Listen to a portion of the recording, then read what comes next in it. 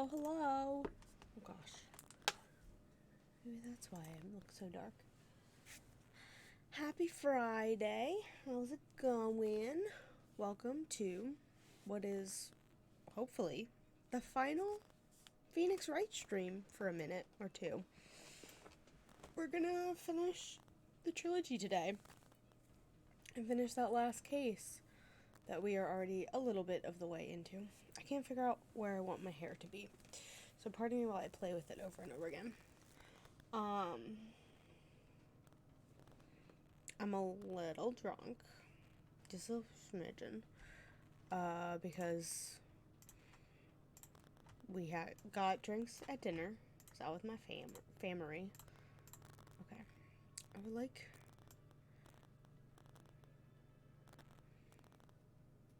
There we go. I look like I have some color in my face.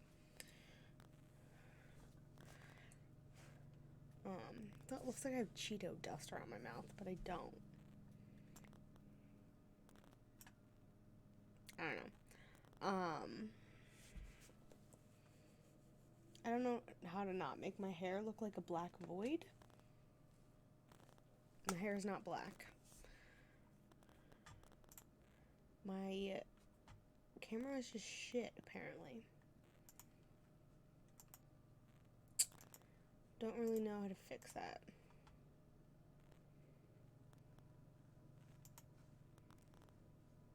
That's gonna open Google Chrome, isn't it?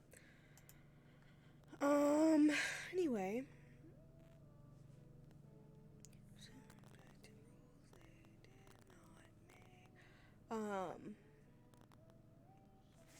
My brain no work. As usual. But it really don't. It's not working right now. I hope everyone had a good week. I have been hyperfixating on D&D all week, which is not new, but you know. I was at the beach Sunday through Tuesday, and I got very sunburnt. Just like extremely sunburnt. I'm just starting now to peel, which is fun. Just having big old patches of skin peeling. I'm waiting for my shin to start peeling because it's... Oh, you can definitely see it on the camera. Look how burnt that is. It's not good. I'll have to do that again once people are actually here. I fell asleep on the beach and got very, very sunburned. But excuse me. Yeah, I don't have any other fun news other than we get to hopefully finish Phoenix Wright this week. And then I can play something else next week. I can start playing those really short games that I have and download all of them, which I need to do. I haven't done that yet. But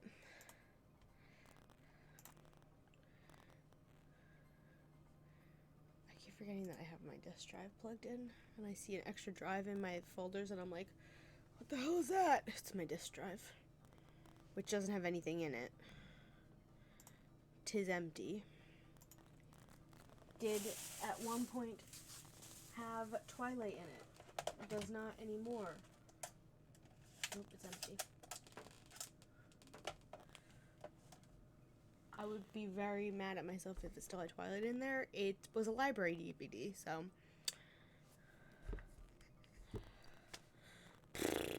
Anyway, I guess I will get started.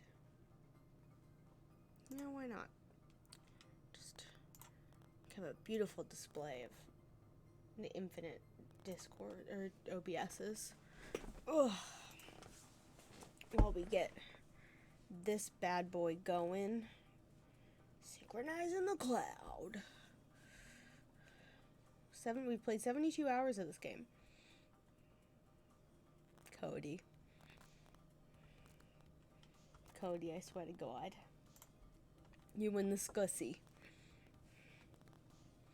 We need to have a talk. I gotta turn this music off. As much as that song is a bop.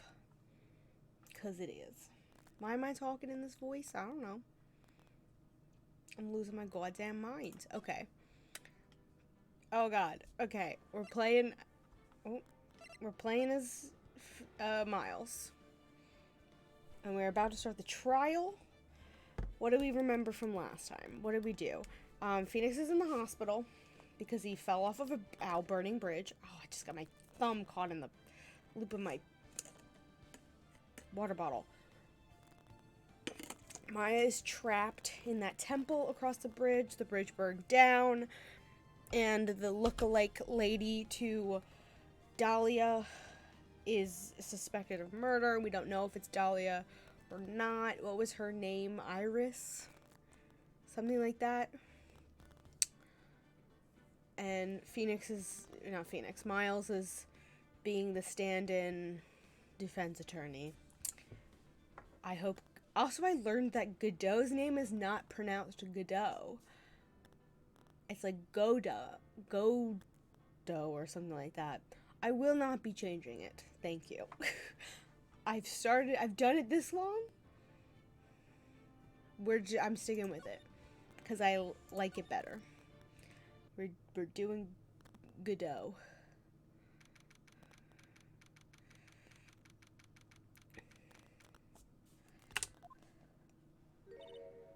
Oh my, Mr. Larice feels that way about me? Oh god, I forgot. Larry's got a crush on Iris. And he's got secrets. More secrets from as Miles has been putting it, psycho locks. Okay. Apparently. Oh, what was his voice? He isn't aware of your real secret at all. This is no time to be embarrassed. I'm sorry. I'm just hardly accustomed to that sort of thing. There's a garage door. Worry not, and in any case, whatever it was that he saw in the night of the incident, mark my words, I will drag it out of him. Does that mean Mr. Larice is the witness today? No. I believe that none will be the first to take the stand. Sister Bikini. I forgot that was her name. She claims to have seen the very instant in which you carried out the crime. I just want to ask you one last time. It really wasn't you who killed Miss Elise Denim, correct? I'm still probably going to say Miss D, because I can't. That is correct. It wasn't me. Very well, then. Mr. Edgeworth? Yes? You are a prosecutor, aren't you? One second. Turning my voice up a little bit, because I feel like I'm quiet. Excuse me. Are you sure about this? If your true identity is revealed... Don't worry. I've made the necessary arrangements. I see. Iris. It is a prosecutor's job to doubt people. But right now, I'm a defense attorney. Defense attorney's job is to believe in people and to believe until the bitter end. I don't know about that, but that's okay. That's what my friend told me once. Is it? Did Phoenix tell you that? Mr. Edgeworth. I simply ask that you watch and decide for yourself. Excuse me, whether or not I am fit to do the task I've been entrusted. Very well, sir. I leave my defense in your capable hands.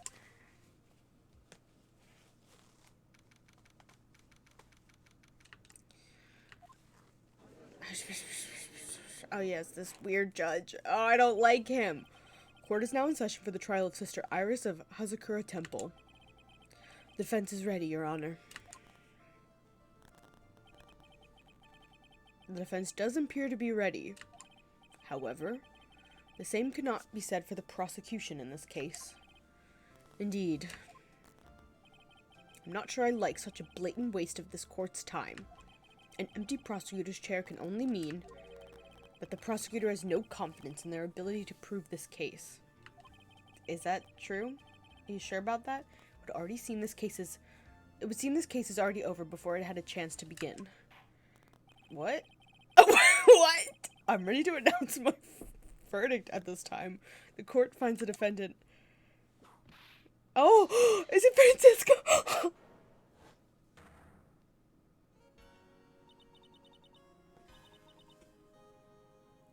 I don't remember what her voice is. She might just have my voice. Oh my god. Edgeworth versus Francisca. Hi, Alexis. I know, same. Oh my god. I already was in love with this case, but I love it even more. Prosecution stands ready. Yes, she's gonna be my voice. And you are? Francisca von Karma, prosecuting prodigy. Did Edgeworth arrange for this? Didn't she also leave the country? What kind of kangaroo court is Edgeworth running? I'm gonna be super in and out, but I love you. I love you too. Mwah. Give your doggy kisses for me, okay? And also your mom. Hug your mom for me. Okay, babe. Von Karma, you say? Perchance you wouldn't be of any relation to the legendary prosecutor Manfred von Karma. Legends are a thing of the past. I'm a von Karma, that is all. Upon a special request, I flew in today for the purpose of prosecuting this case. Yep. Edgeworth is just like patting this court with the people he wants. You did? Then you must be quite a big shot, eh? By the way, Mr. Edgeworth. Yes, Your Honor. I'm almost certain I've seen you somewhere before. Or am I just imagining things? Yes, you were just You look very much like a prosecutor I met once. I believe you are imagining things, Your Honor. He's real cool under pressure. Yes, give Daisy big love from me. Little baby. Miss von Karma, do you have anything to say? There's no such weakling as this man among those of the prosecutor's office. There isn't, but I'm sure. Once before in this courtroom. I told you there is no such weakling. What is this? A whip? I'm not sure I care for such a thing in my courtroom. Bailiff, remove that whippet. That's Edgeworth. That's it. I had to process that. I have no objection to the whip. Oh my god. You don't? The prosecution can wield a whip or drink 17 cups of coffee. But there is still only one truth. That's what I stand here to prove today. This promises to be interesting, Miles Edgeworth. I had expected to face Phoenix Wright here today. But looking at you now, maybe this is what I've been waiting for all this time. Miles Edgeworth, I will not allow this chance to crush you slip through my fingers. I don't know what cadence I just used there. I see you brought your flair for the histrionic. Allow me to add to the things I'm not sure about. People acting bizarrely in my court. The stage is set. Now continue with the proceedings, Your Honor. Okay. Very well. Ms. von Karma, please give an outline of this case. With as little whipping as possible. The murder victim is famed picture book artist Miss Elise Denim. Miss Elise D. Her body was found at the Hazakura Temple courtyard. She's been stabbed through the torso by a ceremonial sword from a golden statue. The sword in this picture is the weapon in question, correct? Very well. The court accepts this photo of the crime scene. Sorry, my back hurts. There is no mistake. This was the doing of Sister Iris. After all, there's a witness to her crime. Very well. Please bring this witness to the stand. And so it begins. My first and last trial as a defense attorney. Maybe you'll like it, Edgeworth. Maybe you'll just join Phoenix's team. Oh. Can someone give her like a stool to stand on or something? Hold on there. I'm not sure about being not sure if I care for this at all. Dude. Witness, please stand up nice and straight. If I recall correctly, there are a few milk crates in the defendant's lobby for our back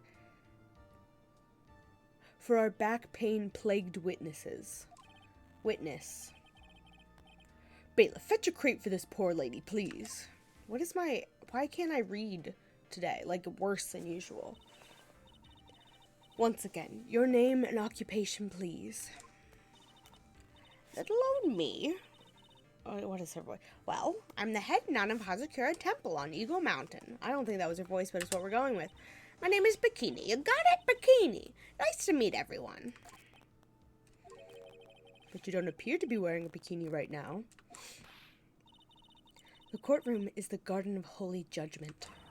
Those with lechery in their hearts should leave this sanctuary at once. Francisca, what? You want me to leave? You have lechery in your heart? You admitting that? No need to get your bikinis in a twist. Let me tell you, I'm a sight to behold in summer. Oh, ha ha ha ha ha. In any case, witness, I hear that you saw the crime take place on the night in question. That's right. I can still hardly believe it myself, to be honest. There's no way dear little Iris could do anything like that. Let us hear what you have to say, then. First, tell us about your own movements that night, eh? What the hell? They're really like, this judge is Canadian. Don't mistake it, he's Canadian. The night of the murder. That night I was helping an acolyte with her training in the inner temple, but, well, as you can see, my back likes to act up violently. So I left Iris to help the acolyte and returned to Hazakura Temple. There's no bath at the inner temple, you see, and I needed a long, hot soak. It was after I had finished, just as I was heading back. That's when I saw it. So it was simply coincidence that you found yourself returning to Hazakura Temple? Yes, you could say that. If my back hadn't been in so much pain, I would have stayed at the inner temple. That sounds like a pretty important statement you just made. There's only one problem with this testimony that I can see. And you're not about to fall at the first hurdle. Now are you, I almost said Miss Edgeworth. Now are you, Miles Edgeworth? That's right, Francisca Von Karma. Mr. Edgeworth, please begin your cross-examination.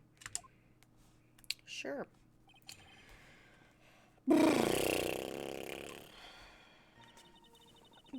don't even remember what shit I have. Okay. Magatama.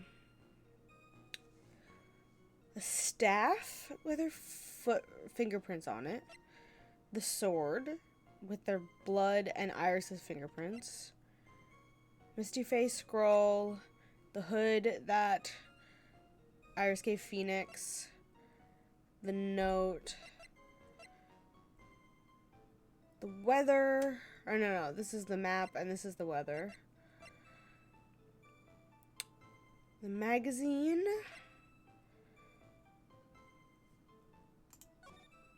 This photo, the magic bottle. Okay, I don't know how this is going to be relevant, but it's fine. Iris's testimony.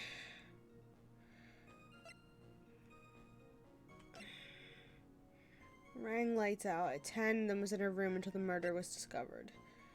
10 to 11 p.m. Loss of blood. This is autopsy report. And then the crime photo. Okay. Bulls using my back was of violence. We left Iris to help the acolyte.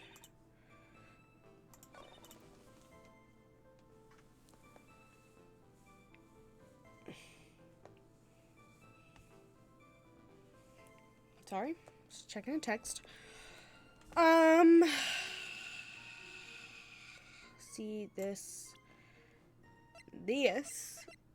is different than a testimony. We're just gonna present. Witnesses have to undergo their own trials, I'm afraid. The defendant's fate rests on their power to observe of observation and memory, after all. Well, don't worry. I'm more than up to the task. I'm a woman of faith, after all, the head honcho of Hazakura Temple. In that case, Miss Honcho, I'd like you to explain something for me. The discrepancy between your testimony and that of the defendant, Iris. She claims that after ringing the lights-out bell, she went back and stayed in her room. Which means she did not go to the inner temple at all. No, she said that? A defendant or a witness? Who is more likely to lie, do you suppose? The defendant is simply lying to cover her back. But that is completely illogical. The murder was committed in the courtyard of Hazakura Temple. Claiming that she went to the inner temple would make for a much better alibi. It's true. But that is odd.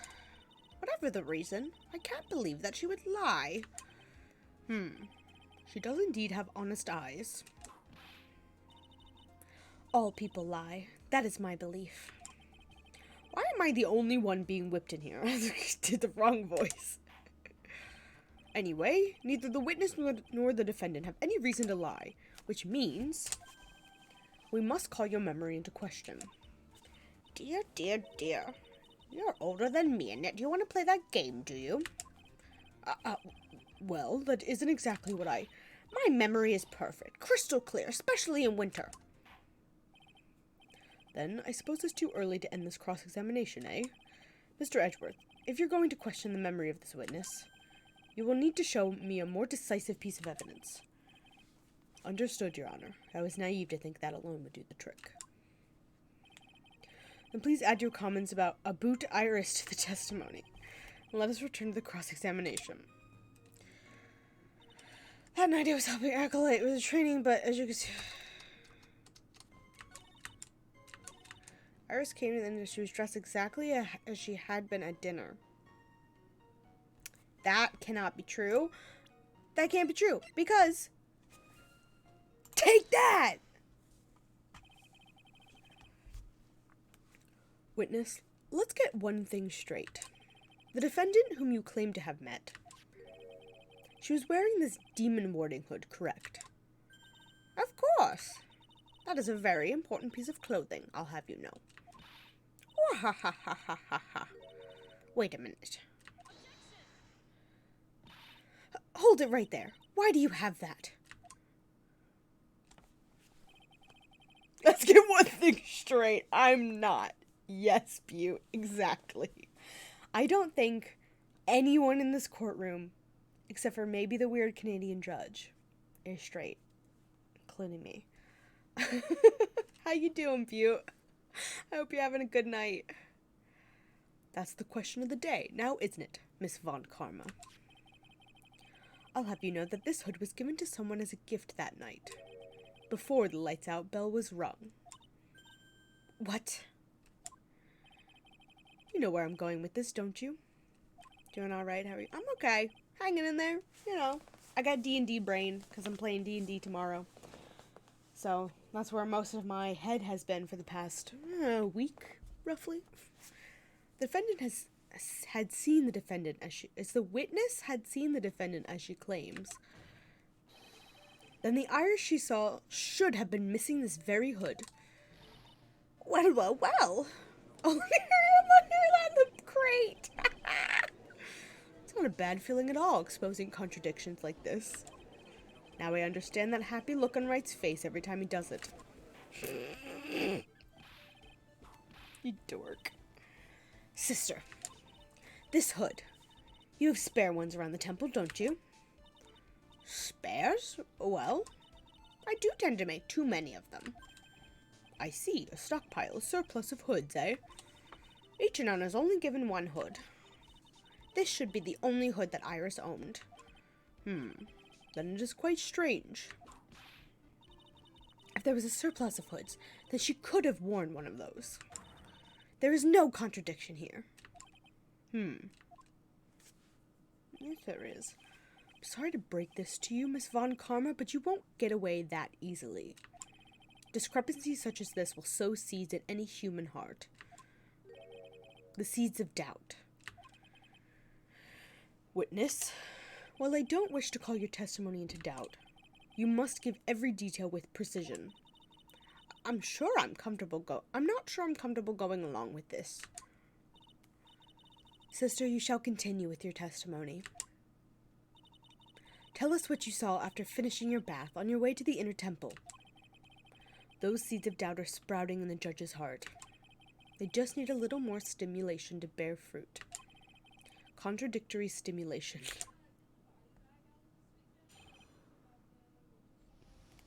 People are talking.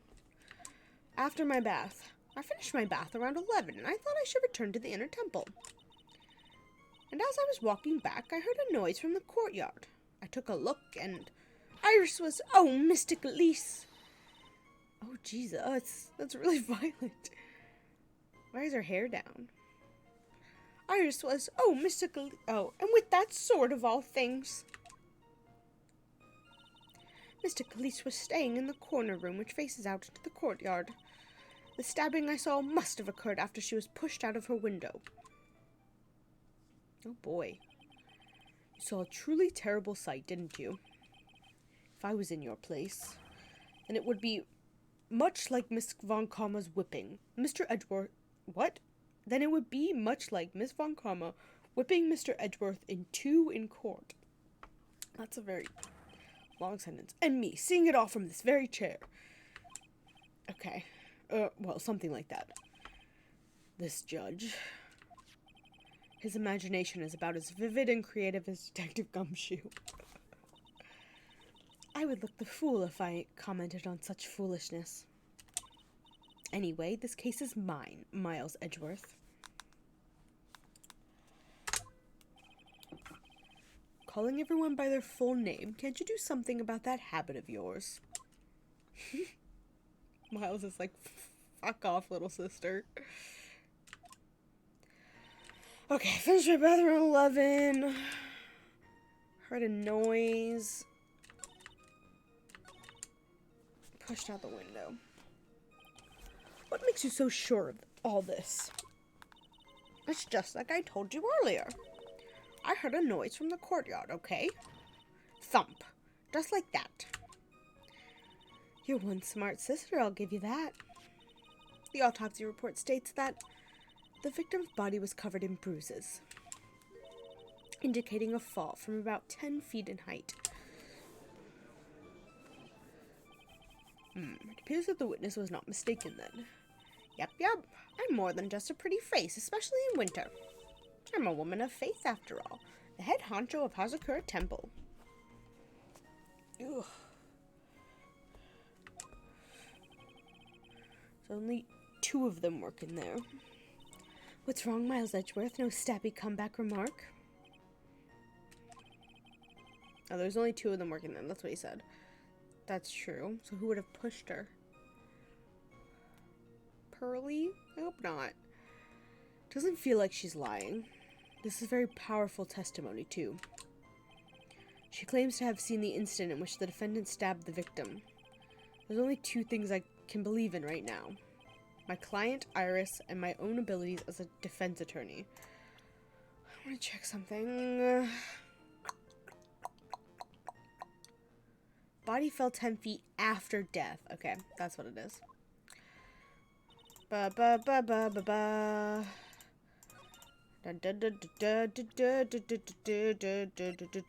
Objection! Impressive logic, that's what I'd like to say anyway. Or that's what I'd like to say anyway. Oh, please do. My brain is something else, especially in winter.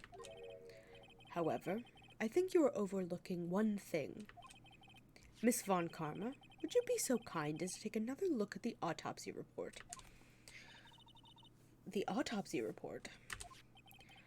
The victim did fall from a height of 10 feet. However, This fall was after she was killed. Ah. That's right, it says after death right here. The scene the witness claims to have seen is contradictory. If the defendant stabbed and killed the victim there in the courtyard, how did the victim then go on to take a 10-foot fall? I don't really get what happened. I don't have any predictions. Order. The victim was killed and then fell. If that is the case, then the victim must have been killed in her room, don't you agree? That is the logical conclusion. Yes, that's right. The victim must have been stabbed by the defendant in her own room. And she was thrown out of her window down into the courtroom below. Were there any signs of a struggle in Miss D's room? She was stabbed with a sword. That would leave a blood stain, wouldn't you agree? Well, Miss Von Karma, was there any blood? No traces of blood were found in the victim's room. Your whip has just caused traces of blood to be found on my glorious playoff beard. Okay. However, there was no blood in the room, then your claim that... I'm sure there's no need for me to go over this. As I'm sure your honor is well aware of when a stab wound produces the most blood. When it produces the most blood, very little blood is actually lost at the moment of a blade's insertion. If you want to talk about when the most blood would be lost from a body, that would be when the blade is removed. Indeed, with the weapon still in place, it acts like a lid on the wound. Gross. That's true. With the weapon still in the body, there wouldn't be much bleeding. A perfectly reasonable line of thinking. We have come... excuse me. We've come to a conclusion, then. The victim was thrown out of the window with the sword still in place. This removes all of the contradictions. I don't know about that, but... I must admit that this is a probable version of events. I'd expect no less from Franziska von Karma. She locates and takes control of every vital point. It seems that we need a clearer testimony from the witness. Remove all supposition on your part and please tell us only the facts. I move the please, but that's fine. Witness, please, remain standing on the crate. Don't go selling me short now. The weight of winter snow has bent me out of shape. Especially my back and my mood. Sister, please, give us your testimony. I will give you a vigorous massage once you're finished here. Okay, Franziska. With the whip?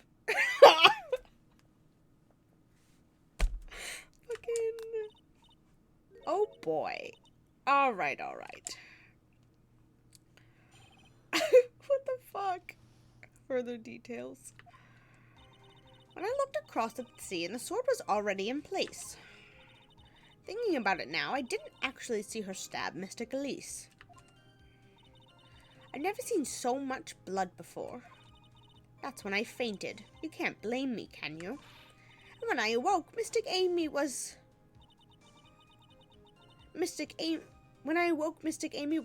stabbing Mystic Elise through the back. Right, they like positioned her.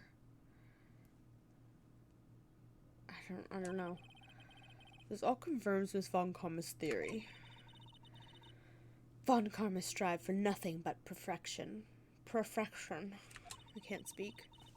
Putting together such facts is nothing for me. You should know that, Miles Edgeworth. Okay. He asked you to come here. You know that? Like, perfection is an impossibility, Franziska von Karma.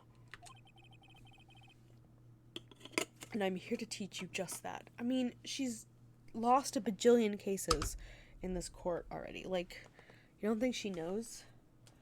Well, okay, she doesn't. She's a little hell-bent on things, but I don't know. She's a little delusional. Yeah, but also she was raised by, like, a murderous, probably mentally, emotionally, and probably physically abusive asshole. So, she probably got some issues. She definitely has some issues. Anyway. Alright. Electrolytes seems already in place. Think about it, I didn't actually see her stab Mystic Elise. I've never seen much blood before. So when I fainted, you can't blame me, can you? When I awoke, I was thinking, okay.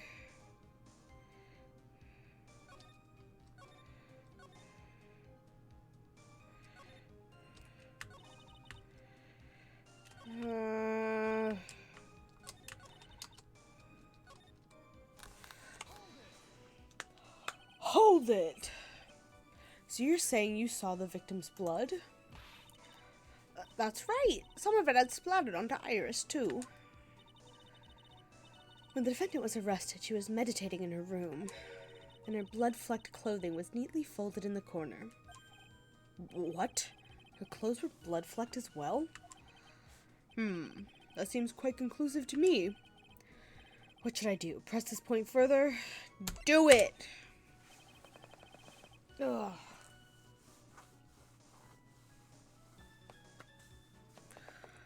Going back to your previous statement, you said that you saw little bleeding when the victim was stabbed, but now you say you saw the victim bleeding. Well, I say that what I saw is what I saw. But what did you see? Maybe I didn't see the poor woman get stabbed, but I saw the girl pull the sword out of her, plain as day. Pulling the sword out? Well, it wasn't exactly pulling, it was more like it came out. Witness, you will add the statement to your testimony. Oh, was that important? More important than you can imagine. So the instant in which the blade plunged into the hilt was smoothly drawn out.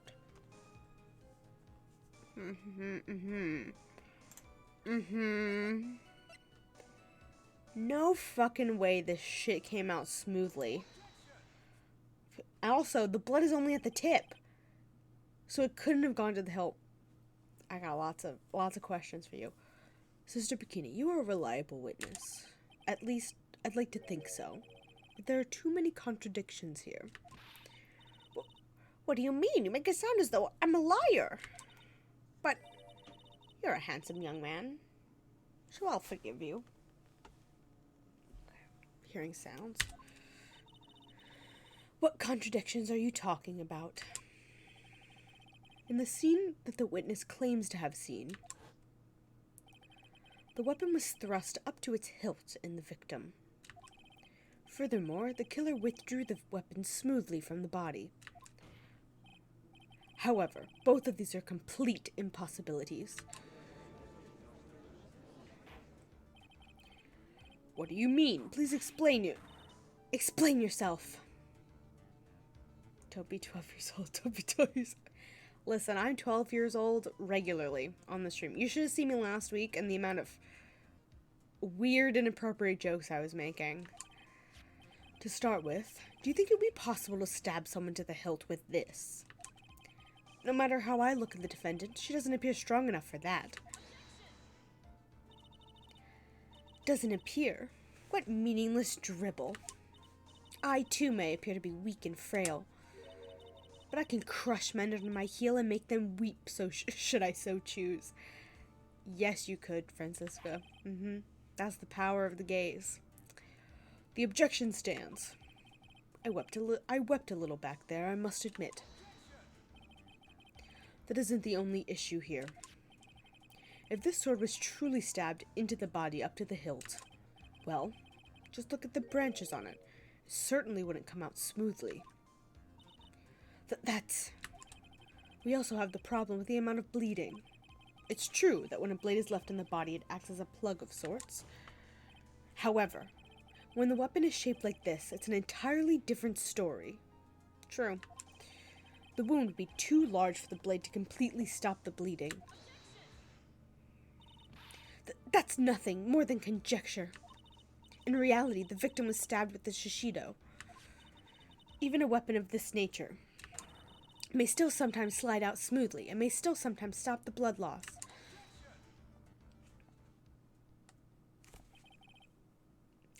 I'm not finished. There's still one more conclusive contradiction. You've still got more. This one is simple. If this sword really was thrust in all the way to the hilt, why is there only blood on the tip of it? Ah, you're not that dumb, Francisca. Like, what? If the witness is telling the truth, then there should be blood along the entire length of the sword. No!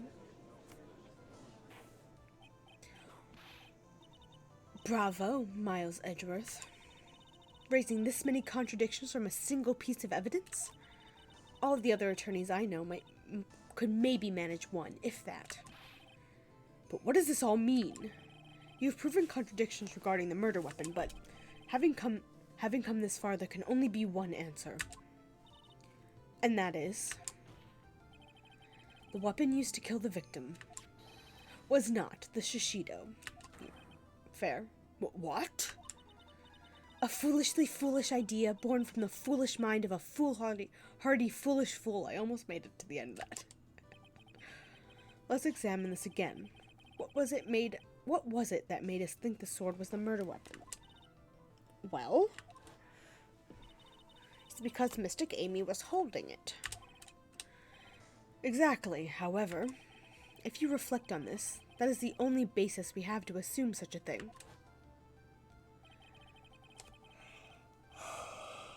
Excuse me. The impression left by the scene was just too strong. That is what influenced us. It influenced us to believe that the Shishido was the murder weapon.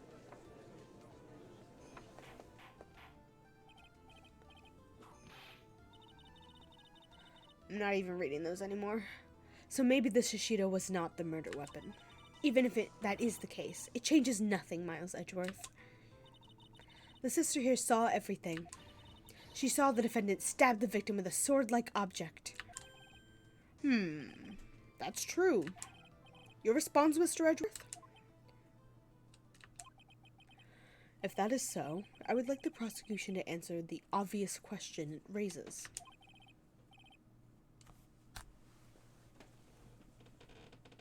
Hi. The obvious question? Yes, namely, where did the real murder weapon disappear to? It goes without saying that the police searched the main hall and the surrounding area. Perhaps the prosecution can enlighten us as to if a sword-like object was found. That's... Answer the question, Miss Von Karma. No evidence of that kind was found.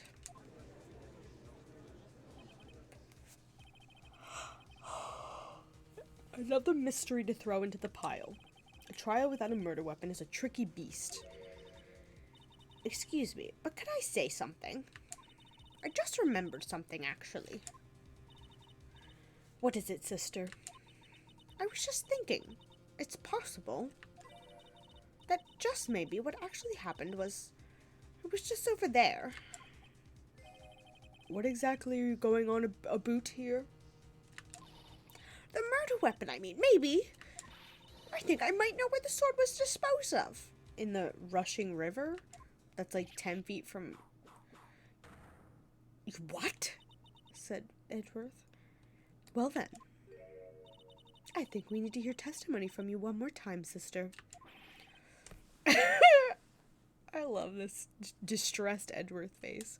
Impossible. What else could this old woman have seen? A good question. I saw the murder at around 11 p.m. And after asking that it be recorded, I went out to the main gate. And there! I saw tracks! Tracks that indicated the snowmobile had been used. It takes 15 minutes to walk to Dusky Bridge, but less than 5 using one of those. Maybe they threw the weapon into Eagle River and came back while I was knocked out.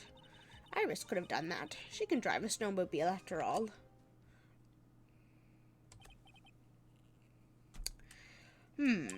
Witness, please tell us everything you know right away next time. Well, I'm not in the best of shape, what with my back and my age, you know. Quite. There were indeed snowmobile tracks in front of the main gate. Here's a photograph. Okay. A snowmobile, eh? I see. Well, it certainly is an interesting theory.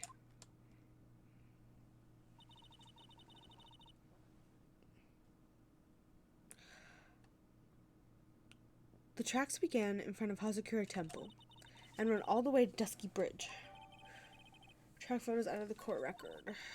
That solves your pesky little problem, yes? The Eagle River's current is quite swift, meaning that it doesn't freeze over in winter, making it the perfect place to dispose of the murder weapon. Did you really go to the river to dispose of the murder weapon? I want to look at that picture again.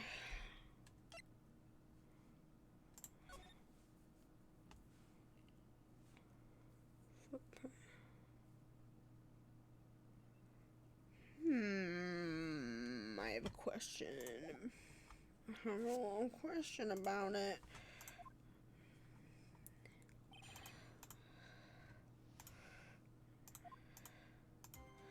And then went on the main gate, saw tracks. Maybe they threw the. I have an objection! There was only one set of tracks, there should have been two! Anyway. I admit this photograph proves something. It proves that the snowmobile was used on the night of the murder. You finally accept the inevitable, it seems, Miles Edgeworth. However, if what the witness says is true, then why is there only one set of tracks? What do you mean? Iris left Hazakura Temple, threw the weapon into the river, and then returned. If this was the case, then naturally there should be two sets of tracks in the snow. Those from heading out to the bridge, and those from coming back. Ah, you're right. You're forgetting one thing, Miles Edgeworth. On the night of the murder, it was snowing. The tracks leading to the bridge were erased by the snowfall. This removes your precious contradiction now, doesn't it? No, it wouldn't have covered up that fucking quickly. In 5 minutes? I see. While she was at the river, the snow stopped, leaving just the return tracks in the snow. What do you have to say now, Miles Edgeworth? Is there a flaw in her theory? Yes! It doesn't get covered up that quickly. It's covered in one set of tracks. There's a contradiction, I'm sure. What would the contradiction be? I don't know. The tracks of the river were covered by snow. What a nice theory. However, Miss Von Karma, this is impossible. Would you care to explain why there is a rude index finger currently pointed in my general direction? No need. The evidence will do all of the talking for me. On the night of the murder, the killer went to and returned from Dusky Bridge in order to dispose of the murder weapon. The outgoing tracks were erased by snow, or so claims Miss Von Karma. Mr. Edgeworth, present your evidence to the contrary, eh? Evidence that the outgoing tracks were not covered by snow. It's not this.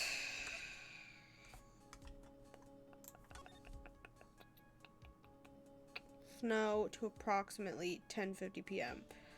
So the snow stops before they were killed. There we go. Objection! Or take that! Witness, please tell us again what time it was that you witnessed the crime. Like I said, it was around 11. Of course, this means that the weapon was thrown away after that time, correct? On that note, please take a look at this data. It is the weather report for Eagle Mountain on the night of the murder. The weather report? Snow started to fall at 7 p.m., but it stopped around 11:50. Therefore, when the sister witnessed the crime at 11 p.m., the snow had already stopped falling. It is impossible for any tracks made after that time to have been covered up. Also, the snow's not going to cover it up in 5 minutes unless it was a literal blizzard, which it wasn't.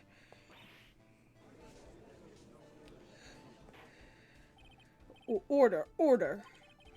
Very well, then. Looks like Miss Von Karma's claim has been snowed in. It's too soon to be closing this trial due to snow. That wasn't as good of a pun.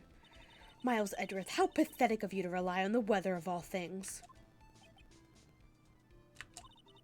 Answer me this, then. When is the weather report ever correct? No, you've got it all wrong. This isn't a forecast, this is actual data. Forecast data, all weather reports have some inaccuracies. It may still have been snowing in the vicinity well past 11 p.m. It's true, we cannot be totally sure, eh? What? How did she pull that off? It has stopped snowing at Hazakura Temple when the murder took place. You need to provide conclusive evidence of this. I've come this far. There's no turning back now.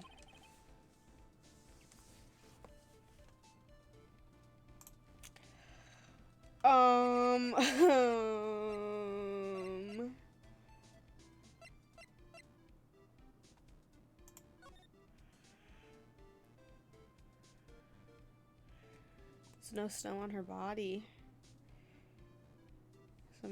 Okay, maybe it's this. I, too, cannot allow any doubt to remain concerning this testimony.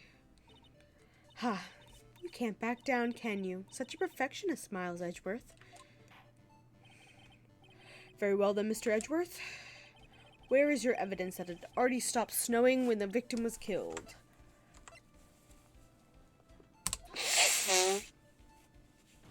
Pardon me. Ultimately, it comes down to one point. That being, whether or not it was snowing in that courtyard when the victim was stabbed. Yes, that's what we are determining. Yes, Edgeworth. That's right, but proving that is incredibly easy. If we want to know whether it was snowing or not, this photo will tell us everything. Of course, I'm referring to the photo of the crime scene. You can see, everything is covered with snow. With just one exception. And that is... Do you have eyeballs, Francisca? The victim herself, Miss Elise D. Why is there no snow on top of her? The answer is simple. It had stopped snowing when she was killed, that's why. In other words, if the killer really did go to Eagle River to dispose of the murder weapon, then in this photograph, there should be 2 sets of tracks.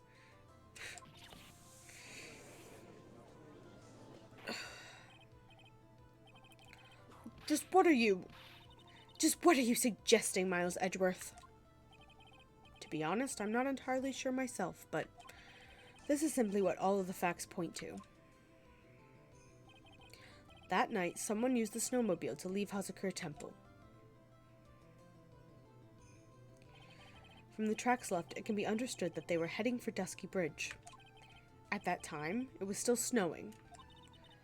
Of course it was, because those tracks were erased by the snow.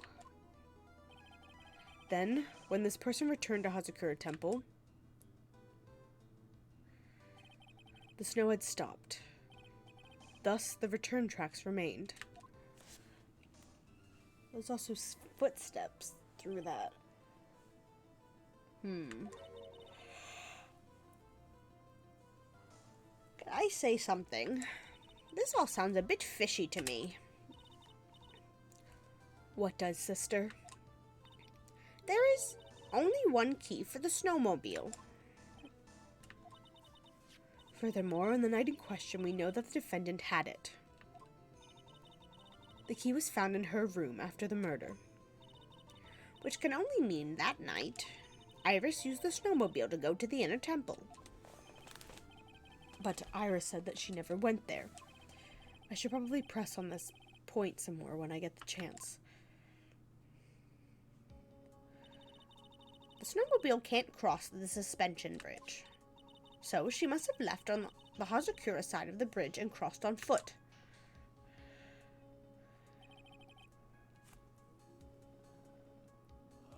That sounds right. But what's odd is when I left Iris and returned to the Hazakura temple,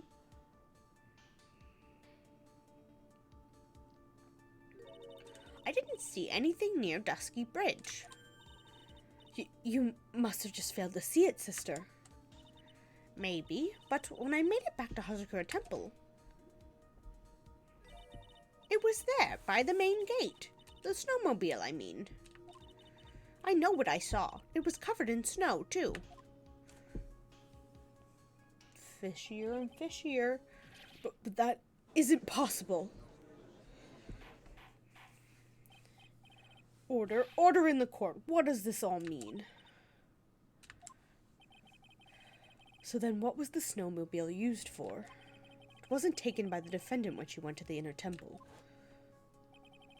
If it had been, the witness couldn't possibly have seen it by the gate. Furthermore, it wasn't used by the killer to dispose of the murder weapon. If that was the case, there should be 2 sets of tracks in this photo. All we know is this. After it stopped snowing, someone used the snowmobile to return to Hazakura Temple. Was it Larry? Never thought a simple snowmobile could cause so much trouble. I think we've learned all we can from this witness. Yes, I've nothing more to add. I've told you everything that I know. But then, that still leaves us with the same problem. If only there was someone, a witness, who could testify to having seen the snowmobile. A witness, huh? Was there no one out, walking perhaps near Dusky Bridge on that night? I don't think it's likely. It was cold enough to freeze your ears off. Only an idiot would go out wandering in that. I know an idiot. Unless they had something really important to do. That's a shame. Hold on. Something is coming to me. An idiot may well have gone wandering out in that subarctic night. Your Honor, actually, there just might be one individual who may be of help to us. Really? You know of someone who might have seen the snowmobile on the night of the murder? I don't know for sure if he saw it or not, but there are 2 things about him that do come to mind.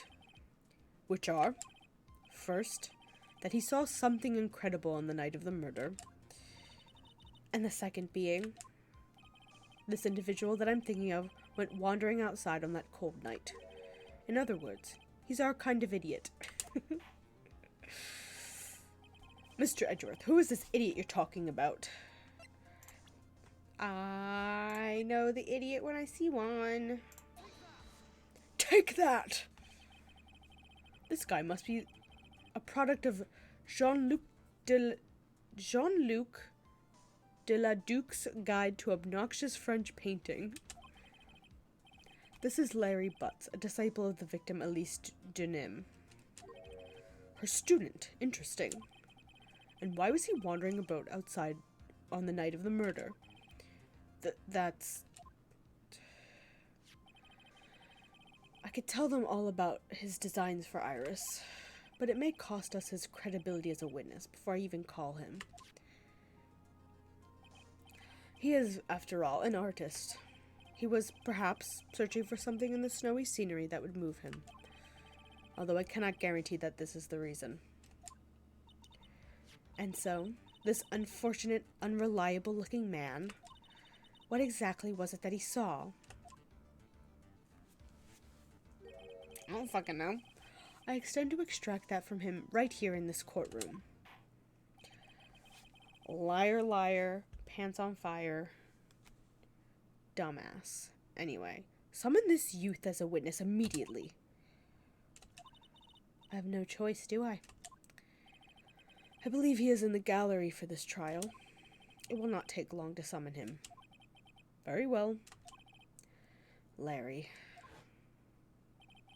You may have escaped me yesterday, but today I'm going to get everything out of you. Beat his ass, Miles. The court will now adjourn for a 20-minute break. Miss Von Kamma, please see to preparing the next witness. Understood, Your Honor. Good. Well, then, court is now in recess. Alright, not too bad. We're only just over an hour. We got another trial part here, 2 investigation sections, and then 3 more trials, I think. So, it's gonna be a long one. I'm gonna try and get through it as quick as I can. Excuse me, Mr. Edgeworth. I'm not really sure what to say. Iris, we only have 20 minutes. There are 2 things which I need to ask you before we reconvene. Alright, I'll help you any way I can. First, about that night. You really didn't go to the inner temple, correct? The last witness claims to have met you and talked with you in the training hall. Either you or Sister Bikini is lying. Mr. Edgeworth, it's just that, as I said yesterday, until the incident occurred, I was in my own room in Hazakura Temple. Very well. The second thing, then. That night, the temple snowmobile was used in between the time Sister Bikini returned to the main hall and when she bore witness to the murder. Someone between 10:30 and 11 p.m. that night, sometime. Were you the one who used the snowmobile? There's only one key for the snowmobile.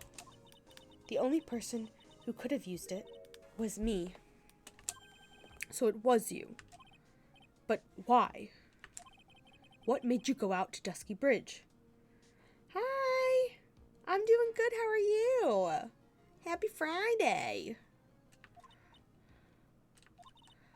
I'm sorry, Mr. Edgeworth. Oh! Oop! Oh! We got lost of them. Iris. I can't tell you about that yet. Yet? Not until her safety is confirmed. Her safety? Her? Today's been crazy? Oh, I'm sorry. I hope that the rest of today goes much quieter. The safety of the Acolyte. Okay. Maya. The Acolyte, huh? She must be talking about Maya. That's a lot of locks, my girl.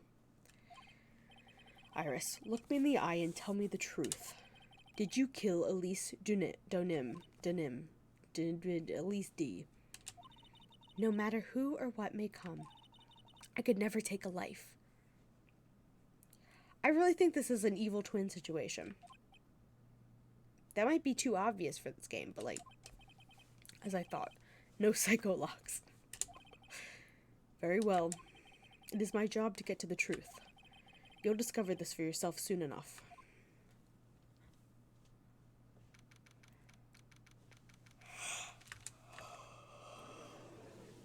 Hi, Francisca. Love you. Court will now reconvene. Miss Von Kamma, where is the witness? During the break, a man was detained for suspicion of behavior in the gallery. Suspicious behavior? He was sketching something, very intensely. Dare I ask what the witness was sketching when he was detained? He drew a terrifying woman, armed with a demonic face and a vicious whip. Can only presume his intention was to capture you. Anyway, it's time to drag this pathetic excuse for an artist before the court. Larice Denim, I hope you're ready. Get in here. It would seem that whip is going to see plenty more use today. Uncomfortable. Hi, Larry. Doofus. Ouch. Your sketch is in contempt of this court. Hey, it was just artistically...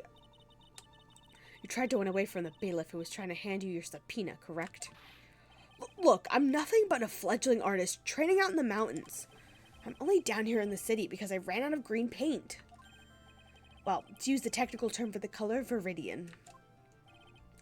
Larry. This isn't an art store now, is it? I know, I graduated from junior high, okay? Look, art is all about working in the fields, isn't it? Working in the fields? I presume he wanted to say field work, I hope. That's it! Thanks, buddy! It's kind of sad that I was able to understand his mangled train wreck of a sentence. I just happened to stop in here and found a wonderful new model. So see, I've got nothing to do with this trial at all. I expect all your faces to be red when you realize this mistake. Or, to use the technical term, Crimson Lake. Ouch. Oh. Stop your pathetic blabbing and testify like a man. Refrain from whipping me, Miss Von Karma. Cross-whipping is as bad as cross-checking. Okay. Witness, that is all your fault. Testify now. This is too much for me.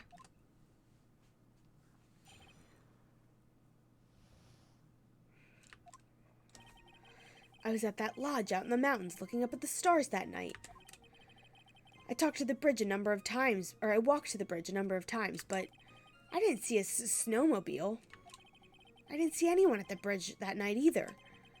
The girl I was waiting for didn't show up. My teacher died on me. I'm all alone now.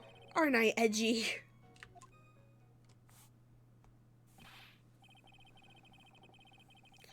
Witness, please refrain from talking directly to the lawyers during your testimony. I'm just a nobody, nothing but a small worthless man, aren't I? Why wasn't I asked for my name and occupation or anything else? Mr. Edgeworth, this man seems to have quite a severe inferiority complex. He's recently been the cause of numerous incidents. I think he's finally realized for himself just how much of a nuisance he has been to other people. Yeah, that's right. I'm behind everything, every case. Watch out, okay? Just touching me will make you eternally unhappy. Oh, Larry, that's really sad. Well, then let us proceed with the cross-examination, with no touching, thank you. We can delve into other details at a later time.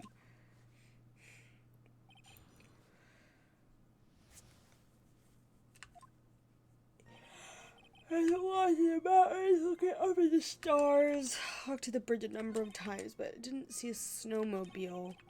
Didn't see anyone at the bridge that night either. You didn't meet anyone. That's right, because I've got nothing to do with this. And I'm just here to buy some Viridian paint, okay? Come on, I expect to see those Crimson Lake faces, now! It would appear that simply pressing him isn't going to be enough, Mr. Edgeworth. Indeed. Seems that he's going to claim to have nothing to do with this to the end. I don't want this guy to cost us any more time. Yes, this is the rest of the last trial. So this is the first trial section of, well, this is the second trial section of this. And then there's another investigation, and then there's another trial. Okay. The lodge. I didn't see anyone. You didn't see anyone? My friend. You're my friend. Sorry. I don't know what's wrong. Oh, what did she say? My mentor, Manfred Carver's daughter, born and raised in Germany, prosecuted. Okay. I thought maybe you'd have something else to say about her, but that's fine. He saw Phoenix. We saw Larry there when the bridge was burning. Unless I'm making that up. Larry Butts. I can understand why you might want to throw your old life away. You're pretty pathetic, and you cause all sorts of trouble. Oh! Ow! I'm sorry. But, having realized just how much of a nuisance you have been, that could be considered a step in the right direction. Edgy, are you trying to console me? Certainly doesn't sound that way to me. However, I cannot forgive you for simply turning away from the incident you create. You're totally pinning this on me. Now then, let's talk about the night of the murder. Sister Bikini, after seeing the murder take place, asked Phoenix Wright to report it. Thus, he headed for the public phone by the bridge. There, he happened across a certain nefarious individual. You, Larry Butts. I thought that was him talking for a sec. That's right, me in the flesh. Listen carefully, witness. It doesn't matter if you change your name. So long as you remain pretty pathetic, you will continue to cause these incidents. That reality will not change. Oh my god, we're really beating up on Larry today. But, what do you want me to do then? Larry, what you need to change is your inner self. But for now, what you saw that night, testifying truthfully about this one issue, is all I need from you.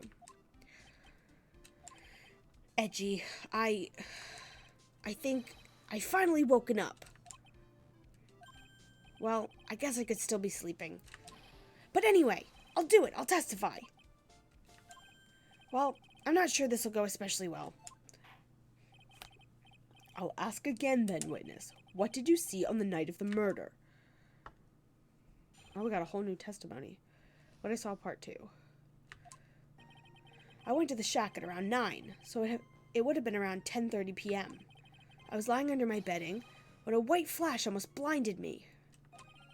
I looked out the window, and Dusky Bridge was on fire. There was still some thunder, but I went right away to check it out. That's when I ran into Nick. 10:30? That's too early. You certainly saw quite a lot, didn't you? So, what happened to the bridge after it caught on fire?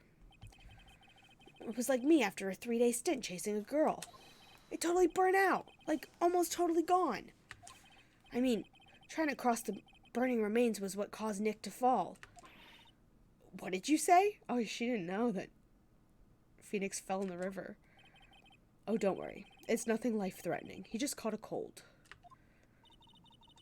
I never know with that man if he should be called lucky or unlucky. He cares about him. In her own way, he was concerned that he was dead. Anyway. Now, Mr. Edgeworth, please commence your cross-examination.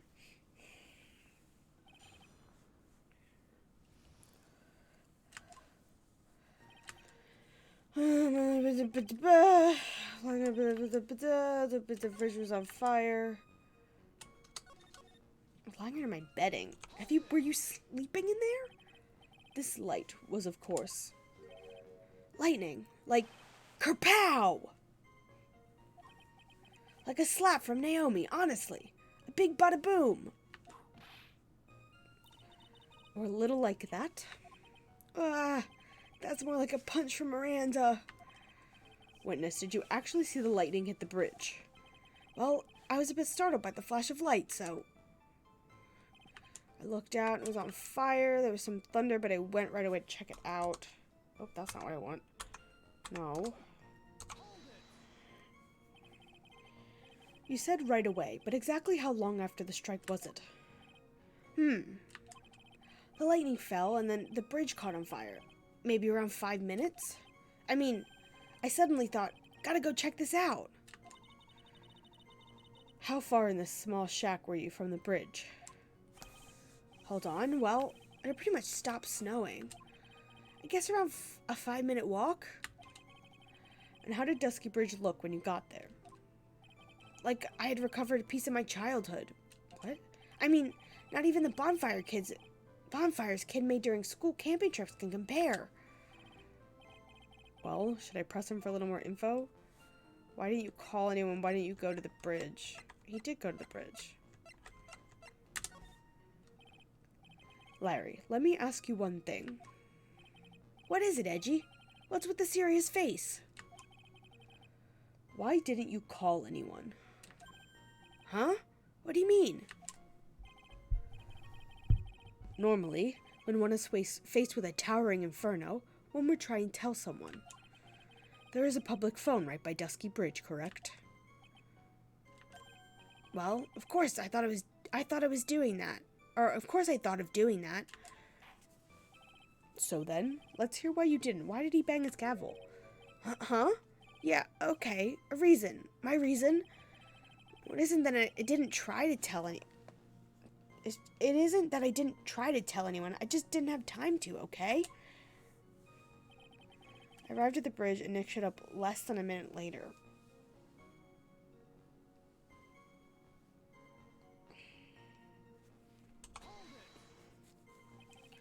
You claim to have arrived at the bridge at the same time as Wright? Yeah. I thought I'd better tell someone about this. But then Nick came up yelling about murder. It totally made me forget about the bridge. The fire was pretty much out by then anyway. What's this feeling? Suddenly I have a terrible case of unease. It was after contacting the police that Phoenix Wright fell from the bridge, correct? Yeah, that's pretty much it. More or less. Less. He told me about the burning bridge yesterday. But there's still something that doesn't quite fit. Looks like, despite his change of heart, Larry still isn't telling us the whole truth. Okay, something about that last statement. Phoenix showing up. Oh, I died. Fuck.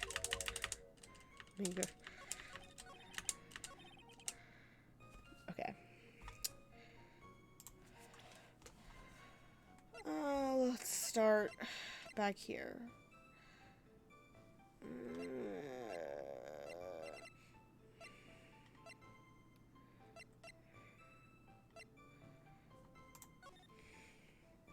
Snow with occasional lightning strikes. Snow with lightning 10 to approximately 11. Lightning struck Daisy Bridge at 10:45. Around 30 minutes passed between fire starting and going out. Okay, so that timeline doesn't work then. Your very existence being a contradiction, I'm not sure if you can grasp this or not. What the hey, Edgy? You make me sound like some sort of alien. But your testimony is conclusively contradictory. The problem here is time. I've never been the best timekeeper, you know. 3 minutes after Billy leaves on foot, you follow him on your bicycle. How long does it take for you to catch up with him?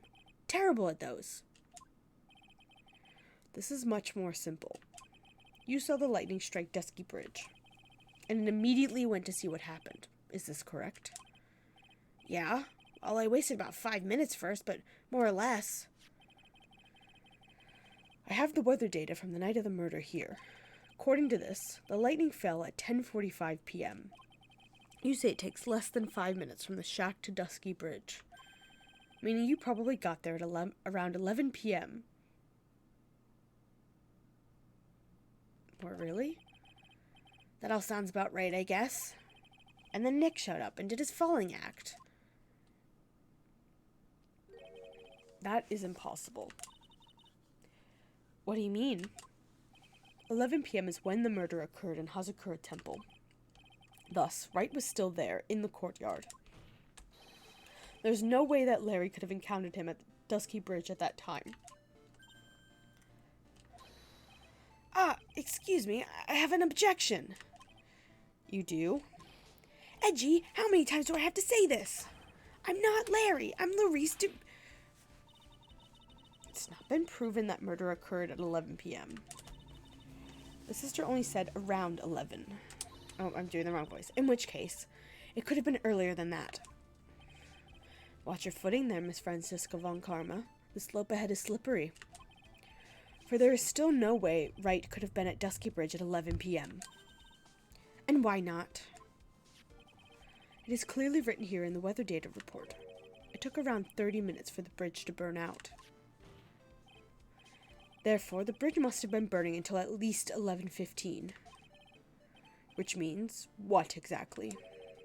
Wright did not see the bridge, while it had been consumed by the flames that night. In fact, he did not arrive on the scene until the flames had died down. Larry, why did I say it like that? Larry. You arrived at the bridge at 11 p.m., but Wright did not make it there until at least 11:15. I suggest you stop hiding things and just tell us the whole truth. Now then, What happened during these missing 15 minutes? I feel like I just got brutally woken up by toilet backsplash. What the fuck? I guess I was still sleeping after all. Haha, pinch me.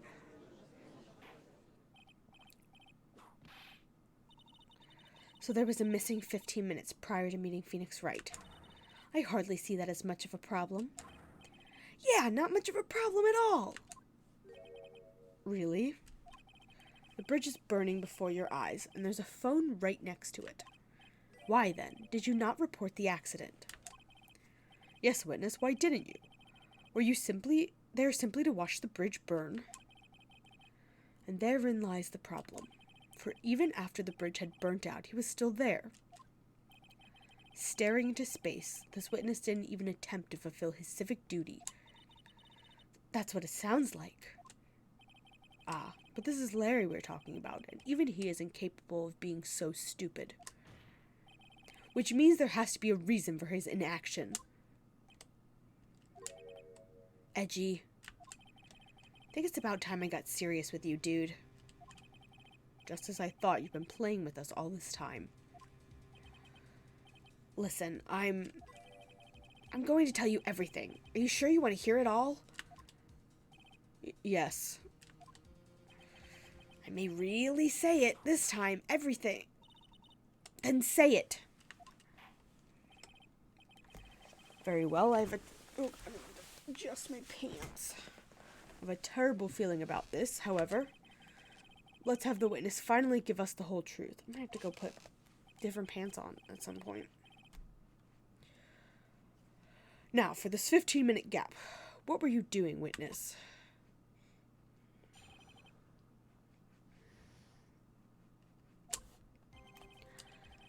I'm a denim. I'm an artist. What do you think I was doing? Sketching in front of the bridge. I was whipped up in a frenzy of art. The shock and awe that I was feeling, I transferred it all directly into the page. Before I realized it, the flames had gone out, and then he came running up. Oh god, just dropped my phone on the floor.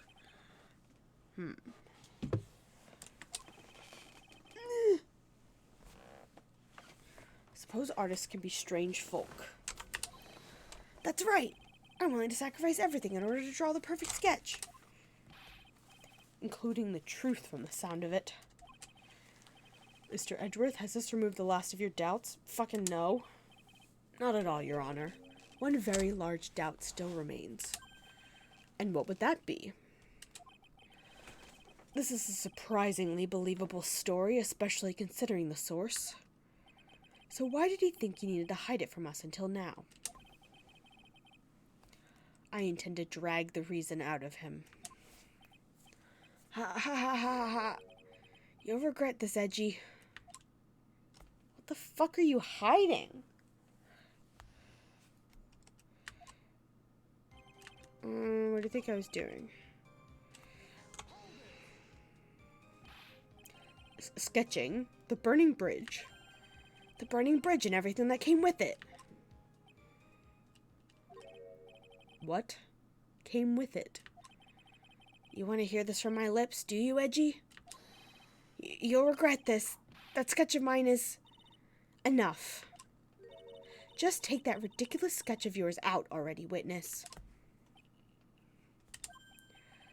What are you talking about? I don't know what you mean. That does indeed appear to be the fastest solution. I'll leave it to you, Mr. Edgeworth. What should I do? I've got a terrible feeling that the instant this sketch is revealed, the entire world may be changed by what is depicted there. Let's fucking look at it. Larry, I wonder if you could show us your sketch, please. Well. Even I couldn't have imagined it turn out like this. Imagined what? That Larice Denim's debut would take place here, today, like this. Ouch, ouch, ouch, ouch. Show it, now. Okay, but steel yourselves. This is the world of Larice Denim. My god, is that a person on fire above it? What the fuck?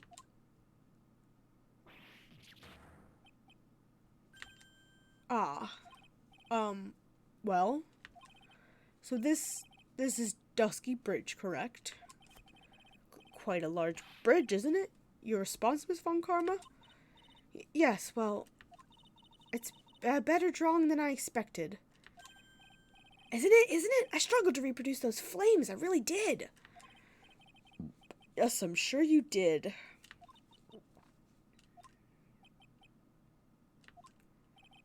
This is going to get ugly. No one has the courage to bring it up, it seems. This mysterious flying object. Larry. What? The burning bridge is fine. But what is that unfortunate looking figure? You spotted that. I thought you might. However much I might want to ignore it, I can't. It's Iris, of course, Iris! Oh, she'd take better care of herself. We have to plan for our future, you know? What would have happened to her if she had injured herself flying like that? Larry, please. Answer this next question honestly. Okay. Are you really claiming to have seen this? Are you claiming to have seen the silhouette of the defendant flying over a bridge that was engulfed in flames? Yep, that's what I saw. That's why I drew it. I'm an artist, a real artist. Are you high? The girl, she's really high up in this picture. Are you high?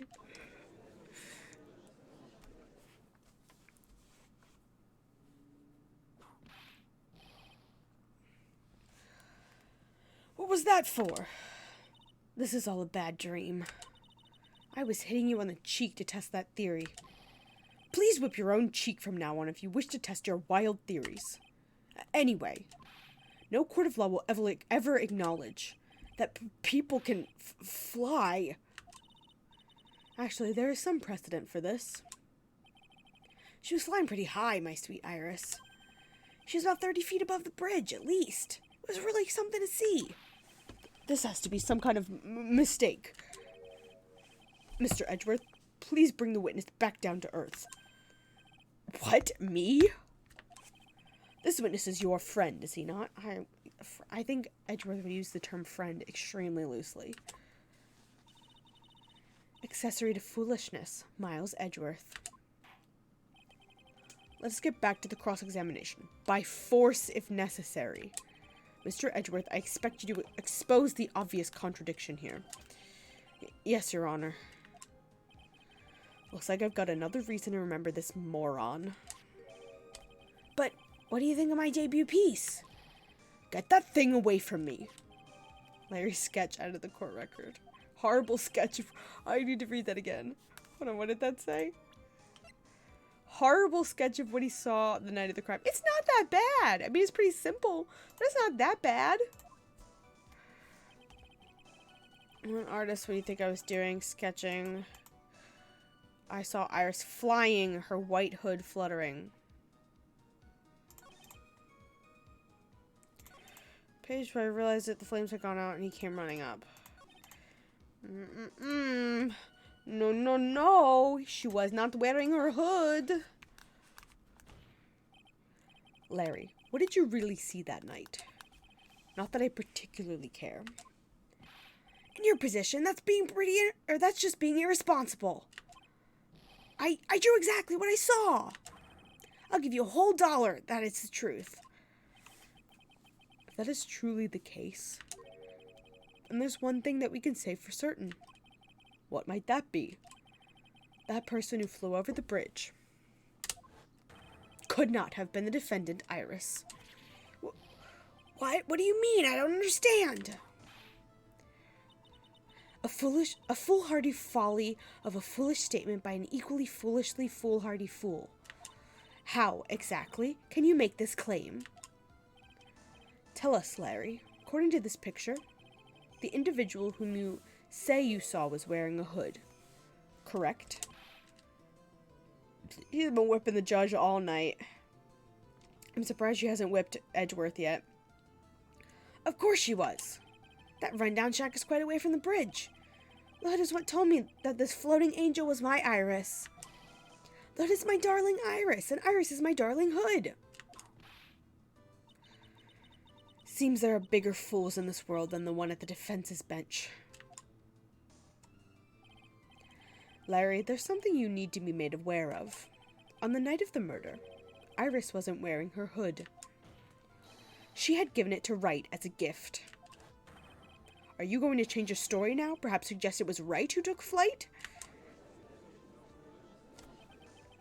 What are you talking about? I think you understand what I mean just fine. Why? Why did Nick have Iris's hood? What? Edgy, what's going on with Iris and Nick? Why you, Nick, you dog? Larry, shut the fuck up. Go visit him in the hospital if you really want to know. But like, I don't even think Phoenix knows. He's got ideas, but I do believe that this unbelievably mysterious sketch is destined to disappear, discredited and discarded straight into the garbage. Ha. Ha ha ha ha ha ha. What is it now, witness? It feels like I've been waiting 25 years for this very day to come. Is he 25? No, he's older than that. He is 25. Okay, he's a year younger than them, but he's in the same class. Edgy, today is the day I get to completely stupefy you. What? What is the meaning of your outburst, witness? I hate to have to do this, but I have some definitive evidence. Definitive evidence.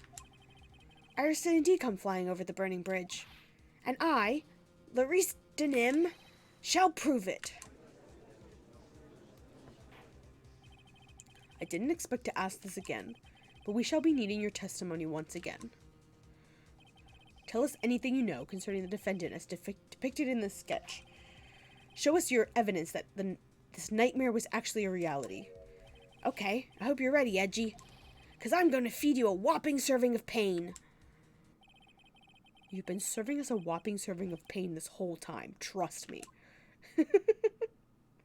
I love Edgeworth so much. I love getting his inner dialogue. When I reached Dusky Bridge, she was already gone. I was so worried, so I frantically searched all over for her.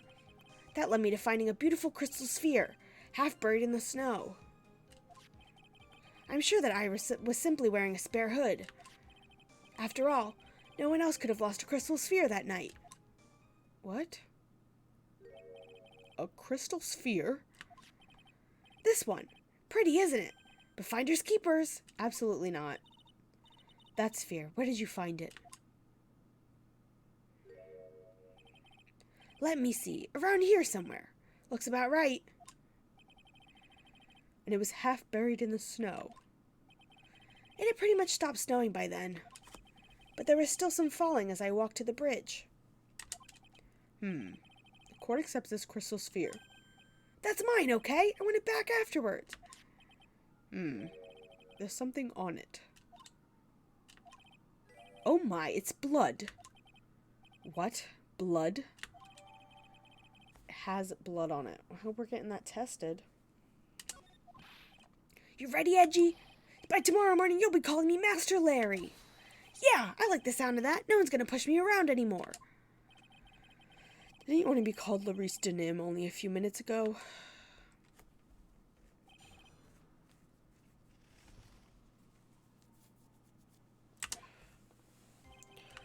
I'm gone. We're so worried. I frantically searched for... Hold on, I want to look at something in the court record. The night of the crime has blood on it.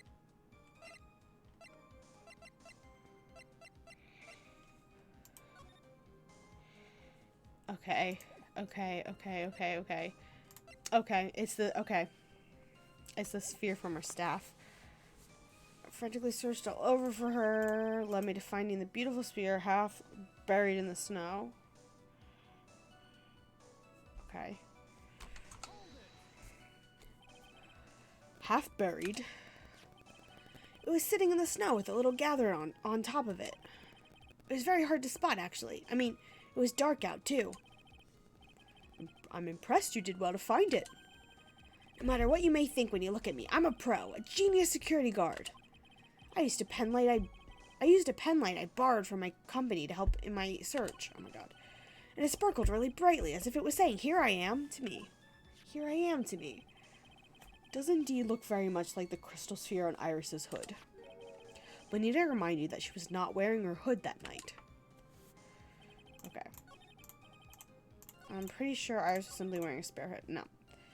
Da da da da da da da. Take that! Objection! Whatever. Larry. That night, there was someone. Someone who lost a crystal sphere. There was? Who? Who was this stupid idiot?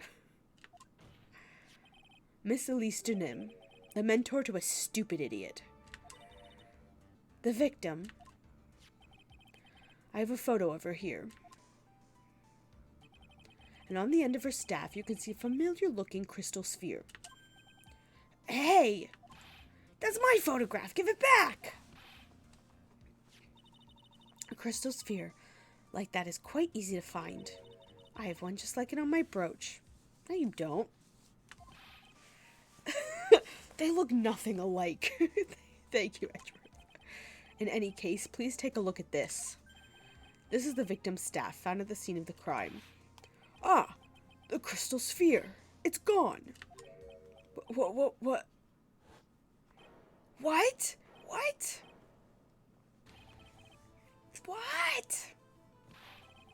Just what does this mean? If anyone jumped or flew across the bridge that night, it certainly was not Iris. After all, she was not wearing her hood. More importantly, the crystal sphere found at the landing site was not hers either. That means the one who flew... Oh, my back hurts so much. All of a sudden. And dropped the sphere was the victim, Miss Elise Denim.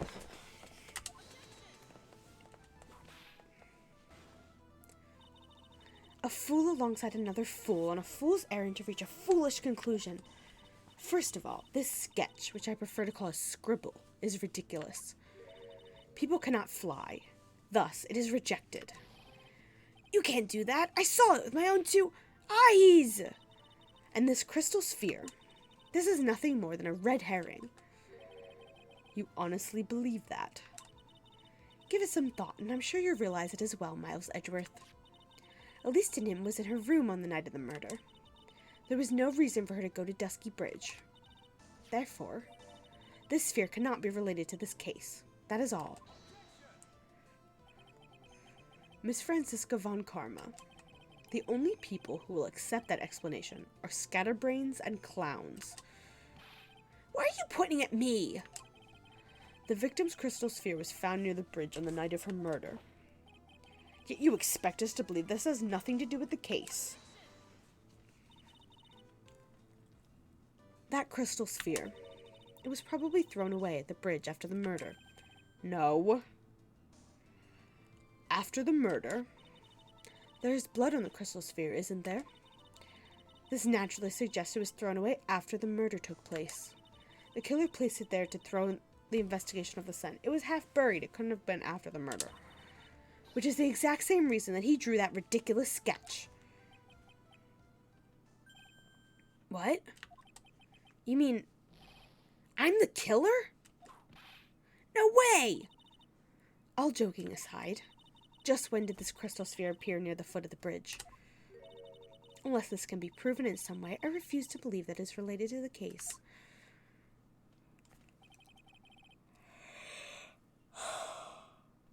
She makes a valid point. There's no evidence that Elise Denim left Hazakura Temple that night. However, if somehow this crystal sphere can be proven to have been dropped before the victim was killed, then this case is going to transform into something else entirely. Your response, Mr. Edgeworth. I want your final opinion on the disposition of this crystal sphere. If it's not related to the case, then this witness who you called will have been nothing more than a monumental waste of time. Prepare yourself for some very disappointing punishment, Miles Edgeworth. Can I prove it? Oh my gosh. Can I prove that the crystal sphere was dropped here before? Yes, I can. Do I know which photo? No, but... Can I prove it? That isn't the issue. To simply prove it, that's the only option. That's what he'd do. Flashbacks to his love. That's the way Phoenix Wright would do this. Your Honor, allow me to prove something to you. I will prove that this crystal sphere is a vital link to solving this case. You will do what? That look in your eyes. You remind me of Phoenix Wright when he's cornered. That should come to no surprise. Come of no surprise. Because right now I am Phoenix Wright, and I am indeed cornered. I order you to present your evidence, Mr. Edgeworth. Evidence that proves that the crystal sphere was indeed dropped before the murder. Okay.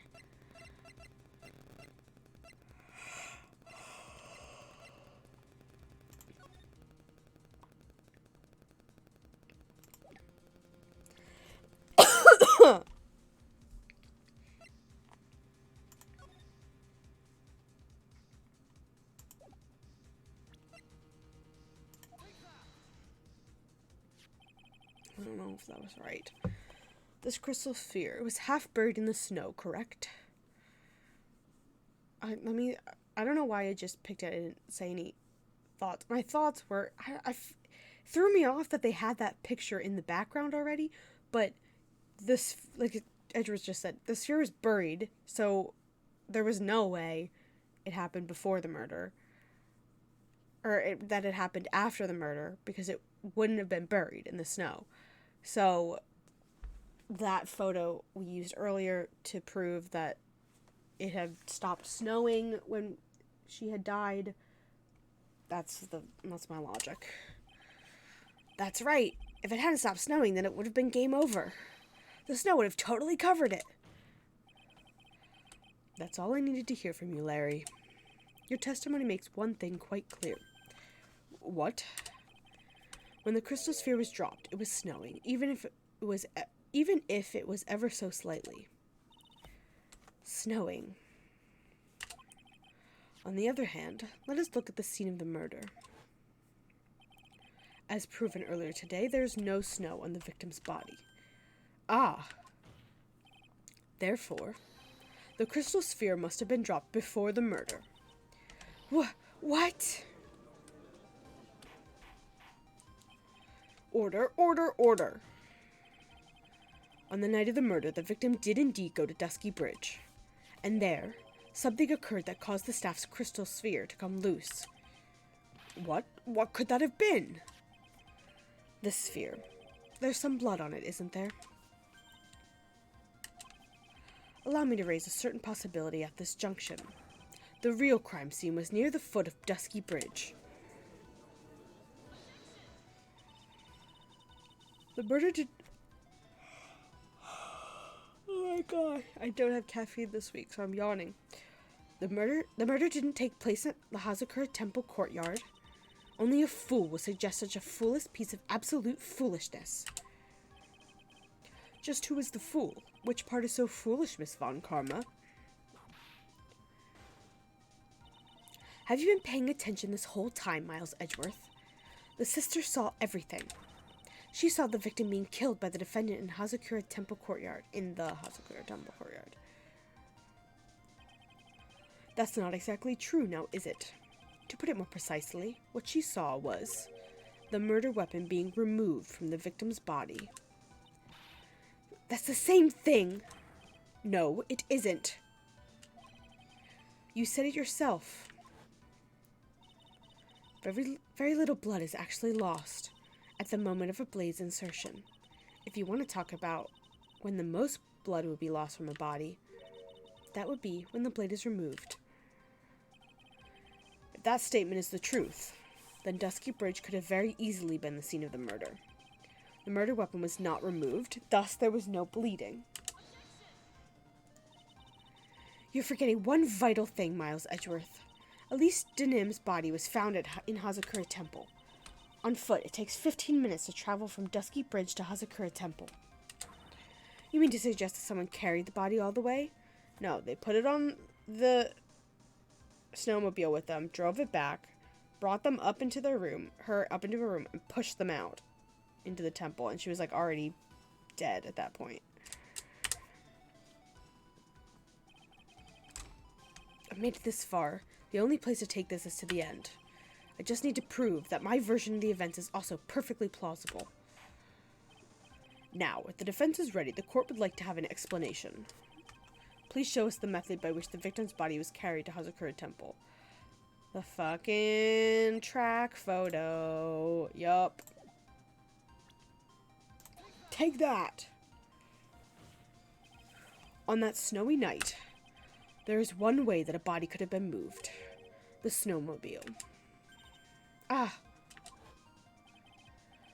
As we know, the snowmobile was used that night. It was explained as having been used to dispose of the murder weapon, but it could also have been used to carry a body.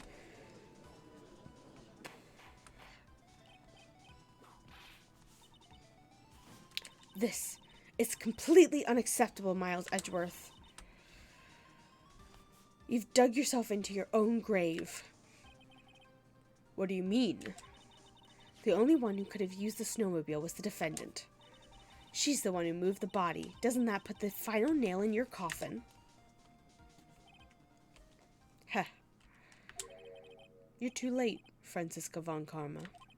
And in fact, the defense has proven something else entirely. We have shown that this case requires further investigation. What? Where was the victim Elise Deneau really killed Denim? If her body was moved, whatever for? And finally, what does this image mean? Do you even need to think about that?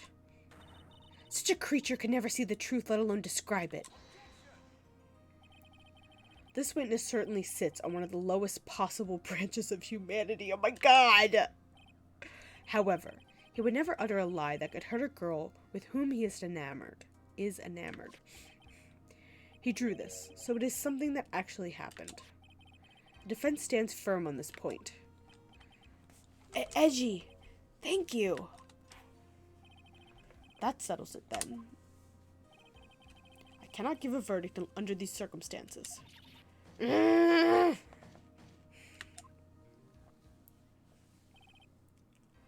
Right. I seem to have fulfilled my part in this. It's just as I thought. Franziska von Karma, you make a wonderful partner. Excuse me? There was one reason, and one reason alone, for me being here. To expose the darkness lurking in this case, and then pass it on to Wright.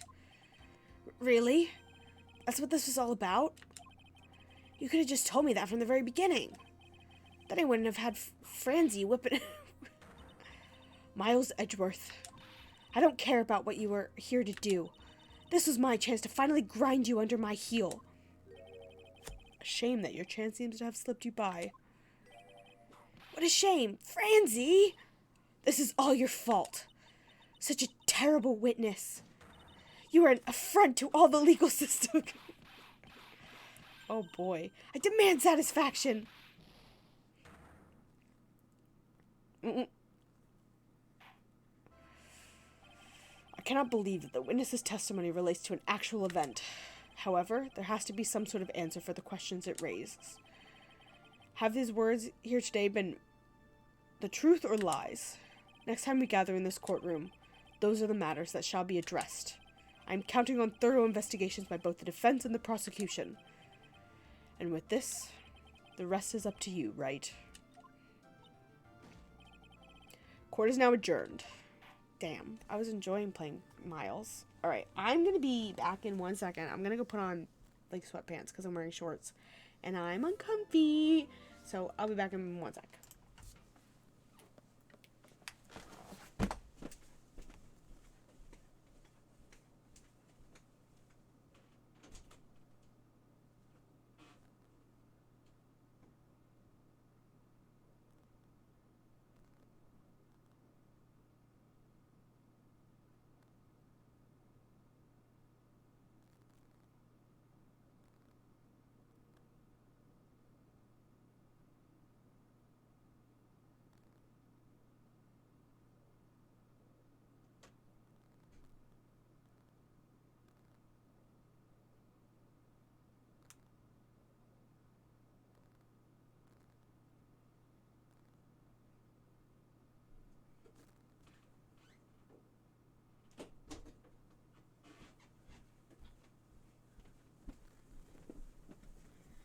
Okay, I'm back.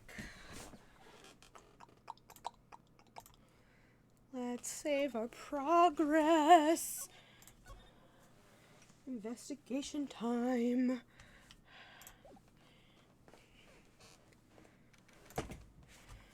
Hottie Clinic Intensive Care Unit. Oh my god. There he is. I'm still up at this hour, reading through the trial record of a certain case. It's the first case my mentor, Mia Fey, had ever handled in a court of law. The horrifying truth that I refuse to accept is holding me hostage here within its pages. Dahlia Hawthorne. What have I read? What I have read, I don't want to believe. What is written here? This isn't the Dahlia I knew. After falling into Eagle River, I was somehow miraculously saved. But I ended up catching a cold that seemed to knock me around the world and back. I feel dizzy, my ears are ringing, my throat burns, and my head is on fire. But I will recover. I have to recover by this afternoon. I have to meet with the most ill-tempered witness imaginable. But I know that he'll be able to help me with him. I know that he will be able to help me with him, somehow. You gonna go hang out with Miles? Is he gonna come visit us in our hospital room? No. 2:45 p.m., 43 p.m. There he is. Right. Are you sure you're well enough to be doing this? He's worried about us. You still look a little green in the face. Or maybe Viridian and Otis speak. Actually, my fever's gone down quite a bit. How's your temperature now? Only 102.2 degrees, nothing to worry about. Oh my god, Phoenix. Anyway, I read today's trial record. You weren't bad, Edgeworth. Pretty impressive despite the circumstances. We're not in the clear yet. The main point of contention tomorrow is going to be the murder weapon. Yeah. In the end, the Shishido did not deliver the deadly blow. Which means there must be another sword hiding out there that we don't know about. Another sword, huh? Don't you worry about a thing, pal. I'll dig up the murder weapon myself, or I'll eat my coat. You gonna wash it first? Thanks again, Edgeworth. I'll handle things from here. Heh. It is probably for the best. I hate that face. Actually, I was thinking about paying the old precinct a little visit. There's something I want to look into. And that is our client's background, naturally. You mean Iris, Iris, I don't know. I have the feeling that we've met before. Phoenix, why don't you just say it? All I want is confirmation one way or another. So I probably won't be getting that from you. I'm sorry, Edgeworth. Why wouldn't Phoenix tell him? I bid you adieu, right? Take care. Doesn't want to tell his boyfriend about his ex? Who tried to kill him? Guess I should get moving too. Why? Do you need to be somewhere? Yeah, I gotta get to work on this bridge, pal. I'm rigging something up so we can get across to the other side. Ugh, that's right. Maya's still stuck over there at the inner temple. But don't you worry, pal. As soon as it's all set, you'll be the first to know. Thank you, Gumshoe. Oh, Phoenix. No problem, pal. Just try not to give me that coffee, okay? Alright, I'm off. Oh, Phoenix. Hang in there, Maya. We'll get you out, I promise. Everybody's in rough shape. But in the meantime, I've got to continue collecting evidence. Alright, let's examine everything, I guess. That thing looks like it's ready to collapse. At least more than it did before. According to Bikini, Eagle Mountain is very prone to earthquakes. Which reminds me, if my memory serves me correctly, Edgeworth isn't exactly a fan of earthquakes. Okay, why do we need that information? It's like about 20 yards to the cliff. I can't see the inner temple from here. I really hope Maya's okay. It's a narrow path going off in a different direction than that of the main hall. Looks like someone's taking the effort to write Heavenly Hall on the signpost. Now it really is more of a dusty bridge than a dusky bridge. That kidnapping incident here happened 11 years ago, so maybe it's cursed too. Hazakura Temple doesn't have a single private phone line. And there aren't any houses in the area, so I guess Bikini's the only one who uses this. Really wish I had brought my cell phone with me. Why didn't you bring your cell phone? Let's go to Heavenly Hall. Looks like no one's here. Larry? Larice? I was sure he'd be hiding here. Guess I'll try again later. I want to examine everything. It's Phoenix. That stuff is really ruining the beautiful atmosphere around here. It's so inappropriate. Like Sister Bikini in a bikini. Oof. I think I've got to think of the kids. Okay. This is the famous Eagle River. I got to try out its rough rapids the other night. They say it has a really strong current. And they weren't kidding. It's both powerful and fast-flowing. I was dead lucky. I mean, lucky not to be dead. Look at this graffiti scrawled right on the front of the shack. At least he managed to get a pretty good likeness.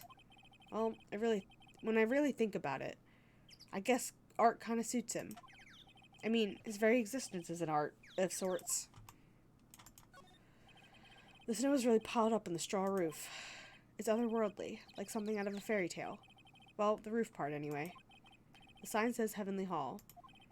I guess it's pretty fitting. When you spend a night in this little freezing shack, you probably find yourself at the pearly gates by morning.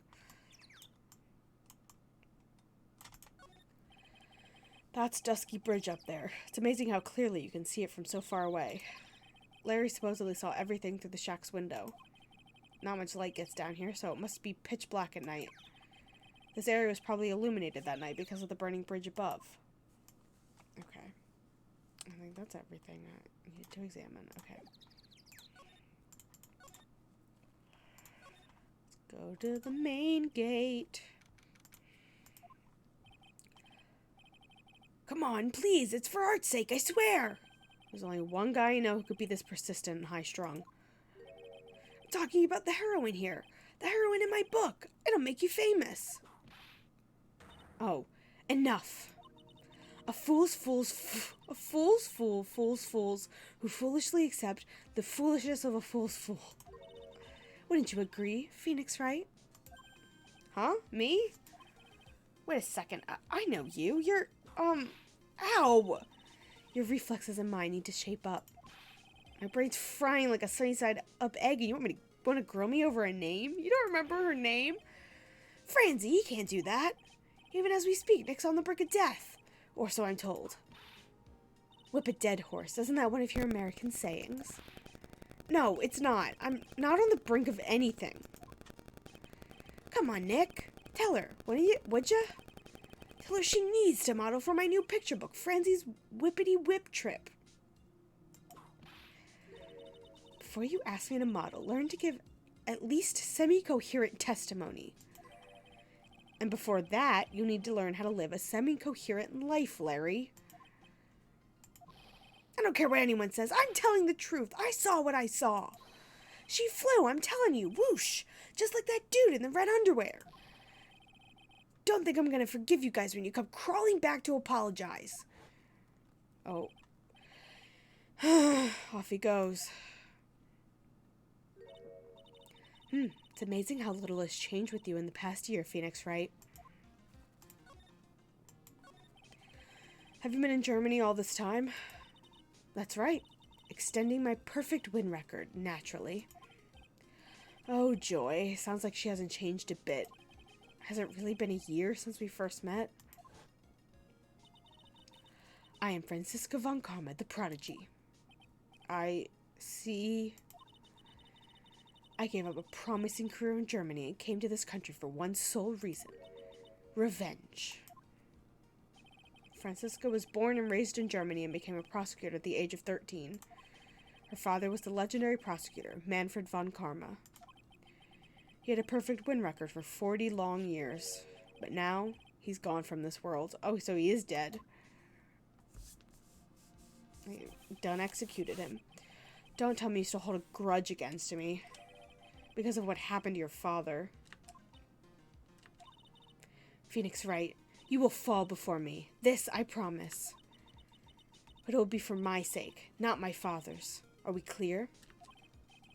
Yeah, Crystal. In truth, I was shocked. I came back to America with the intention of defeating you. Instead, it was my little brother who was leading the defense, who is much older than you. Edgeworth. Come to think of it, Edgeworth was pulled into being a prosecutor by Manfred von Karma as well. Miles, Edgeworth told me something very interesting, you know. He said this case has a special significance to you. 'Cause it does. And that's precisely why I'm here. Your personal involvement will make crushing you into teensy-weensy pieces all the better. It's probably the fever, but she's so openly hostile that it's almost kind of cute. Phoenix! Ow! No smirking. No whipping the sick. That foolish fool doing such a foolish favor for such a foolishly foolish fool. Edgeworth. Make no mistake, Phoenix Wright. I came here for one thing and one thing only. To pulverize you. It's not like I thought you were here to bring me some cold killer X, you know.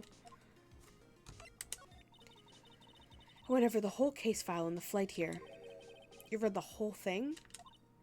Yes, every last word of every last sentence of every last paragraph. All the ridiculous things you did made it a very interesting read, you know. Attempting to cross a burning bridge. Did you even consider the dangers? No. The only thought in my mind was I have to get across.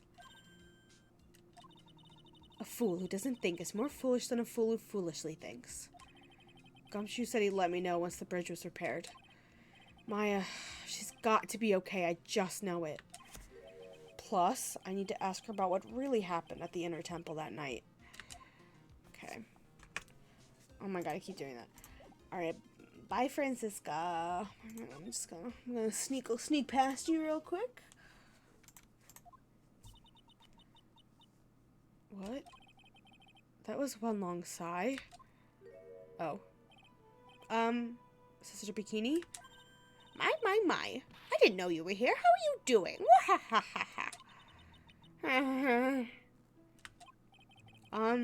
You don't have to pretend to be in a good mood for my sake. I suppose I've made a terrible mess of things, haven't I? I let Mystic Elise die, and then there's Iris as well. Mystic Elise. Now that I think about it. There's an acolyte stuck at the Inner Temple. And that poor little girl has gone missing, too. That little girl? You don't mean Pearls, do you? Yes, I'm afraid I do. She hasn't been seen since the morning after the incident. Pearls? She's missing? Why didn't anyone tell me about this? Yeah, yeah. I must be getting old. I think I've seriously lost faith in myself. Are you talking about your performance at the trial today? You believe me, don't you? I'm not a liar. I would never lie. I know what I saw. I saw Iris pull that sword from Mystic Elise's body that night. I'm certain of it. At least, I was until this morning. I don't see any psyche locks, so she must be telling the truth. So why are you so unsure of yourself all of a sudden? You know, that artist who testified after me. I saw Iris flying, her white hood fluttering. I felt like I might start flying myself.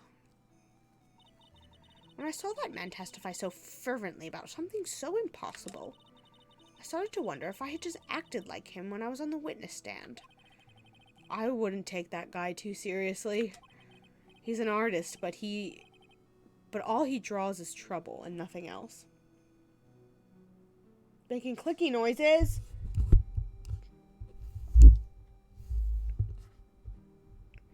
God damn it.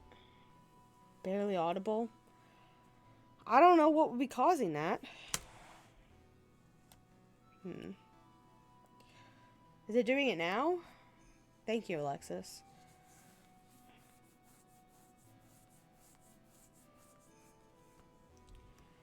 I hope not. If both Bikini and Larry are telling the truth. No. Okay, good. Thank you. There can only mean one thing. They both didn't see what they think they saw. On the night of the incident, you met Iris at the Inner Temple. Is that correct? That's right. I'm sure it was Iris. But Iris claims she was in her room in Hazakura Temple. I knew I shouldn't have come back here that night. Because you did, Maya stuck all by herself at the Inner Temple. I'm so sorry. The drafts in that place are nothing to shake a stick at. Winter is especially bad. Sort of weird static click, if you know what I mean. I do. Well, hopefully it stops. I moved the wire. Sometimes that fixes things. I'll bet. The training hall looks like it's about to fall down any second. Eagle Mountain has always been prone to earthquakes, just so you know. Earthquakes?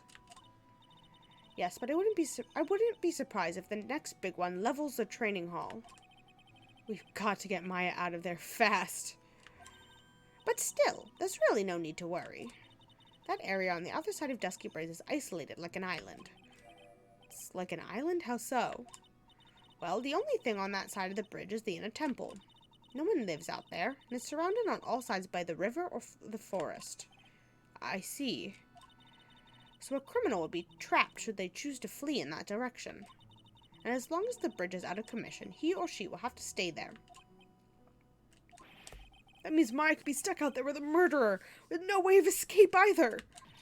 Oh dear, yes, I suppose it does. Please, Gumshoe, get that bridge up faster. I'm curious about a few things if you don't mind answering some questions. Oh, do you need to know my measurements for your investigation or something? No. I want to know a little bit more about the victim, Miss Elise Nim. I'm afraid I don't know her waist size, or her bust size for that matter. No. I'm wondering why she came to stay in a place like this to begin with. I mean, she told us herself that she wasn't here for spiritual training. My, you make it sound like this place is some sort of dump, Mr. Wright. Mr. Elise was here to soak up the natural beauty of Eagle Mountain, if you must know. There, you did it again. Sister Bikini. Notice you always refer to Miss Denim as Mystic Elise. Oh! Yes, now why is that? After all, she's not here as an acolyte. We address all of our visitors as mystic. It makes their experience feel authentic. And anyway, she's older than me. You must respect your elders, you know. How do you know that? How can you say for sure she's older than you? Locks. Yup. That was definitely... It was Maya's mom, wasn't it? It's fucking... And now she's dead. Seems Miss Elise Denim was no ordinary visitor after all. And there's Pearls. She was with Miss Denim on the evening of the murder, and now she's vanished. It's all got to be connected somehow. It's almost certainly, whatever her name is, Mystic, the other Fae, Mama Fae. Why do Pearls have to get mixed up in this mess? Please, Mr. Wright, I know you're worried, but try to keep it together. Oh man, my head's throbbing so bad it's killing me. Pearls... She was with Mr. Nim on the night of the murder, remember? Yes, but I have a temple to run, you know. I was busy preparing for the training. I didn't see that little darling even once after we finished eating dinner. The murder didn't take place right in front of her innocent eyes, did it? I hope not. According to the detective, she hasn't turned up at her home either. Come on, keep calm. There's one place left where Pearls could be. She just has to be there. Come on, Gumshoe. Tell me you'll be done with the repair soon. Oh, across the bridge. I hope so. go to the courtyard. This is where Sister Bikini witnessed the incident. It's hard to imagine she was lying on the stand, so maybe there are some clues that have yet to be found. Okay. Oh god. There are a few of these stone lanterns scattered around in this courtyard. Without the city glare to compete with, I imagine they would seem a lot brighter. I guess Sister Bikini must light them now, since Iris can't be here. Mr. Nim's staff. I definitely remember there being a crystal sphere attached to the staff. I guess Larry eventually found the sphere near the foot of Dusky Bridge, but what was it doing all the way out there? Okay. Blood. The Shishido. It's here in Mystic Amy's right hand. But it was proven in court today that it wasn't the murder weapon. Given the design, it must have been used for some pretty gruesome things in the past. Is it even sharp? Like, the main gate's on the other side of that stone wall. The difference in elevation is almost 10 feet. That's how steep this hillside is. And that's also the height the body fell from, according to the autopsy. Is it possible that Mr. Nim was pushed from the top of the wall? No comment on the ladder. They get quite a bit of snow up here on Eagle Mountain. Around here, skis are just for fun. Aren't just for fun. They're tools for getting around. But the sled, now that's got to be for Bikini's own personal entertainment. That building up there is the main hall. It was where we were staying. It is kind of funny because it was built on a very steep slope. If you enter from the main gate side, these rooms above me are the ground floor. Apparently, Mr. Nim was staying in the corner room. I guess that's where she was pushed from last night. Or that night. Okay. Anything else? No?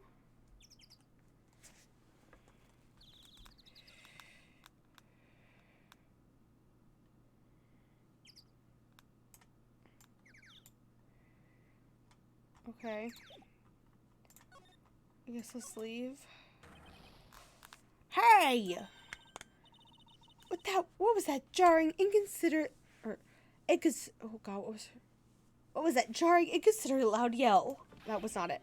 So this is where you've been. Keep it nice and warm, I see.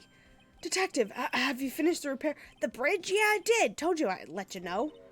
Well, well, well. Then I'll come along with you and... Sorry, ma'am.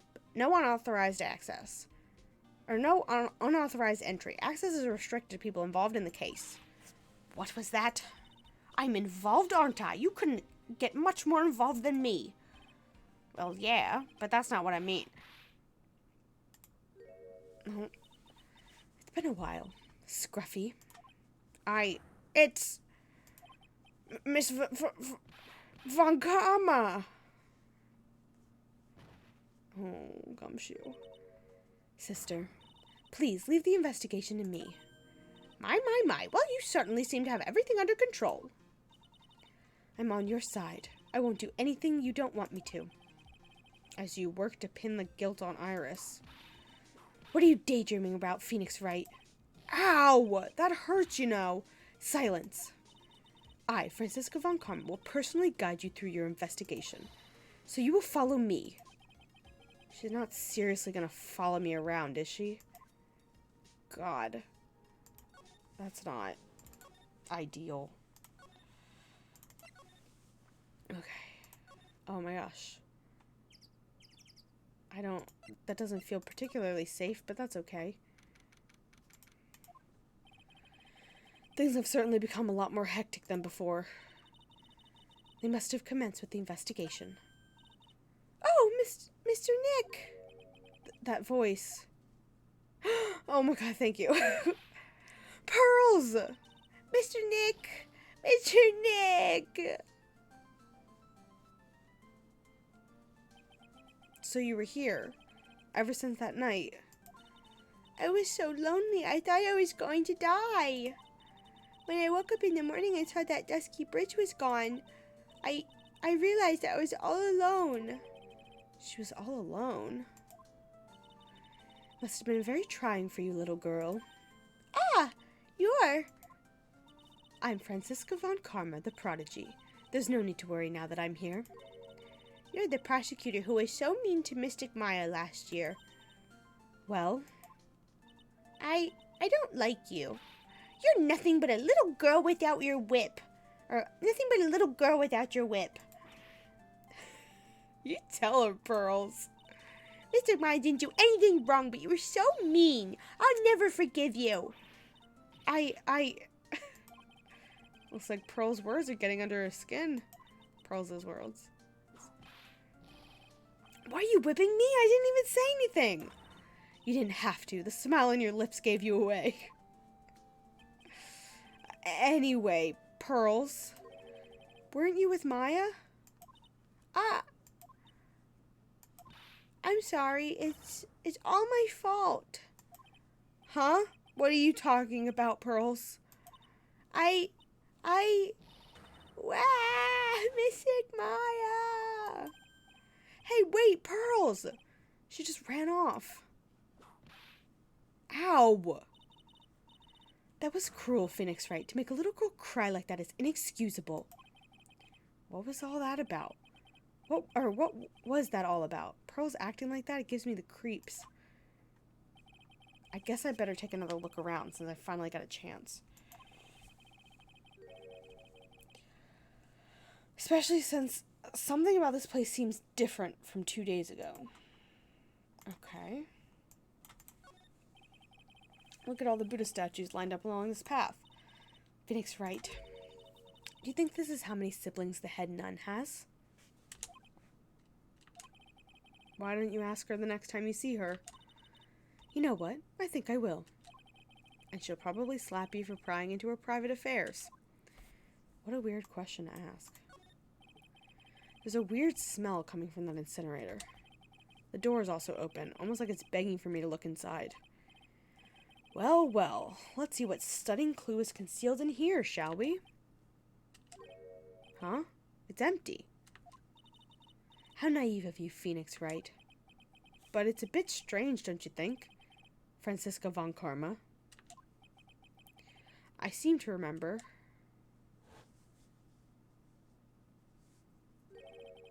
There was snow on this incinerator the first time I saw it. In other words, someone's been using it to burn something recently. Listen, Phoenix Wright. It's impertinent to call people by their full name. What? I was only copying you. It's very weird to be, like, hanging out with Franziska. There's a little gate that leads into the garden. It says no entry on the sign, though. Come now, Phoenix Wright. What are you doing? Let's go in. It's half open anyway. What harm could come of it? But it says no entry. Don't you Americans enjoy doing whatever you like and then simply saying whatever? That's got nothing to do with anything. And who told you that? See, this is why people ship her and Maya, because they had the same thought. The sign says Inner Temple. I don't know how you're reading it, but it's incomprehensible to me. Actually, I can't read it either. Feigning comprehension isn't a very good habit to have, Phoenix Wright. She looks really happy to finally have caught me on something. This must be the door that leads to the Inner Temple, where Maya Fey was training on the night of the murder. Yes, there's a solitary room there called the training hall. You could do with some training yourself, Phoenix Wright. Ow! You're completely out of shape. I don't know how much more of this woman I can take. Okay. Let's slide to the left. Now let's go to the training hall. Oh, what the fuck is that? What is that? What's wrong? Why are you so quiet? Maya, she was supposed to be in here training. Yet it appears she's nowhere to be seen. What's that? That strange lock? It wasn't there 2 days ago. Why's it got a Magatama on it? This whole room is really giving off some strange vibes. Okay. This door. When I was here 2 days ago, that weird lock wasn't on it. Those chains. It's almost as if they're guarding something inside that cavern. I've never seen a lock quite like this before. I have. I've seen locks and chains just like this before. They look just like the ones that guard a person's secrets during a psyche lock. I wonder if this lock is guarding something too. Dark secrets in a dark cavern. What do you think of this yellowish poster? What do you think this yellowish poster is, Phoenix Wright? It's a scroll, not a poster. It's a picture of a woman who's actually...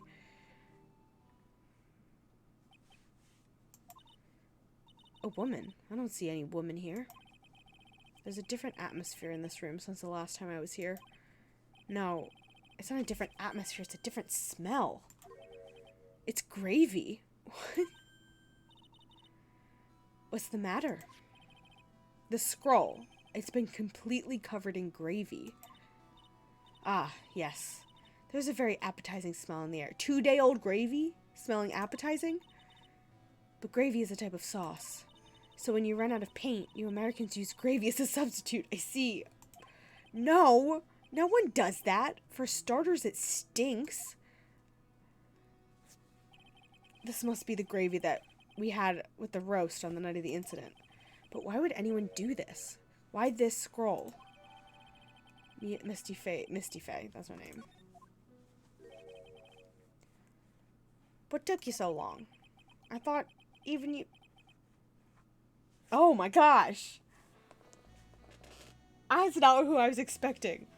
I thought even you'd manage to get here faster than this, Mr. Trite. Prosecutor Godot? I didn't know you were here. Prosecutor?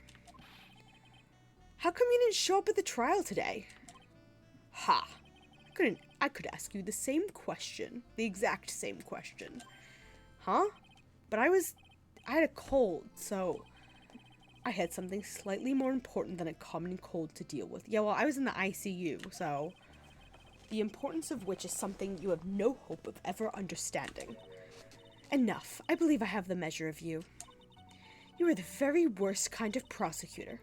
What could be more important than a trial? Who's the wild mare, Trite? She's gonna whip the shit out of you. This is Miss Von Karma. She's the acting prosecutor in your absence today. Ha! Well, I guess I owe you one then. But you can go now, princess. It's time for the big boys to take the reins. Oh, fuck off! Just who do you think you are? This case is my... Hey, filly. I know your role and shut your mouth. I can't stand women like you. Godot, what the fuck? Where the fuck is this coming from? I'm only going to say this once, Lady Von Wippenberg. Go home. Phoenix Wright! What are you hitting me for? Ha! You deserve more cracks of the whip than that, Trite. What? You still don't get it, do you? You don't realize that you've set something in motion that you'll never be able to undo. There's something different about Godot today. I'm getting such a strong sense of something from behind that mask of his. Is it anger? Or is it sorrow? Godot, what's wrong? You had some important business and that's why you weren't in court, huh? So what was it? I've told you once before, but perhaps you don't remember. I've returned from the depths of hell to do battle with you. You see, Trite, I've experienced something most have not. Death. You died? Of course. Being extradited from hell is a tedious affair. The meticulous regeneration and adjustment of all of your internal organs is, well, let's just say modern medicine allows us all to live to a ripe old age. Even someone like me. So, you mean, that mask you wear is This ugly device. I promise it's not a fashion statement, my unenlightened friend. Without this, I can't see your frequently dumbfounded face. Okay. I didn't know. My eyesight is pretty messed up. Even with these huge goggles on my head, I still can't see everything. Still, I keep this worn-out piece of junk of a body going with regular servicing. And a lot of coffee. I'm sorry, but... You say you experienced death? How's that possible? What happened? Why don't you ask him? Huh? Me? Yeah, trite. You. You should know all about it. You know when my life ended, and who ended it for me. Well, Phoenix Wright, do you? I don't know what he's talking about. Yes, I do. Obviously. Although, to be honest, I do feel a little tug at the corner of my memory. I think I do know how Godot was killed. It'll all become clear in due time. Isn't that right, Trite? Earlier you said I've done something I can never undo. What do you mean by that exactly? The inner temple here on this side of Dusky Bridge is an isolated island. That's what Sister Bikini said too. And I wonder, Trite, do you know what the police are doing here today? What do you mean? They're searching. Searching for any trace of an acolyte who went missing. Missing? As leader of the search party, I can tell you this with absolute certainty. Maya Fey is not on this side of Dusky Bridge. Huh? But that's impossible. She came here that night and... I won't say it again. The chances of her being here are nil. Excluding, of course, one very unique place. One? Where is that? The Sacred Cavern, the entrance of which we are standing at right now. This is the only place that the search party has yet to explore. So they haven't searched the cavern yet, huh? Be aware, though, that the temperature inside frequently falls below freezing, even if she were in there. The chances of her being found alive are slim at best. No! That's really distressing. Which means, Trite, that you sent Maya Fey to her death. I didn't send her anywhere. You fool! If that's the situation, why aren't you in there with the search party right now? You must have blinders on, my equestrian angel. Don't you see the big lock and chain? It's a trick lock. I'm making preparations to open it as we speak. Well, Trite, once again, a woman dies because of you. Once again? What are you talking about? Don't tell me you've forgotten. It was only 2 years ago, after all, when the last unfortunate woman died because of you. Because of me? And do you know who that was? It was Maya Fey's sister. That's right, Mia Fey. Mia? You killed her. No, that's not how it was. I didn't fucking kill her. Why does he blame me? It was 2 years ago. Mia Fey was pursuing someone, a man. But she bit off more than she could chew. She made a very dangerous enemy. Yeah, that's one case I'll never forget. But I got that guy, personally. Sure, Miss Fey's murderer was caught. But that won't bring her back. Well, no, but you were with her at the time. You and no one else. It was your responsibility. You should have protected her. You said Mia Fey was your teacher. Well then, I'd say you've learned nothing, Trite. You robbed her of her life, and now you've let her sister suffer the same fate. I haven't sentenced Maya to death. No! What is this peculiar-looking lock? Why don't we just break it open? It would be a simple matter of... I'm afraid we can't do that. This area has always been prone to earthquakes. Repeated tremors have weakened the foundations of the training hall. Any excessive force used to break the lock open would... Well, let's just say the inner temple and the sacred cavern would be a thing of the past. That's... okay. Very well. Dare I suggest the obvious solution of opening it with the key? Ha! Sure. Just show me where the keyhole is on this trick lock. There's no keyhole? That's right. An interesting puzzle, huh? The person who set this lock is the only one who can open it. Then who was it? Simple. The accused. What? Iris? When an acolyte undergoes training inside the sacred cavern, the attending sister is responsible for locking the entrance. Obviously, the night of the murder was no exception. Maya Fey was to train in there. Sister Bikini did mention it a number of times, now that I think about it.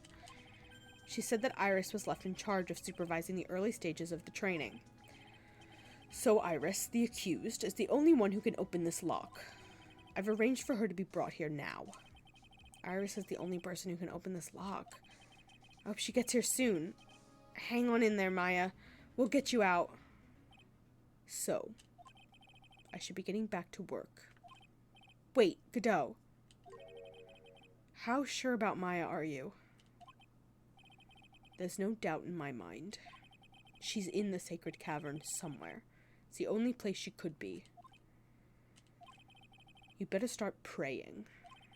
You better pray that friend of yours brings the accused back here soon. Edgeworth? Listen up, Trite. There's only one thing I want to say to you before I go. I'll never accept you. Never. Okay. You should choose your friends more carefully, Phoenix Wright. That's what everyone says. Looks like I don't have much of a choice. I guess I'll just have to do what I can for now. Okay. Did I examine everything? No. The antique dresser. Don't you dare open it, Phoenix Wright. Now I know how Maya feels when I tell her not to touch things. What a pity. It's full of nothing but old clothes for the acolytes. I thought we weren't opening it. I'm from the prosecutor's office. I can do anything. Yeah, you can do anything except stand up to a 9-year-old girl. Look at these wafer-thin mattresses. I'm sorry, Phoenix Wright. Wafer-thin? Yeah, you know, thin like a wafer. In other words, uncomfortable. That's how we describe things like these mattresses. I guess you must say wafer-thick or something back in Germany? Not about these mattresses. Certainly not. Okay. Okay, I guess examine the sand. The scroll shows a picture of Misty Fey, master of the curing channeling technique. But why would anyone cover it in gravy? I can't make out what's drawn in the scroll at all. I'll never understand you Americans and your so-called artists. Artists? Yeah. Okay. That is everything I believe from here.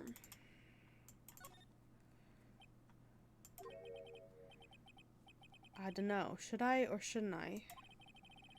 Sounds like someone's talking to himself, but where's that coming from? Oh, yeah.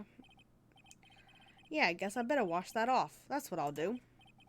No, but I can't do that. I'm a detective. Ugh, my brain. This is driving me nuts. Ah! Something troubling you, Scruffy. Please don't whip me like that all of a sudden, sir. It was merely a simple greeting, a friendly tap on the shoulder, with my whip. So what's up, Gumshoe? Something on your mind? How did you know, pal? Perhaps you were trying to decide if you wanted to wash that off or not? How did you know, sir? Oh, yeah, I nearly forgot. You can't go through that little gate there, okay? You mean the one that says no entry on it? I, kind of already snuck in there. Is he trying to be clever or something? So it's behind there, Scruffy. Huh? A kinda garden-like garden. A garden? Yeah, anyway, it's under investigation right now, so keep out. I'm not telling you, I'm asking you, pal. You got me? Isn't it normally the other way around? Well, see you later. Okay. So, shall we adjourn to this garden, Phoenix Wright? I like Francisca. Of course. What else would we do? I really want to know what Gumshoe was thinking of washing off. Let's go in the garden. Oh, God. Maya? What the fuck? What the fuck? There's another lock there? There's a strange feeling in the air. I wonder what it is. Strange feeling. Forget about that. What's that strange writing on the stone lantern? It obviously says Maya. Ah! What are you doing here, sir? I thought you said you can't come in here. Don't you know, Scruffy, Von Karma will always show up wherever there is a clue. And there are plenty of clues to be found here. But... Okay, we're gonna examine everything. There's a charm or something poking up from the snow. Looks pretty old. There's a leather cord tied to it, too. Apparently it belonged to the victim. To Miss Elise Denim. Yeah, that was a broken leather cord around the lady's neck. The ends of the cord found in both the victim and on this charm match exactly. Sounds to be like this little trinket is going to be my ticket to getting some very big answers. Oh god, get the hiccups. A little lantern, a little statue. It's certainly a quaint little garden. Oh! What is this huge bowl here for? Oh, I know this one. It's a water bowl, isn't it? Everything else is completely frozen over. But the ice in this bowl has been broken. That's true.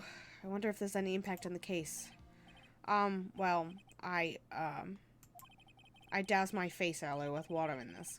I was getting kind of sleepy.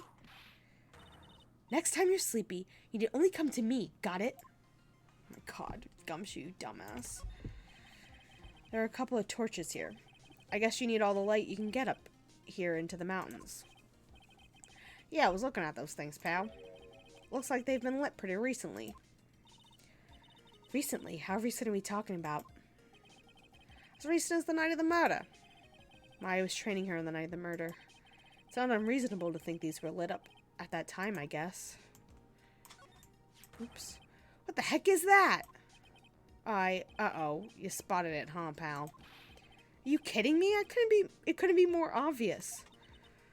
It says Maya. Yeah. Before you ask, it's written in blood. You will answer all of our questions now, Scruffy, without exception. Yes, sir.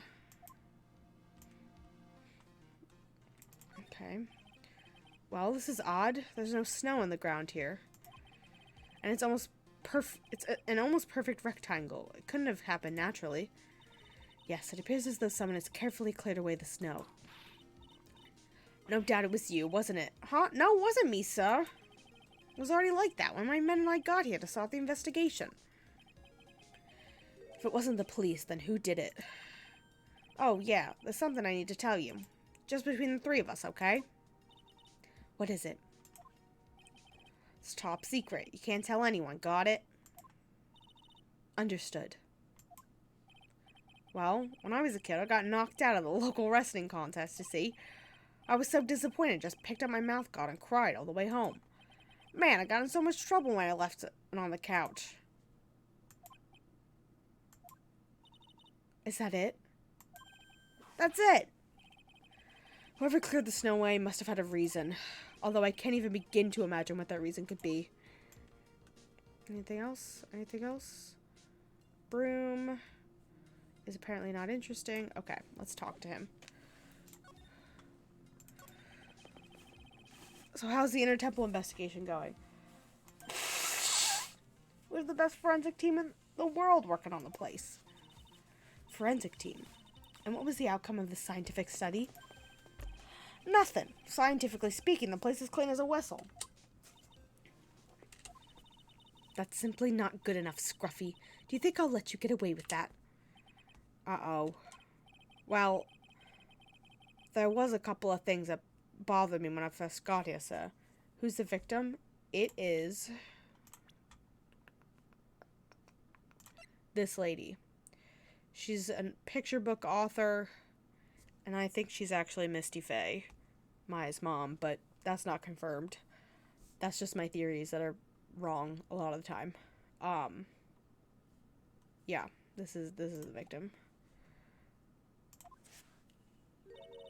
That stone lantern in the surrounding area that's not covered in... that stone lantern in the surrounding area that's not covered in snow, correct?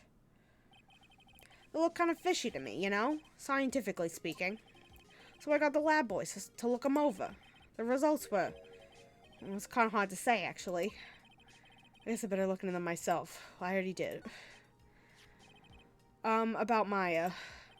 Did Mr. Godot tell you yet? No, well, Maya's missing. Maya was supposed to be in the training room, and she's not. And she's nowhere on the island, so she's somewhere in this cave. My Godot theory is correct. I'm right about Godot. He died, but he didn't die. He's blind. I think I said that at some point. Like, his vision got fucked up by the poison. I think I did say that at some point. If I didn't say it, I was thinking it.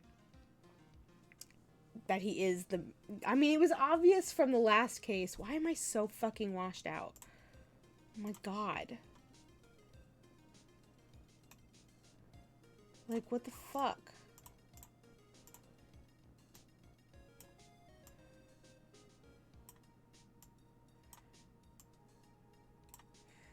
Slightly better.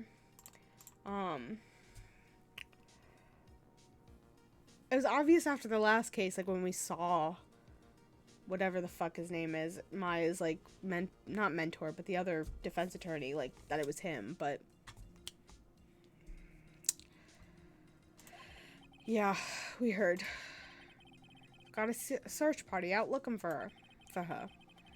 But there's nowhere else she could have disappeared to on this side of Dusky Bridge. All we could do is wait for Mr. Edgeworth to get here, pal. Edgeworth? He's escorting Iris, the defendant, over here. We'll have to wait, since she's the only one who can open the door to the sacred cavern. Oh, I think Mr. Edgeworth wants to talk to you about something too, pal. Huh? I wonder what it is. He wants to confess his undying love to you. Just don't expect to be any good news when you talk to him. When I spoke to him, Mr. Edgeworth sounded so down. Felt like I was drowning. Sounds... pleasant. Maya. So these letters are written in blood? Yeah. What's worse is the victim's blood. Huh? This is Miss Denim's blood? We haven't done a detailed analysis yet, but it's looking that way, pal. Most interesting. Phoenix Wright, I presume you know, don't you? Why Maya's name is written upside down? You know what? That was really bothering me too, huh? But I just came up with the answer, the result of my own special gumshoe investigation. Really? Do tell. Well, on the night of the murder, that stone lantern was upside down. Anyway, there's really only one logical explanation to this mystery. Miss Elise Deneau wrote these letters herself, in her own blood. You must be joking. That's impossible. From the writing in the victim's blood and the other clues left behind, it seems pretty likely that this garden was the scene of Miss Elise Deneau's murder. At least that's our current theory on how the events took place, pal. What? So Miss Deneau was killed here. However you want to look at it, that's what people are saying now. Then, what Sister Bikini saw in the courtyard of the main temple was... Well, what was it? If it wasn't the scene of the crime, what did she see? What do you think, Miss Von Karma? Surely a special gumshoe investigation would reveal the answer, no? But wait a sec, the bloody writing and all the other clues... Oh, wait a sec. The bloody writing and all the other clues here. Someone could have easily set all that up after the murder, right? Sorry, but that's not an option, pal. Why not?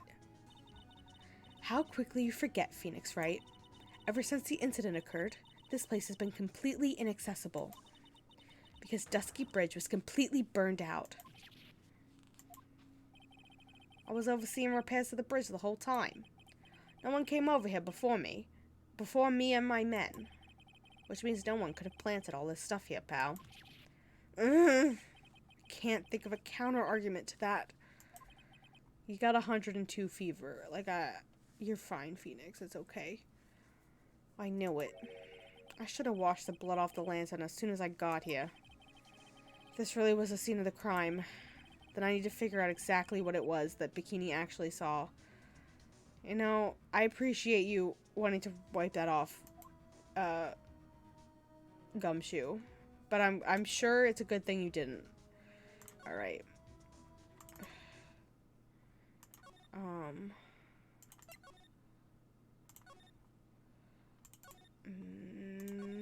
Don't know what I need to do. Main gate? Okay, here we go. Edgeworth? Seems you have a visitor. Oh, Mr. Wright! Iris, I'm really glad to see you. Godot managed to mobilize the police by claiming a state of emergency. Not him again. Never mind him. We've got to hurry and unlock the secret cavern. I'm sorry, Mr. Wright. It's my fault someone so important to you is locked in there. Mr. Edgeworth, can we finish our conversation later? All right. Let's hurry to the inner temple then. I'll see you later, Wright. Wait, Edgeworth, I'm coming with you guys. Yeah, duh I am. Sorry, Wright, I can't allow you to come with us. What? I hate to be the one to break it to you, but Maya Fey is in a rather delicate position. What do you mean by delicate position? This isn't simply a rescue operation, Wright. It's also an investigation. That being the case, we can't allow members of the public to interfere. Come on, Edgeworth. If anything happens, you'll be the first to know. Please understand, Wright. But it's Maya! Mr. Wright! All that matters is that Mystic Maya is rescued, correct? Listen to the voice of reason for a change, Phoenix Wright. From now on, consider anything beyond Dusky Bridge to be off limits. We'll be going now. Excuse us. Edgeworth! This is no time to be standing around, Phoenix Wright. Aren't there other things that demand your attention? She's right. Thanks for reminding me. Okay, I don't know what that is. Where's Pearls? Probably need to talk to Pearls. Sister Bikini looks like she shrunk some since I last saw her. Don't be so rude, Phoenix Wright. What's wrong, Sister Bikini? My, hello to you two. How are you doing? Oh, ha, ha, ha, ha, ha. From the sound of that sigh, I guess she's still pretty down. Iris was just here, you know. She was accompanied by that handsome, crimson-clad prince. You talking about Edgeworth? It was just a courtesy call. I wasn't allowed to talk with her at all. Oh dear, it's all my fault that this has happened. Poor Iris, she was worried about my back, would you believe? What have I done to her? Only what you had to, sister. You bravely and truthfully testified about what you saw. There's no shame in it. We'll see to it that your testimony wasn't made in vain. Well, I didn't hear anyone else saying that. Mr. Blue Suits doesn't seem to share your opinion, I see. Huh? Me? Oh, yes. You did great, Sister Bikini. Absolutely spectacular. You two are the only ones who said that to me. I can't shake the feeling that I just became a shill to a shrew. Do you have a problem, Phoenix Wright? Sure, she was brave to testify so truthfully like that. But I know she's still hiding something. Guess it's time to break those psyche locks of hers. I forgot she had psyche locks. Okay. I hope I have all the evidence. God, she's got a lot. I forgot how many locks she had. Sister Bikini, the truth is becoming increasingly clear to me. I'm convinced that Miss Elise Denim had a special significance to this temple. As to why she had a special significance, I believe it has to do with her true identity. Yup. What on earth are you talking about? She was... Mr. Galeese was an author, just an author of picture books. To be honest, I had my suspicions almost immediately after I met her. Suspicions? Yes, but I didn't have any evidence to support my theory, though. And now I do. This piece of evidence proves Miss Denham's true identity. The gravy-stained thing?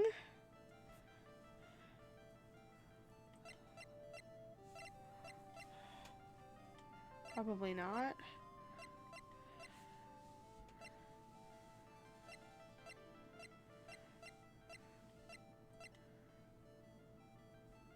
This thing, maybe?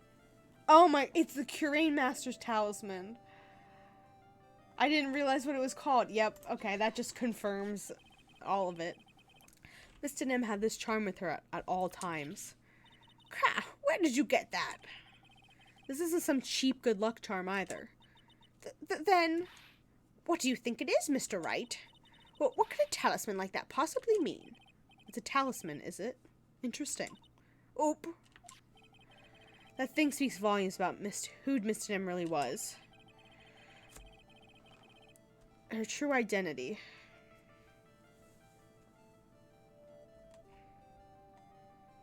This talisman and one other item. Okay, almost. The painting is obscured by this gravy stain at the moment. But this scroll shows the master of the Curain channeling technique. The crest at the top is a sign of that honorable title. Excuse me. That very same crest that adorns the talisman the victim carried with her. This crest is reserved for the master of Curain. Who on earth told you that nonsense? I've got no idea what you're talking about. The new master, Maya Fey, told me.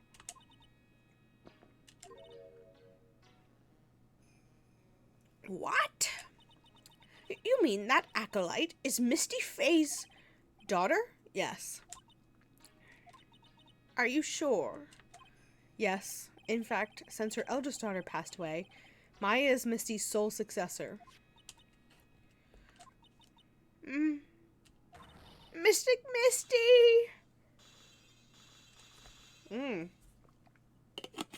They all broke. Yep, she's dead. That's really sad. And she didn't want to talk to Maya, I guess because she didn't want her like, identity revealed, but still. Mystic Elise graced us with her presence about a week ago. When she showed me the talisman with that mark on it, well, I nearly fainted. No one had seen her since she disappeared 17 years ago, after all. What is the significance of this talisman, sister? The Curain talisman is the symbol of the Master of Curain. The bearer must carry it with them always until their death. Until their death. So Elise Denham really was Maya's mother, huh? She was Misty Fey, the master of the Curain channeling technique. The truth comes out at last. Looks like we're making some headway here. Tell me, sister. After 17 years, why did she choose to show herself now? Because something happened that called her out of hiding. What happened? Well... Oh, no. It can't be. Earthquake! Oh, no. Miles is gonna have a really bad time. Oh, my goodness. The inner temple. This kind of tremor might... The inner temple.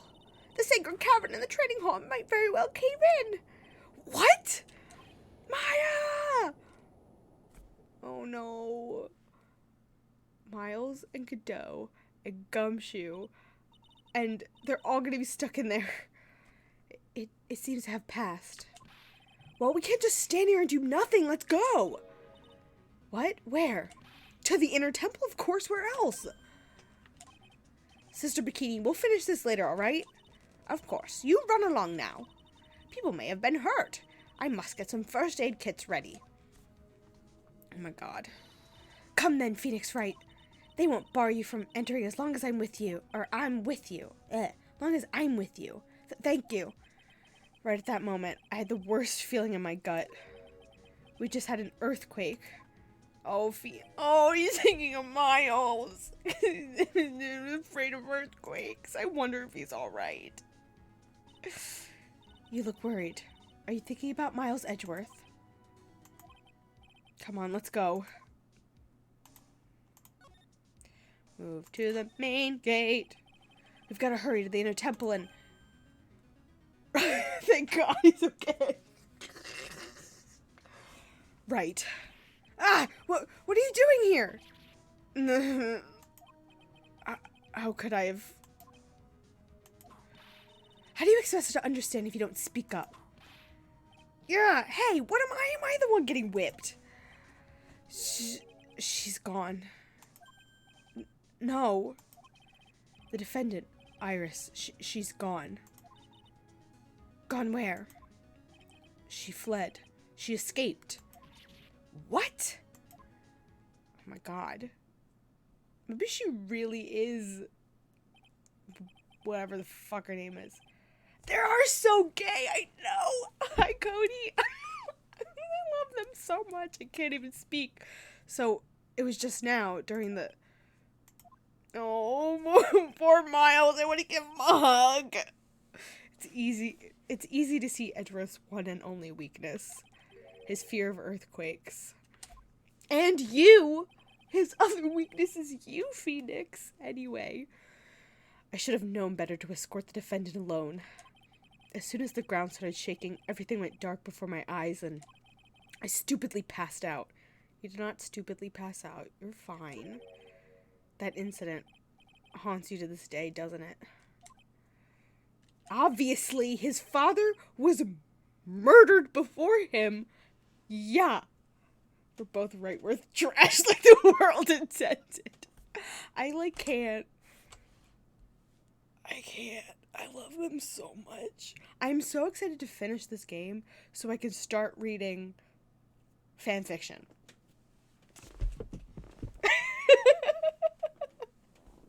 There's no excuse for letting the suspect get away. I can't believe I let it happen. Right, the inner temple area is a dead end, so she could have only escaped to this side. We haven't seen her. Then we need to get a manhunt underway now and search Eagle Mountain top to bottom. Wait, Edgeworth. Have you thoroughly checked the inner temple yet? Don't be ridiculous. Why would I?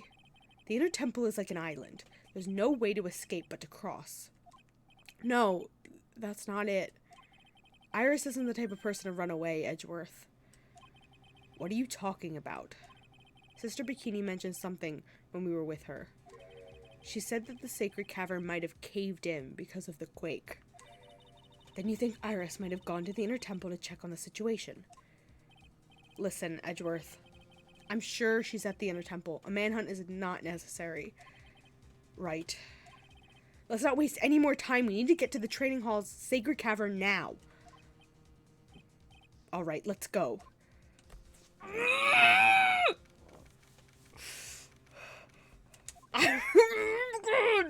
Fortunately, the sacred cavern hadn't caved in.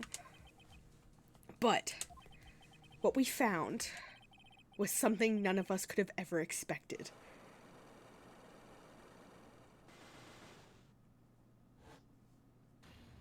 Oh! How can there be even more locks? What is the meaning of this? What? Iris! Iris, please tell me. What the hell is going on? I'm gonna lose my mind. Yes, let me save so we can keep going. I gotta know. I gotta know, no breaks. We go. Go.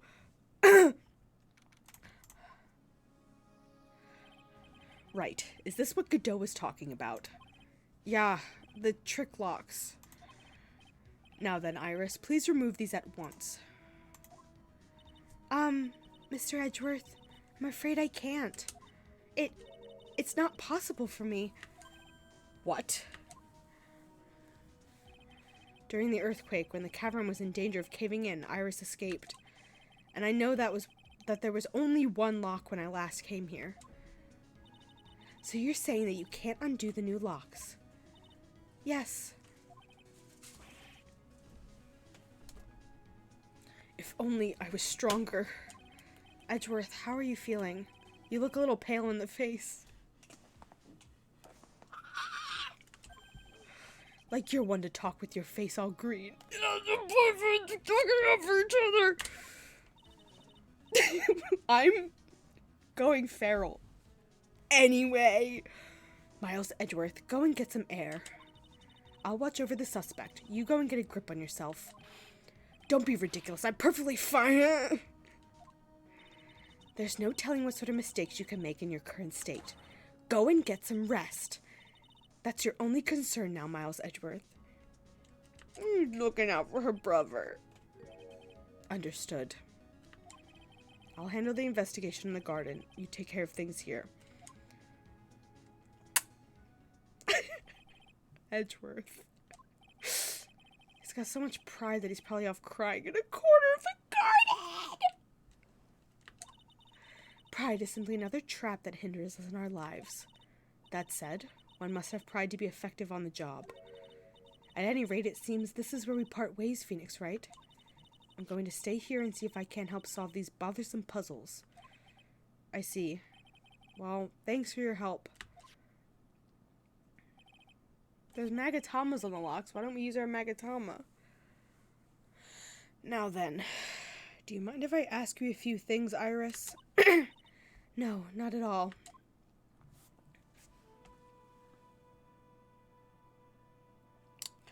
Okay. Why did you make a run for it, Iris? I'm sorry. I heard the inner temple had been severely shaken by the strong earthquake we had. I was so worried. I just had to come and see. In other words, you didn't run away to escape the law. At least we're clear on that. I can't tell you how relieved I was to see the sacred cavern was all right, but... But what? These are like so close to the same voice. Then I saw these chains here. I saw all these extra locks that someone had put up on the sacred cavern's door and... Who in the world would do something like this? Your evil twin? These trick locks are a sacred treasure of the curing tradition. There are hundreds of ways to set them. That's why the only person who set the lock can open it.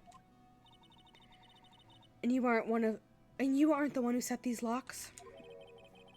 I don't think it's that simple, Franziska von Karma. When we were here the first time, there was only one lock. But now, somehow, there's 5 of them. What does that mean? It means that someone wanted to secure the place even more. And they wanted to secure it before you got here, Iris. Presumably because they wanted to make sure Maya couldn't get out. This means Iris can only open one of these locks, the first one. Yes, that's correct. What? Iris, try to think, please. Isn't there any way around this? Well, like I said, there are hundreds of different ways to set these locks. I suppose if I went through every combination with each one, I could remove them. But it will take some time, won't it? Yes, about a day if I had to guess. A whole day? Well, that's better than leaving the locks in place. Will you do this for us?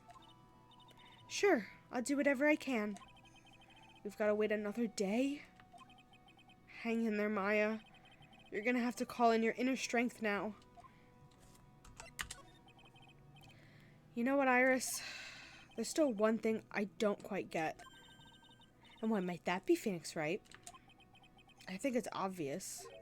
Iris, on the night of the murder, where were you? Please, Iris, don't give me that look. You told us that you were in your room at Hazakura Temple at the time of the incident. But you were seen that same evening at the Inner Temple. And then you were spotted at the scene of the crime in Hazakura Temple too. being spotted at both Hazakura Temple and the Inner Temple. It's as if you were... Well, Iris, I think it's about time you told us the truth. Yep.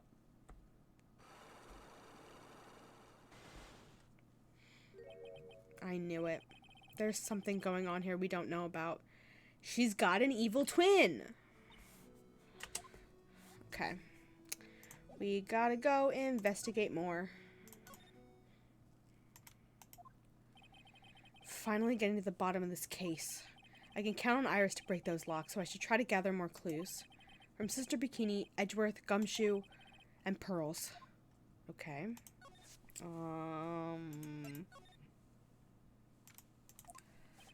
The cops are still combing the place. They look pretty nervous. I'd be nervous too. It's gotta be a tough job. Hi. Especially with someone giving you the evil eye the whole time. How could I have done that? Wow. I can't believe it's still bothering him. Edgeworth? Ah! We startled him. Did he run away? Hey! Don't you dare run away! What do you want, Wright? What do I want? If you came here to laugh at me, then get on with it. Go on, laugh away! I was ready to hug it out with him, but he's just the same prideful Edgeworth. He was gonna give him a hug! You went back to the Criminal Affairs Department, right? You said you wanted to look into something concerning Iris? Yes. And thanks to what I found, I was reminded of something terrible. You guys are putting a lot of effort into the investigation of the garden here, huh? There's a high chance it's the actual scene of the crime, that's why. Excuse me. You mean because of the writing and blood and this talisman in the snow? Exactly. As you know, those things couldn't have been planted here after the murder. But surely, you don't suspect Maya, do you? We have to treat everyone as a suspect. Maya as well as Iris. It's our job, right? So, I guess you still haven't gotten over your fear of earthquakes. No. Though, thankfully, my nightmares have stopped. That's good. But still, if the ground gives even the slightest tremor, I find myself short of breath. My sweet boy. 17 years ago, when we were little kids at the same elementary school, Edgeworth found himself in the middle of a murder. It all started with that big quake that hit the courthouse. Excuse me. Oh my god. Yes, I was stuck in the elevator with my father, who was a defense attorney. We were deprived of oxygen, and we passed out. That's when it happened. That single gunshot shattered my whole life. I just want to give him a hug. I lost everything that day, all because of that earthquake. My dreams, my family, myself. Phoenix, please give him a hug. It's been more than 17 years now. And that case was finally resolved 2 years ago, right? Yeah, because we resolved it. You think I don't know that? I was there, but it was such a shock. I never imagined I could be so wrong about myself and my life. I'm sorry, Wright. There's nothing else I can say. Not after you chose to become a lawyer for my sake. Not after you saved me. I can't keep a straight face because I'm losing my mind. Edgeworth, you're stronger than you think. So no more of this self-pity, okay? I'm gonna cry. Literally, like, feel myself tearing up. What the fuck? There was something that bothered me about her from the moment we met. I felt like I'd seen her somewhere before. No, wait. Not somewhere. I felt like I'd seen her in court before. So you went back to the Criminal Affairs Department to look for her file? Yes, I checked over every case file I've ever worked on. And I was right. I had seen her face before, 6 years ago. 6 years ago? My first ever appearance in court. And as cases go, it was my worst nightmare. so? Who is she? I'm sorry, Wright. I can't give that information away to a member of the general public. But we know. We were reading the case in bed. What? Why not? It might be a crucial piece of the puzzle that solves this case. The woman I knew was the daughter of a jewelry store owner. She had nothing to do with Iris and Hazakura Temple. And neither did the case. No, that woman is completely unrelated to this murder. I don't know about that. Unrelated. Yes, I can say that with complete confidence. You're wrong, Edgeworth. She's totally related to this case. Yeah. I need to fill Edgeworth in. I need to explain the connection between Iris and the woman Edgeworth knew. How do I do that? Do I present him with something? Like, I don't know. How do I fill him in? Maybe I don't have, maybe I don't have it yet. Okay. I'll be back, Edgeworth. Don't worry. Okay. It's weird that there's no one around all of a sudden. Sure gets quiet up here in the mountains when you're all on your own. Speaking of alone, I guess I should go check out the shack just down this path. Maybe I'll find Larry there sulking again. Okay.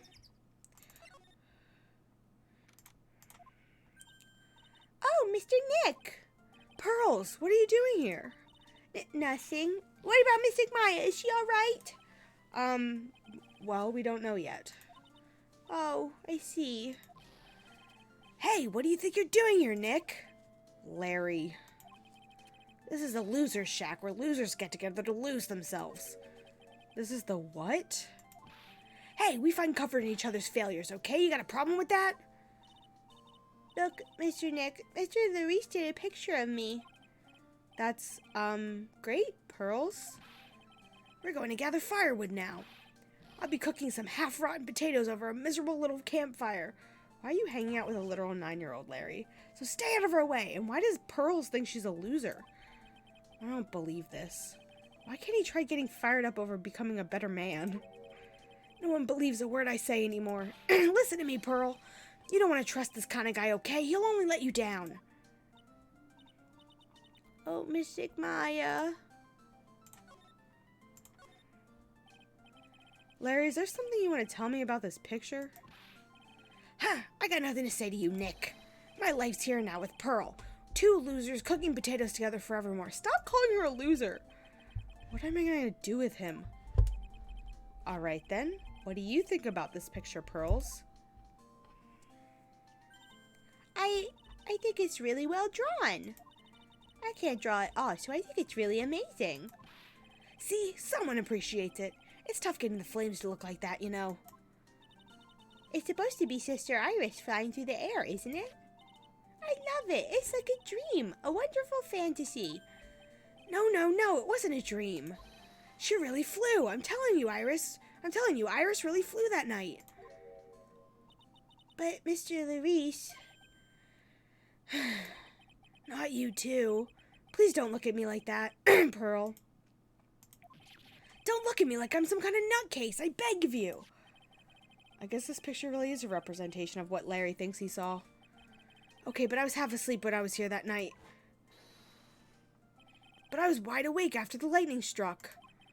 I saw what I saw. It was exactly like I drew in the picture. It looks like I don't have any choice but to take this sketch at face value. Hey, what's with the look of doubt on your face? Pearls. Yes, Mr. Nick? I've been meaning to ask you about the night of the murder. Where were you, and what exactly were you doing when it all happened? I was just, well, I'm just a kid, you know? I'm sure it doesn't really matter what I was doing, does it, Mr. Nick? Sorry, Pearls, but yes, it does. On the night of the murder, you were supposed to be in Mr. Denim's room, reading a book together. But Miss Denim was murdered, and you, Pearls, were at the inner temple. Just what exactly happened that night, Pearls? Are we gonna get psyche locks on Pearls? I'm really sorry, Mr. Nick. Oh my god! Everybody's locked up. I've been a bad girl. That's why I'm being punished. What are you talking about, Pearls? My spiritual power. It has disappeared. What? Her powers have disappeared? What do you mean your powers have disappeared, Pearls? It's all over for me. A spirit medium who can't channel spirits is like a painter who can't paint. Hey, what are you looking at me for? Pearls, did you try to channel someone's spirit right here at Hazakura Temple? Tried, but failed, perhaps?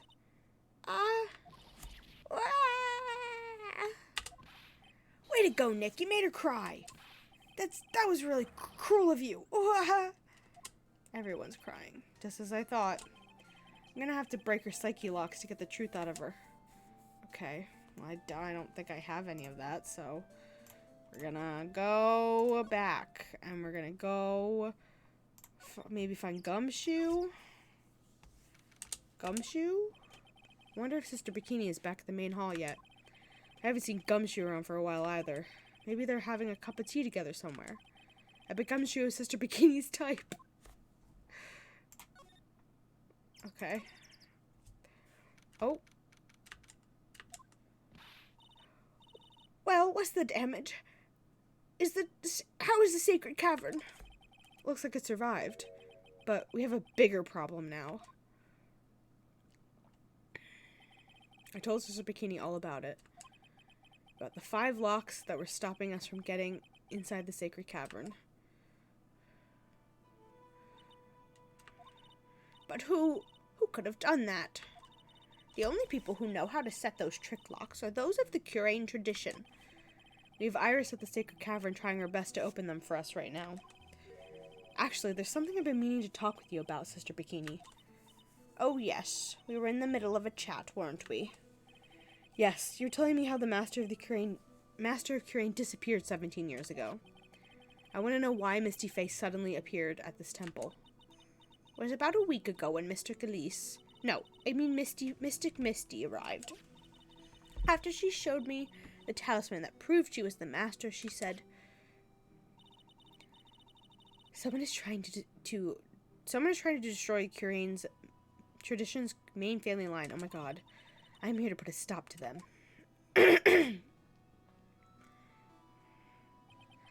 Someone was trying to destroy the main family line. There was only one heir to the title of Master at any time, and it's usually the eldest. That child becomes the new Master of Curain, and her daughters, the main family.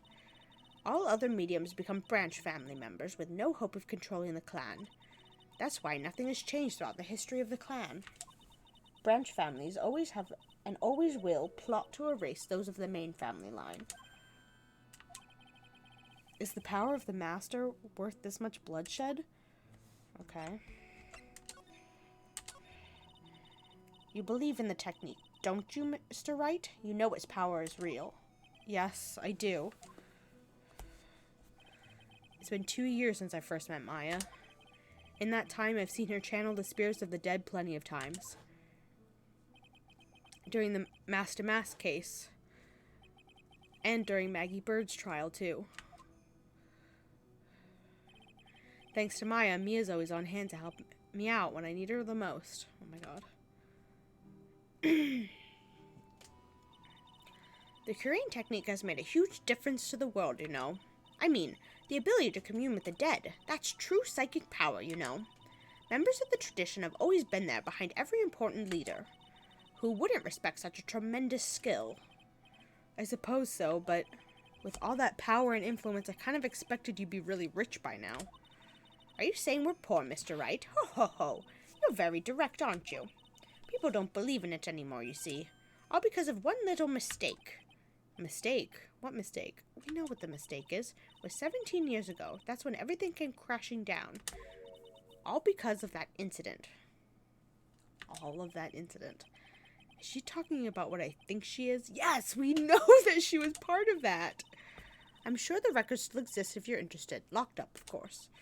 I know it's in a different game, but like, it was called the DL6 incident. That's the name of the file. The DL6 incident. I knew it. Yep. The DL6 incident. I know it well. I handled a related case just 2 years ago. Ah, that's right. So it was you who was the defense attorney on that case. That was me. A murder that took place 17 years ago. It was the first time in the country's history the police ever used a spirit medium. The idea was to channel the victim's spirit to learn the identity of the murderer. And the medium who performed the channeling was Misty Faye, Maya's mother. Through Misty's channeling, the name of a certain man surfaced. Armed with that as evidence, the investigators were spurred into action. But that man, he was found not guilty, wasn't he? That's right. He was. And the case remained a mystery. In other words, we failed. That was the first case the world had ever seen the Curain tradition openly involved in. It was all over the media, the public, the judiciary, the people of Curain Village. Everyone judged her. Everyone said Misty's powers were a sham. And then she just disappeared, vanished, while everyone still thought of her as a fraud. But I know the truth. Misty Faye's spirit channeling wasn't a sham at all. Of course it wasn't. And since you managed to reveal the truth, we're finally making a comeback. The Curain tradition is starting to recover at last. But with a new master wielding the power of the clan. Does she mean Maya?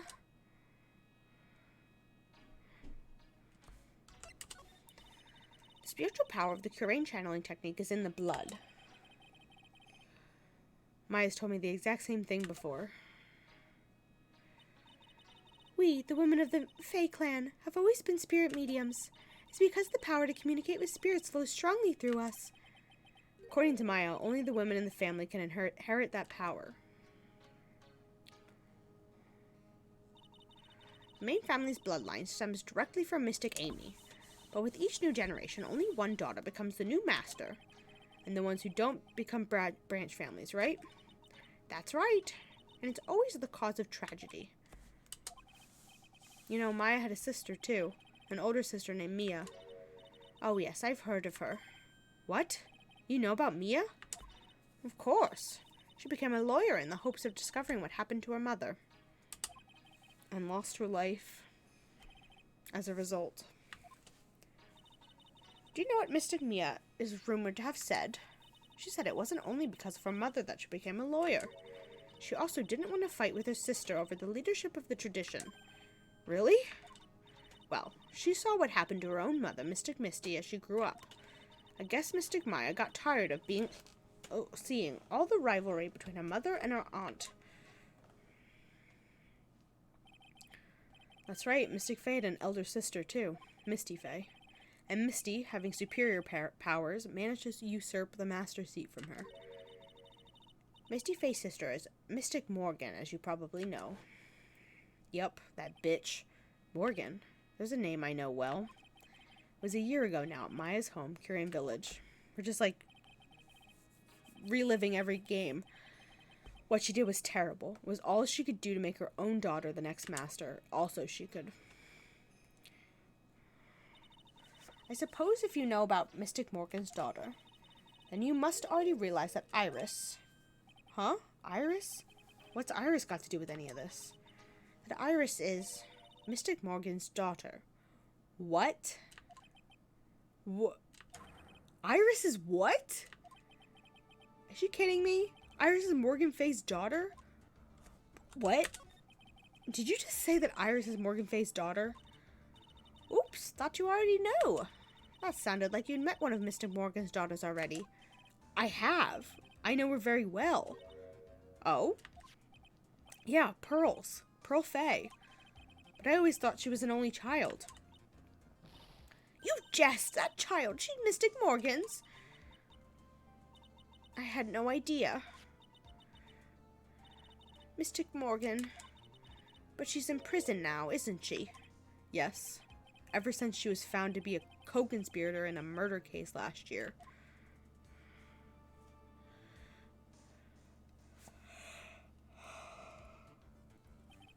It was all done to set Pearls up as the next master. I see. So I've been wrong all this time. Mystic Morgan had 3 daughters, not 2. Wait, what? 3? Yes, Iris, her twins. Oh, I fucking knew it!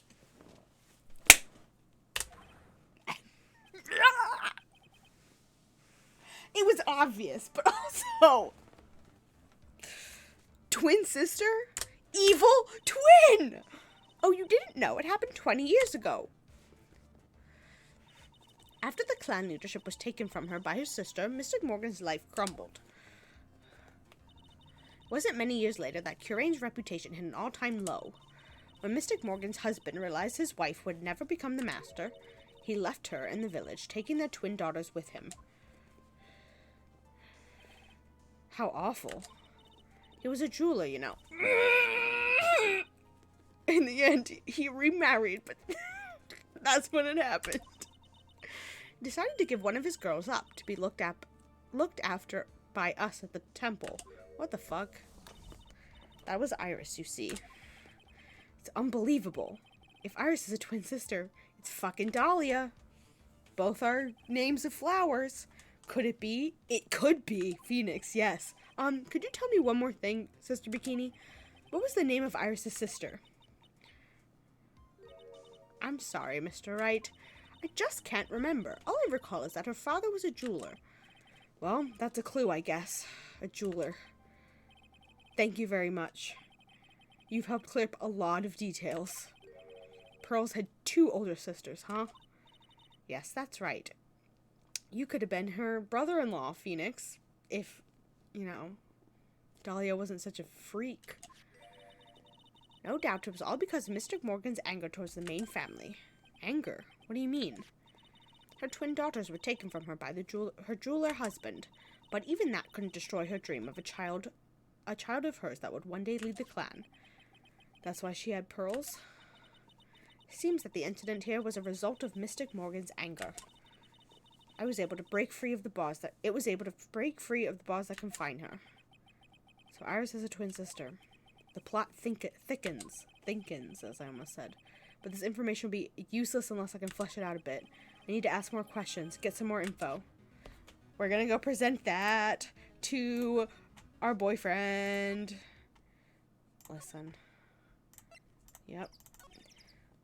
Let's go talk to our boyfriend.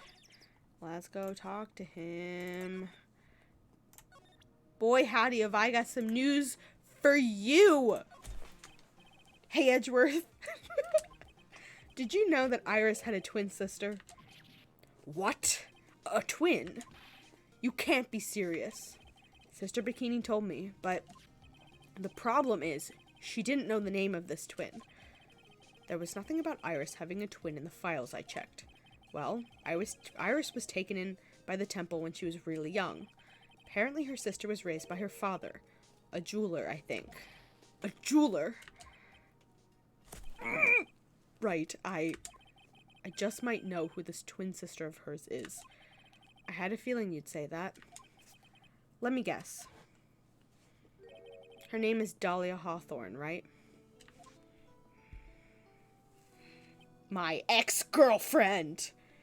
Yes, exactly. Please tell me what you know about her, Edgeworth.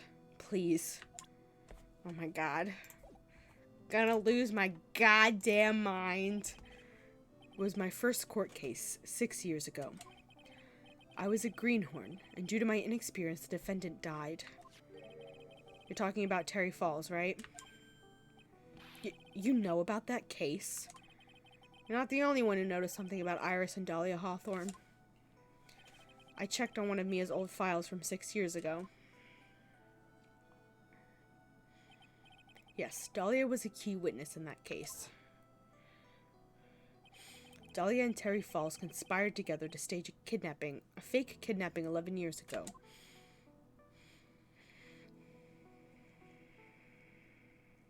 Kersplunk. They stole a jewel worth $2 million from Dahlia's father, a jeweler.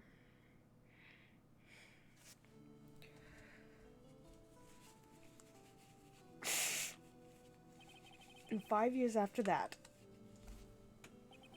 she murdered her own sister, Valerie Hawthorne, to keep her from talking. Her sister, well, his stepsister actually, they weren't blood related. Valerie was the only daughter of Dahlia's father's second wife. Oh, and this is when she entered my life. The woman who tried to kill me. Phoenix, tell Edgeworth. Tell him everything. So after Terry Falls died, what happened to Dahlia? Did you check that out? Does it really matter? Like I said, Dahlia isn't connected with this case. Why are you so sure about that? It's simple. Dahlia Hawthorne is dead. What? Well, her metabolic processes are a matter of interest only to historians, so to speak. What the fuck? What? What do you mean by Dahlia Hawthorne is dead, Edgeworth? Right. I must confess that in reading her file, I came to know of the murder case you were involved in during your college years. Dahlia Hawthorne was found guilty, thanks to the persistence of Mia Fey.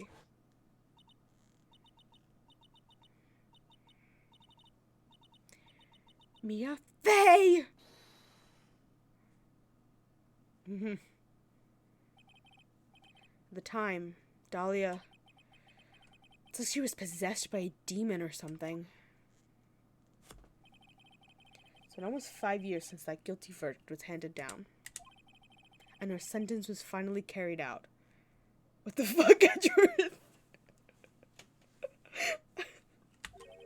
She was executed last month. Oh my god. Executed? I'm sure that's a bit of a shock for you, right? And for more reasons than one. Maybe Dahlia came back and, like, possessed her sister. I'm sure there's a bit of a shock for you, right? And for more reasons than one. But do you understand now? She can't possibly be connected with this case. She's dead. And once someone is dead, there's no way to revive them. There's no way to revive the dead? Or there's no way to revive the dead? I wonder. Seems you're not aware of one other connection yet, Edgeworth. And what is that? It's about Iris and Dahlia Hawthorne's mother. What's their mother got to do with any of this? No X-drama now! Ugh. It's true. She's Morgan Fey, a spirit medium from a branch family of the Curane channeling technique. Did you say Curane channeling technique? Do you know something about it? Oh yes, I know it's connected with that fraudulent spirit medium. Fraudulent? Phoenix, are you slow? I was involved in another nightmare 17 years ago. Yeah, I was caught up in the middle of a murder investigation. The police didn't have any leads. They were stumped, and that's when they called her in. She was a very famous spirit medium and the master of her channeling school. But you know what happened? As a result of her efforts, an innocent man was accused of murder. She and her powers, they were all fraudulent. Edgeworth, go to the police records room. It's all in there. All you have to do is check the DL6 incident case file and you'll know. Of course. How could I forget? Edgeworth was the victim in that case. Honey, Edgeworth, you'll understand someday. And then you'll see that the Curane channeling technique is real. Baby boy! Baby boy! Okay. I gotta go find fucking Gumshoe. I don't know where he is. Probably in the courtyard because I didn't go there before. My sweet baby boy. Yeah. Gumshoe! Sounds like someone's happy. What tune is that they're humming? Hi, my boy. No motive, no crime. No motive, no crime. Sing it with me. No motive, no crime. What? I remember when we used to search in the channeling room in Karain. What the fuck is he singing? Whoop, I love my job. Who cares if the clues I find are no good? That's not what investigating's all about. The investigator investigates for the love of investigating. It's a passion. Good cases we have, good cases we've lost along the way. I would never have guessed that Gumshoe was into reggae. Is that what he's singing? Every case is gonna be airtight. Every case is gonna be airtight. Hey, pal. Huh? Who, me? How long you been there? I just got here. Oh, okay. So what are you up to, detective? I'm investigating, pal. I made a promise to Mr. Edgeworth.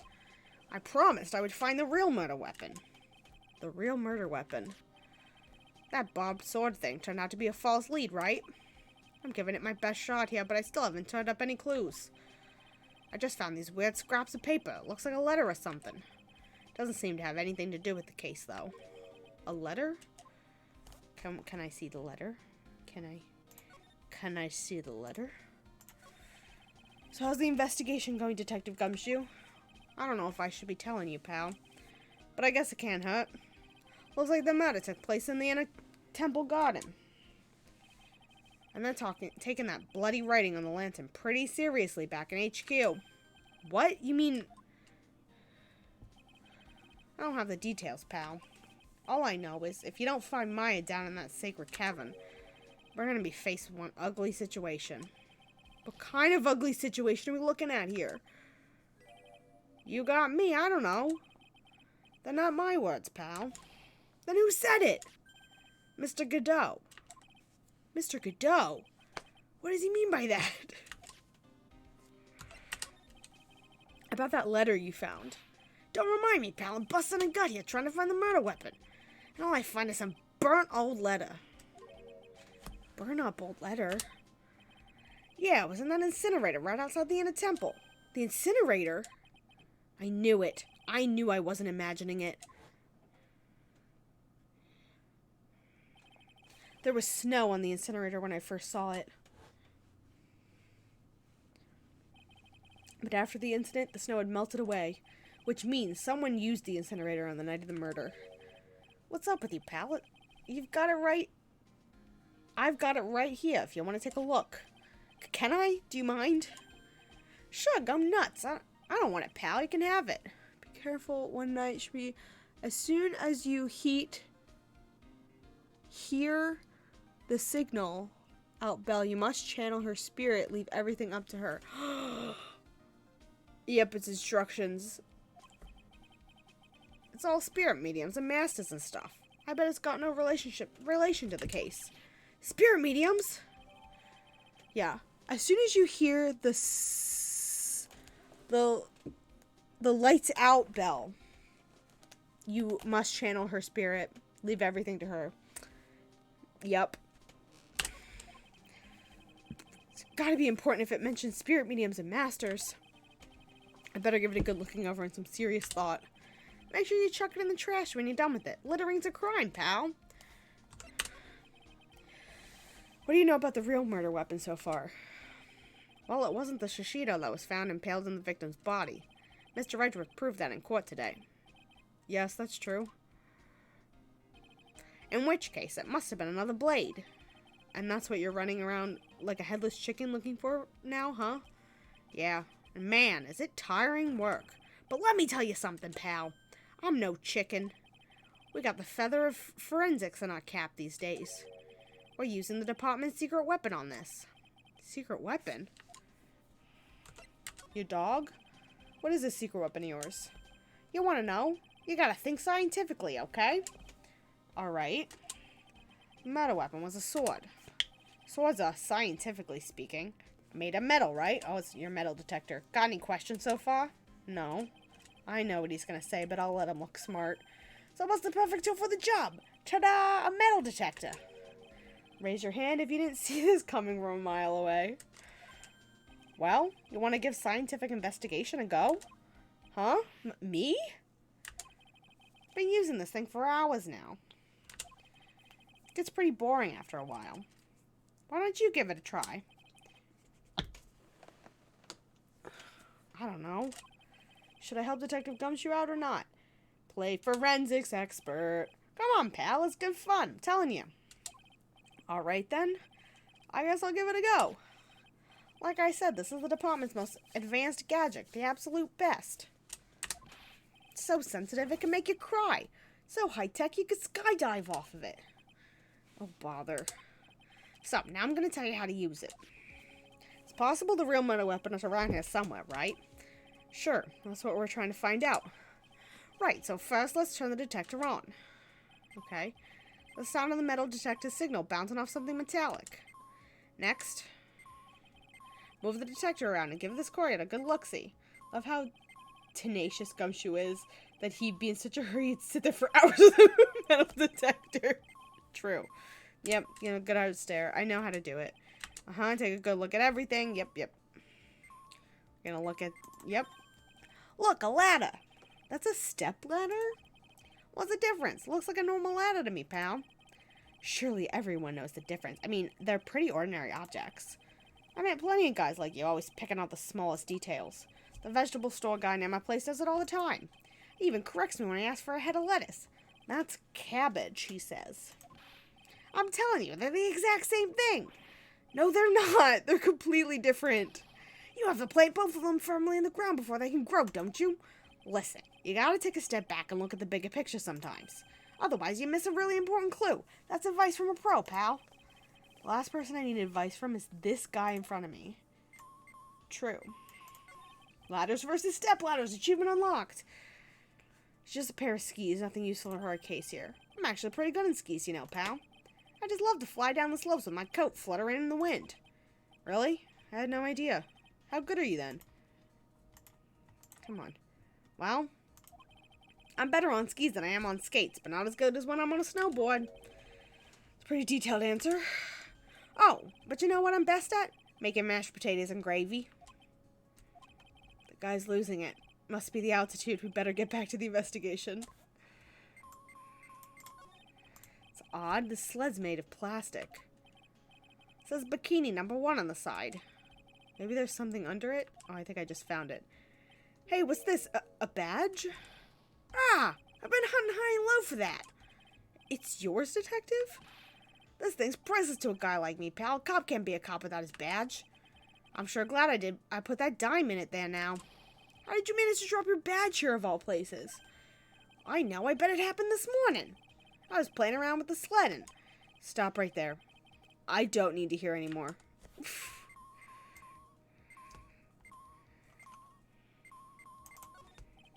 That's the sheet that was next to the golden statue. Wasn't the real murder weapon, pal.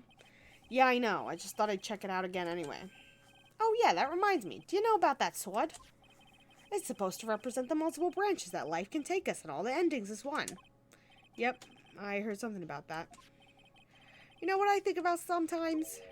What kind of life I'd really need if I had enjoyed the homicide division. We had this conversation before. Think about that kind of stuff, detective? Of course I do. I think about it a lot. Me's a traffic cop, me's... Yep.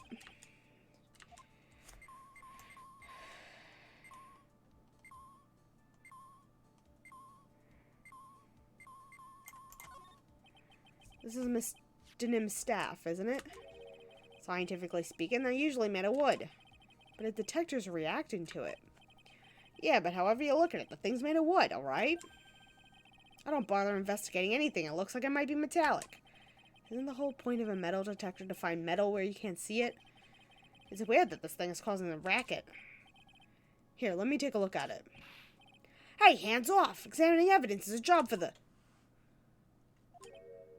Ah! Top is coming off! Look what you done! You damaged a really important piece of evidence! Ah!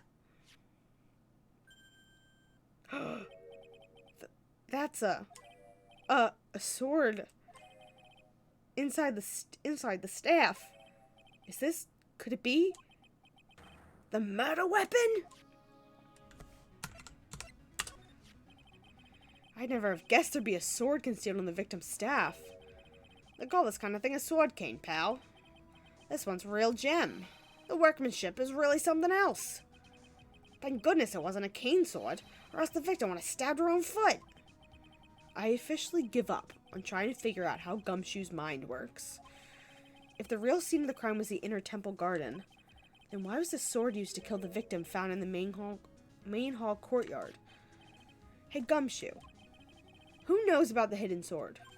No one? Even the police didn't know about this until I discovered it just now. Well, as they say, there's no team in Gumshoe. Doesn't look like there are any traces of blood on it. I guess it isn't the murder weapon, huh? No. I'm sure someone just wiped it off after the murder. Yeah, of course. This thing's definitely the murder weapon. Great job, pal. It's about the same length as the Shishido, too. This must be the murder weapon. Okay, I'm gonna run over to forensics. There's gotta be some traces of blood left, even if most of it's been wiped off. See you later, pal. Okay. Every case is gonna be airtight. Every case is gonna be airtight. Oh, wait up, detective. Huh? What is it, pal? I'm a pretty busy guy right now, you know. You're gonna get that staff analyzed, right? Would you mind holding off on that just a while? Huh? What are you talking about, pal? Please. Why? Till we find Maya. Maya? What's this got to do with her?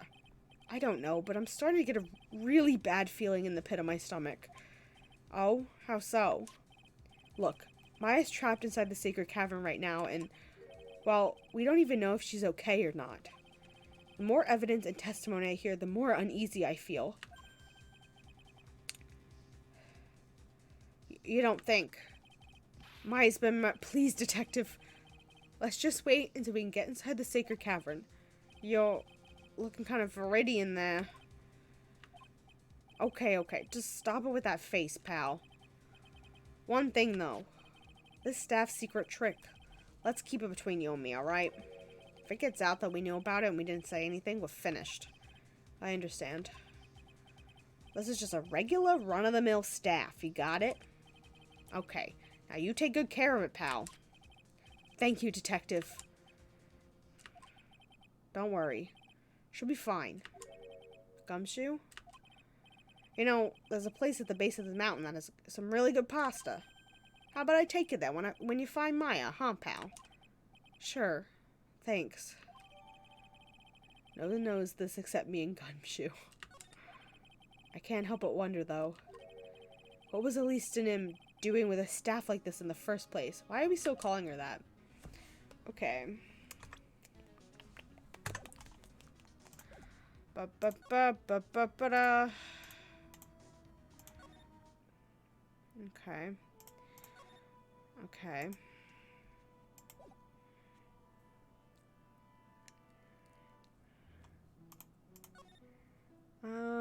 Let's go back to the room. Back to, like, Francisca, because we have not been there yet in a hot minute.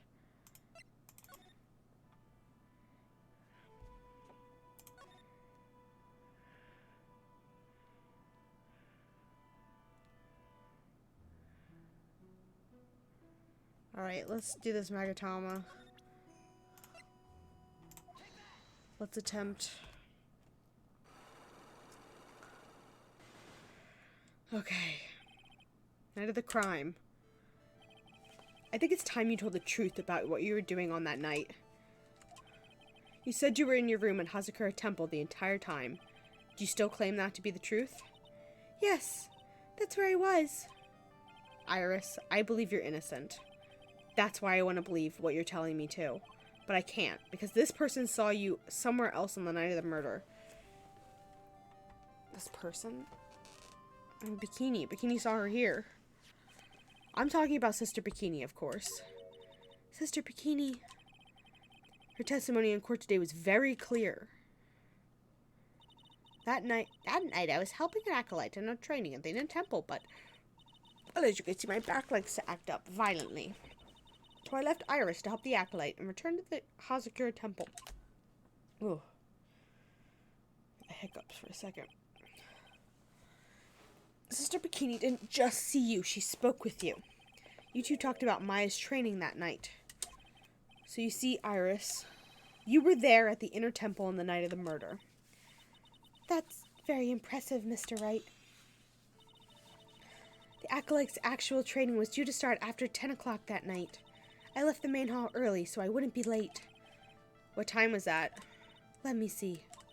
It takes about 20 minutes to walk between the main hall and the inner temple, so I would have left about 9:40 p.m., I think. I'm sorry, Iris, but lying just doesn't suit you. Huh? Now you say you left the main hall at 9:40 p.m., but what you say doesn't add up with this. Yeah, didn't she like fucking... Yeah, she rang the bell at 10. We're not stupid. You yourself testified to the contradictory, don't you remember? You said you rang the lights out bell at 10 o'clock that night. Ah. Plus, the only moments before you rang that bell,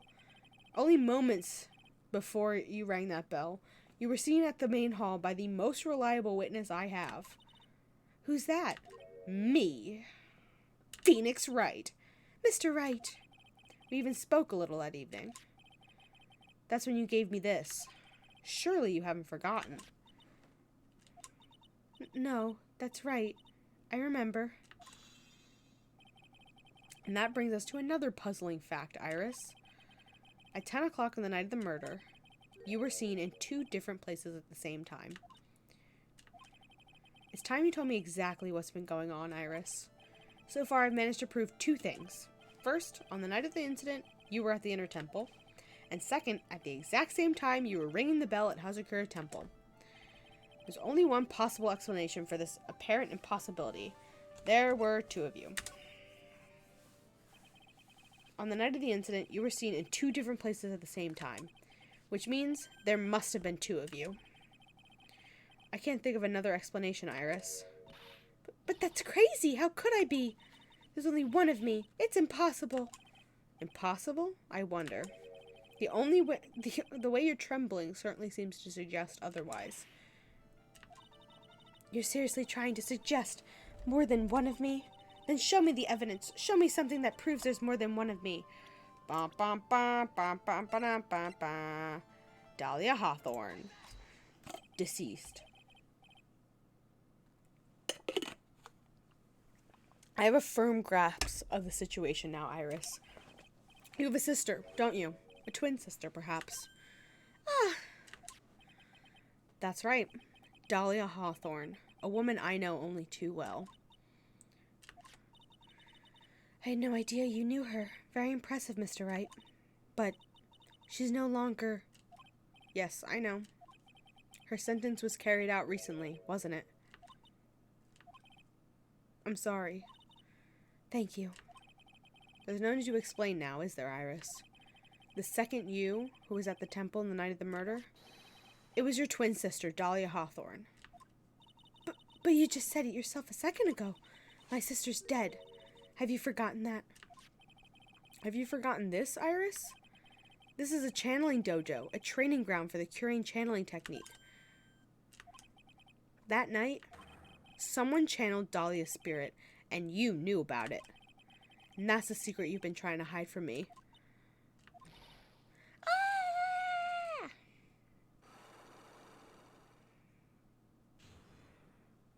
I fucking knew it. I was in my room in the main hall that night. As soon as I heard that I'd been spotted at the inner temple, I knew. I knew it was my sister. Dahlia, the other half of me, who passed away last month. Just as I suspected. The Iris that Sister Bikini saw in the inner temple on the night of the murder, it was Dahlia Hawthorne. Why didn't you tell me this before? Because my sister always does the right thing. What? Excuse me? Because I mustn't get in the way of what she's trying to do. I already betrayed her once before. I can't do it again. You betrayed her? What do you mean? That's why I have to accept I may be found guilty. It's the only way. What is she talking about? You know about it, don't you, Mr. Wright? About the fake kidnapping that took place here on Eagle Mountain 11 years ago? Yeah, I don't know what she's trying to do. That was the start of it all. That's what started her down that twisted path. Those farm worms. She started to commit crime after crime, and in the end, she lost her life. I don't... Okay. It's all because I betrayed her. How did you betray her, Iris? It was no coincidence that Eagle Mountain is where the exchange was to take place. After all, I helped plan the whole thing. Oh my gosh. What? But I got scared, so I ran away. What are you talking about? Why would you help her?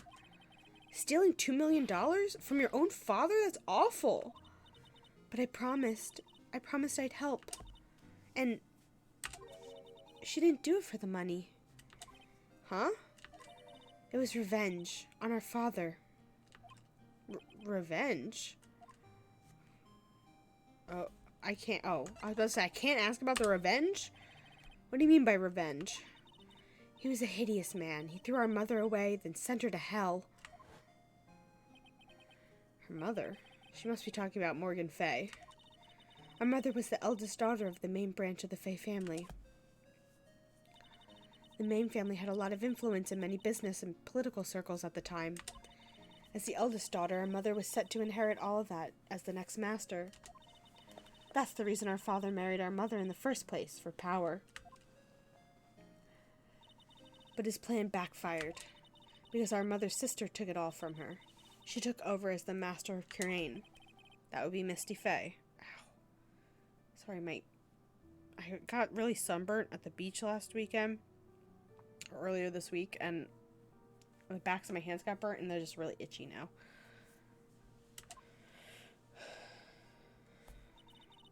But before long, the credibility of the Kurain tradition hit rock bottom. The new master, Mystic Misty Fay, made a terrible mistake. Yes, I know. It was during the investigation of the DL6 incident. After that happened, our own father took me and my twin sister away, leaving our mother and our home behind. He had hated the place, said it was a hick dive, and that he had no reason to stay there. And that's when you came here to Hazakura Temple? Yes. The woman my father took as his next wife already had a daughter, Valerie. I had no place in his new family, you see. Oh. And I haven't seen my mother once since then. Having the master seat stolen from her and being rejected by her own family.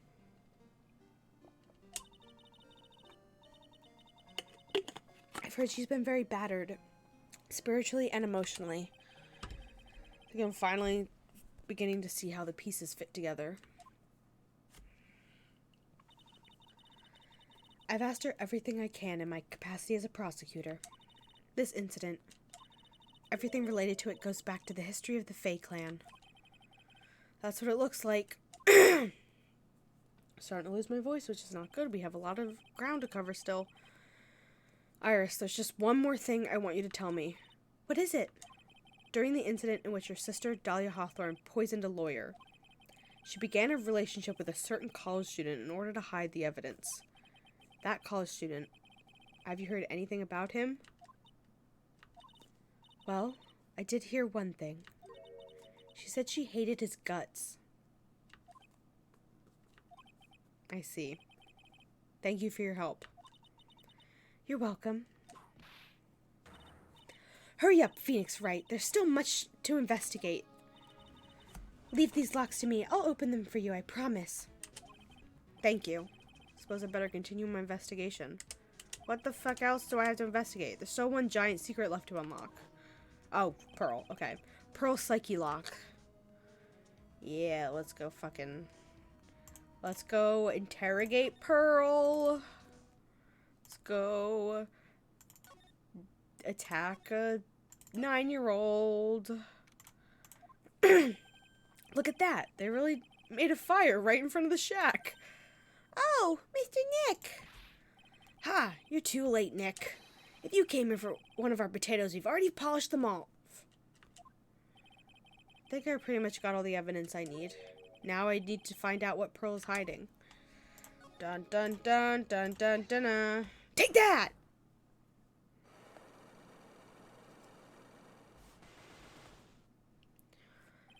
The night of the crime. After dinner on the night of the murder, you were supposed to be in Elise Nim's room reading a book together, correct? Yes, I was so happy when she invited me. But I didn't go in the end. You didn't go? No. No, there was somewhere else I had to go instead. I was so worried. I had to go. I didn't know what to do with myself. I was so nervous. Oh gosh, did she channel? So Pearls never went to Mr. Nim's room because she was too worried about something else, something or someone else. Pearls, on the night of the murder, you went to this place, didn't you?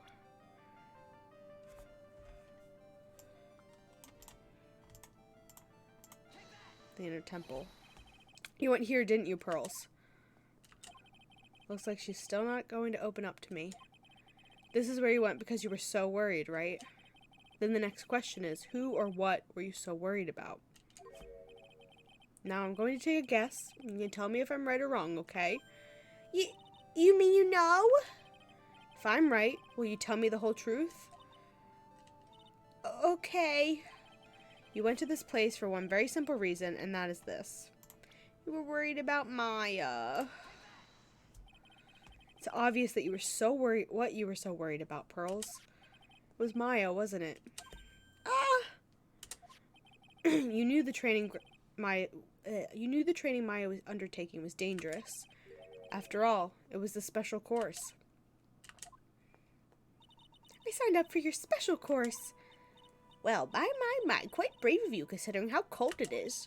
Young people could be so reckless with their health. Don't blame me if you become one with those you channel. Ha ha ha. Oh no. Maya did become Dahlia, didn't she? Sister Bikini scared you with what she said, didn't she? And because it was you who introduced Hazakura Temple to Maya in the first place, you feel responsible, didn't you? Felt responsible. Thinking about what could happen to Mystic Maya made me more and more worried. I couldn't sit still at all. That's why I decided to go and find out how she was doing at the inner temple. Then we're clear now that you went to the inner temple that night, Pearls. What's not clear is what happened after that. I gotta blow my nose.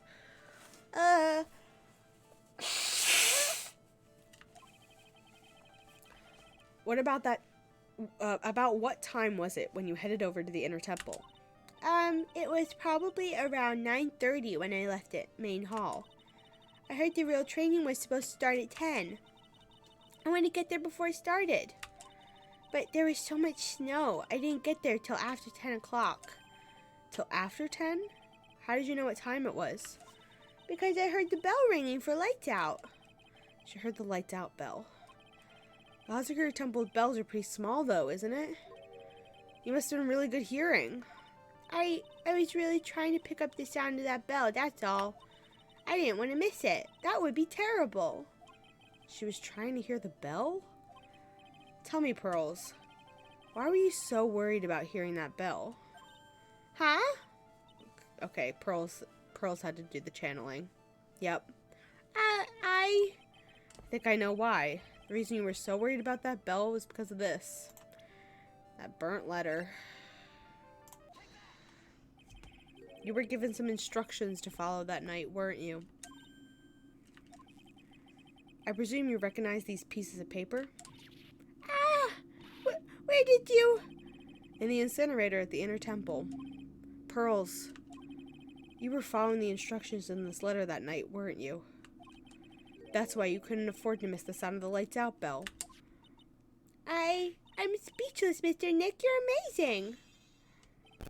These instructions that were found in the incinerator, I believe they were written for you, Pearls. For me? No. As you can see, a large portion has been burnt. The last section is still fairly legible. As soon as you hear the lights out bell, you must channel her spirit. Who was it, Pearls? Whose spirit were you supposed to be channeling? Taking into account the author of the note and their purpose for writing it, whose spirit would Pearls have been trying to channel? Don't overthink it, Phoenix. It's pretty obvious who Pearls was supposed to channel. The person you were trying to channel that night, Pearls, was...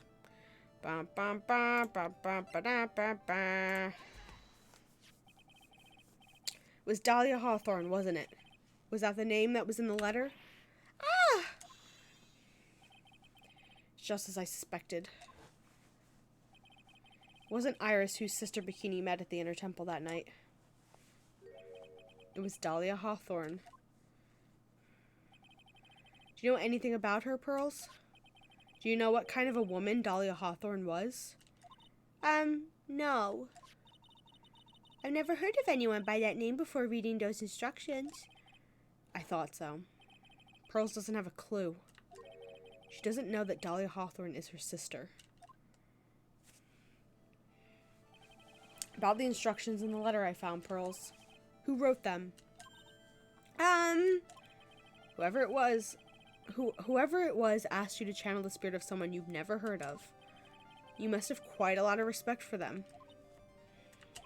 After all, you followed their instructions without question. So here's my next question. Who wrote this set of instructions for you to follow? Definitely her mom. No way it wasn't her mom. Pearls, I have to wonder about something. You didn't have any idea what these instructions meant, did you? But you followed them to the letter regardless. Why? Because it was your own mother who asked you. That's why. How did you? I figured it out. The person who wrote you this letter was your very own mother, Morgan Fay. All right, Pearls. It's time you started telling me the truth. Mr. Nick, Why is she holding back from me? I don't like this. Don't underestimate me. Just because I'm a child. Huh? You're trying to say I followed these instructions. I'd like to see some proof. What?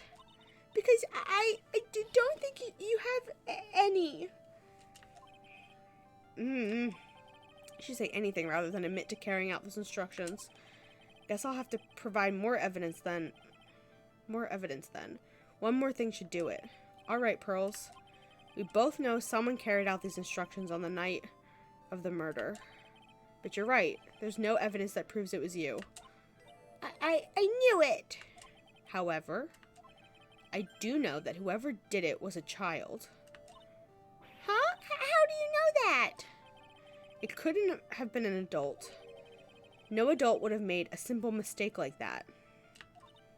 A simple mistake? What do you mean by that? I'm sure you thought you were carefully following the instructions you've been given, but you misunderstood some of the words, and this is the evidence that proves it.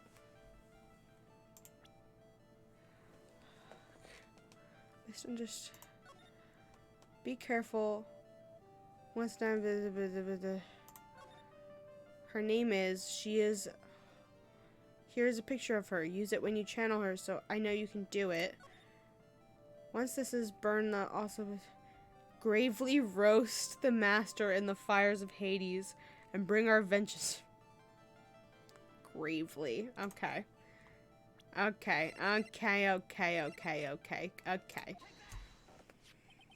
It was you who splattered gravy on this hanging scroll, wasn't it?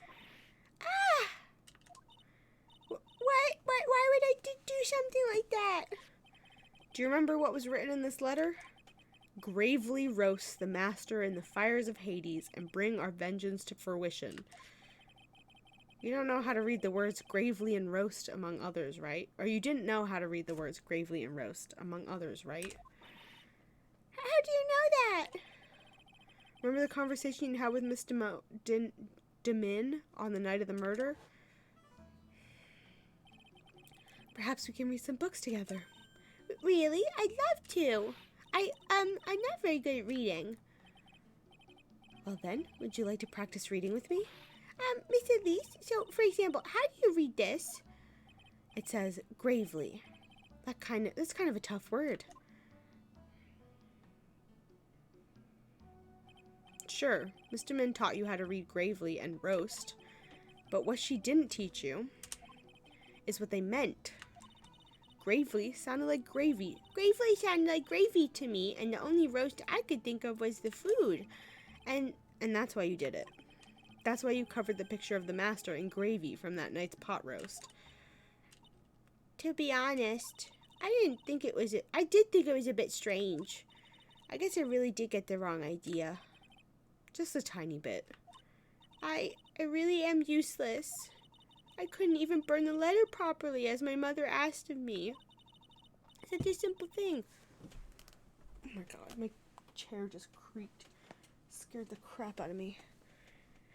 I couldn't even do it right.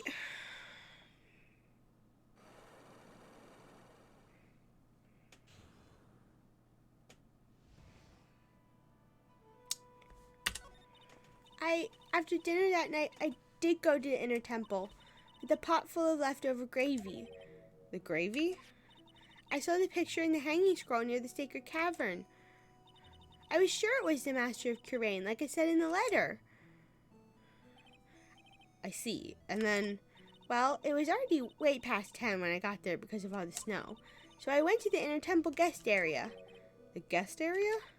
Yes, I thought I could wait there until the training was over.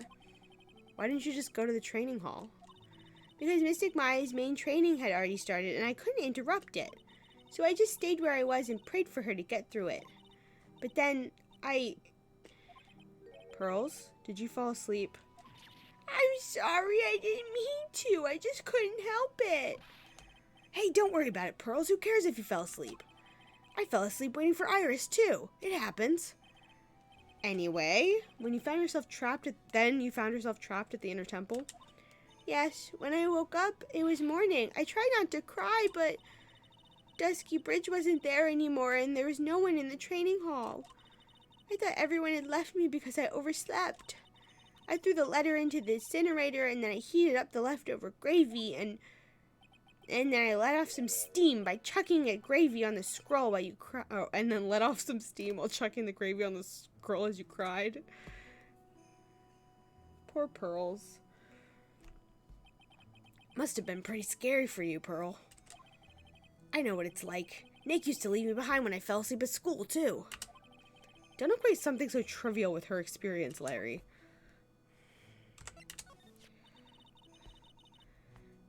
It was written in my mother's letter. It said, as soon as you hear the lights out bell, you must channel her spirit. I was on my way over to the inner temple when I heard the bell ring. So you channeled Dahlia Hawthorne's spirit? No. I tried, but I couldn't do it. You couldn't do it? I've never failed at channeling someone. This is the first time it's happened. I tried and I tried and I tried. Yesterday, this morning, the whole time. But I just couldn't do it. Don't let it get you down, Pearl. It'll all work out. Because Dahlia is in Maya's body right now? She must be. If you want, I'll come flying through the sky for you. Whoosh, just like that. So she never managed to channel the spirit. Is that why you think your spiritual powers are gone? Okay, here's my theory. Maya, for some reason, somehow channeled Dahlia. Dahlia let herself out of that room, did her crimes, and then locked Maya and herself in the thing somehow, and then added a bunch of more things, and then now they're like in the back of the cave. I don't know, that's my... Yes, I don't know what to do. Isn't there any other explanation why you couldn't channel a spirit? I suppose there's one other possibility. It's not very likely, though. Could you please tell me what it is anyway? Well, it could happen if someone else was already channeling the same spirit. Someone else? What do you mean? Well, there's only one of each spirit, right? Yep, it's like dating a girl, Nick. You can't see a hot chick if she's already taken. Then that would mean on the night of the murder, someone else channeled her spirit before Pearls could. Have Pearls try to channel someone else. Have her try to channel Mia. Someone else channeled the spirit of Dahlia Hawthorne. I'm a failure. I couldn't even grant my mother's final wish. Her final wish? Yes, this letter. This is my last wish, she said. So make sure you follow the instructions carefully. This letter. I definitely need to find out more about it. Maybe it was actually sent by Dahlia. My mother has gone to a place called the penitentiary. Yeah, I know, Pearls. I visit her every month. And last month she told me, the time we've been waiting for has come, Pearl. There's something I need you to do for me. I hid a letter for you at our home before they brought me here. I want you to read it and do exactly what it says. It's for the good of the Fae clan, my angel. You'll be doing a great thing. Now, listen carefully, and I'll tell you where the letter's hidden. My mother is always nice to me. I love her very much. Yeah, moms will do anything for their kids, right? She said it was for the good of the Fae clan, so I knew I had to help her. I mean, Mystic Maya is part of the Fae clan, so it had to be good for her too. That's right, isn't it, Mr. Nick? I guess so, yeah. There's a picture with her letter too. A picture? Of Miss Dahlia Hawthorne. Usually a picture is enough to channel someone's spirit, but this time... Pretty weird, huh? Like Larry knows anything about this stuff. There's something else that was strange about my mother's note. The seal on it was broken, as if someone had already opened it once before. That sure is pretty strange. Someone had opened it already. Burnt letter updated in the court record. Thanks, Pearls. You really helped me out. You're very welcome. My mother is watching over us, so I'm sure Mystic Maya will be all right. Look at that innocent smile on her face. What am I supposed to say to her? Oh, Godot. Finally figured it out, have you, Trite? You finally realized how terrible of a crime being painfully oblivious is. Godot! The entrance to the sacred cavern looks like a freaking puzzle workshop. I guess he's talking about Iris and the lock-breaking effort. But it's all a waste of time. Why do you say that? Because Maya Fey isn't coming back. What? You don't know what you're talking about. How could you say something like that? It was your job to protect her, Trite. Just like it was your job to protect Mia Fey. Two sisters caught up in the worst circumstances. I realize that, but... And you were the only one who was by their sides. You were the only one who could have saved them. But I didn't know anything about what was going on. Ha! What did I just say, Trite? Being oblivious is a heinous crime in itself. Tomorrow. We'll settle everything in court tomorrow. Once and for all. Interesting. Mr. Nick, is what that man just said true? It'll be alright, Pearls. I'm sure Maya's alive. You'll see for yourself tomorrow. Yeah, that's right. I know I can trust you, Mr. Nick. Oh boy. Alright. Trial time. My dear Pearl, you've done so well, my child, my Pearl. It's better that you don't know what you've done. I knew this day would come for you. The blood of the main family is no more. Now, finally, after all this time, the master seat is yours. My last great wish. It seems I was just in time. You weren't. I know Maya's still alive. Because she's in other games. Alright. This last trial is 3 parts. But I think one of the parts is really short. God. We're doing it. We're finishing it. Let me drink some water.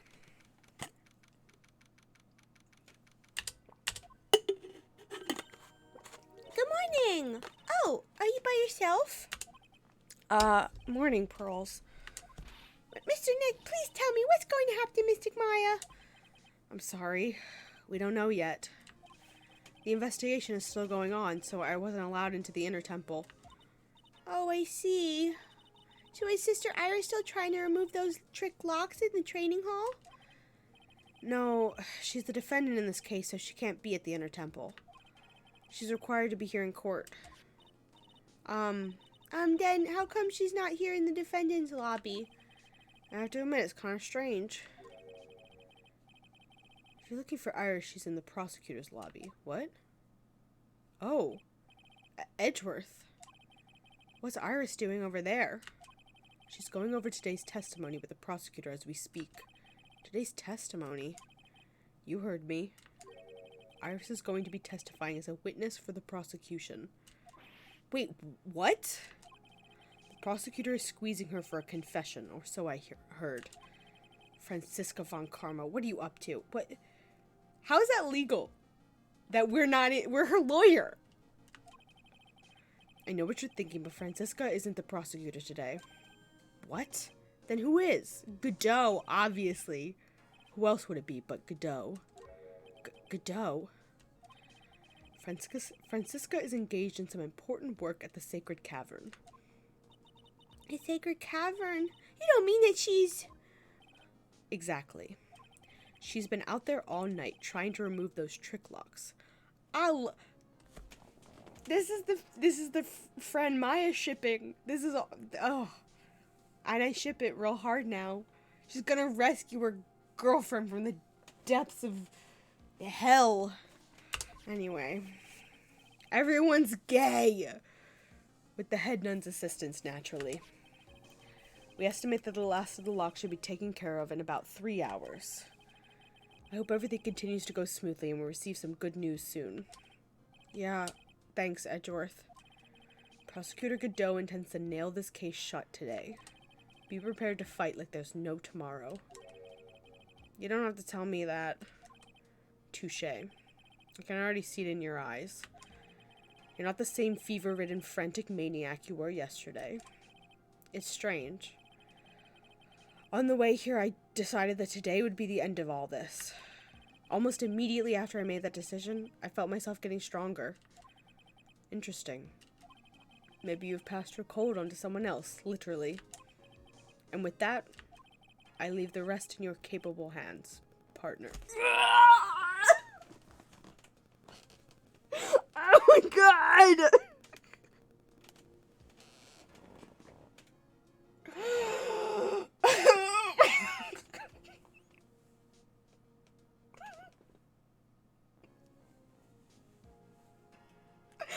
Oh my god!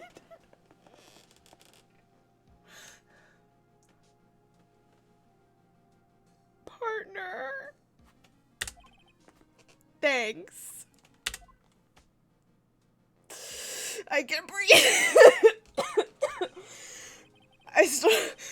I still don't have answers for most of the riddles plaguing this case.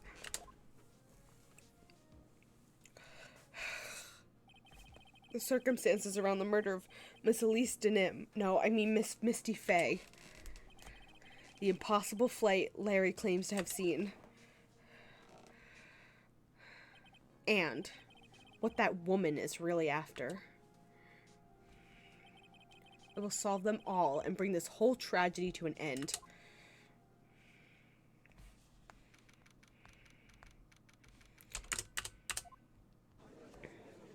Hello, Godot. Court is now in session for the trial of Iris Hazakura Temple. Iris of Hazakura Temple. Oh, we got our old judge back, thank God. Your Honor? Your Honor, what are you... Who? Me? Well, my little brother came to visit me in my chambers earlier this morning. All of a sudden, in the blink of an eye, he developed a scorching fever and fainted. That's your brother? Therefore, I'll be standing in for him. I see, Your Honor. So they're brothers. That explains a lot. No, it doesn't. My poor brother, he looked a bit pale. Not to mention sad that he couldn't be here.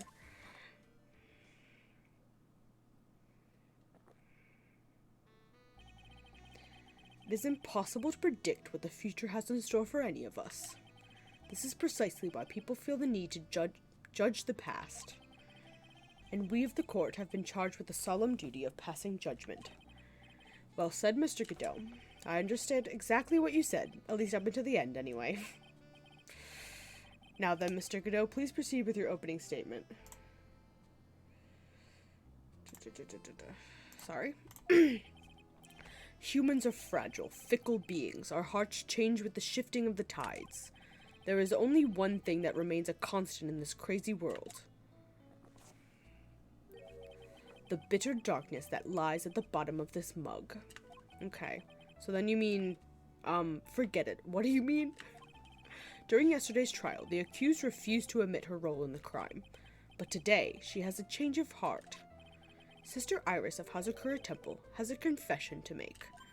Confession? The defendant?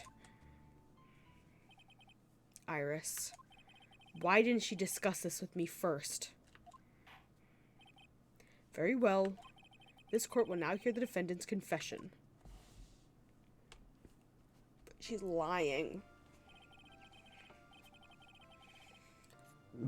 Oh my god, excuse me. Am I good? I think I'm good.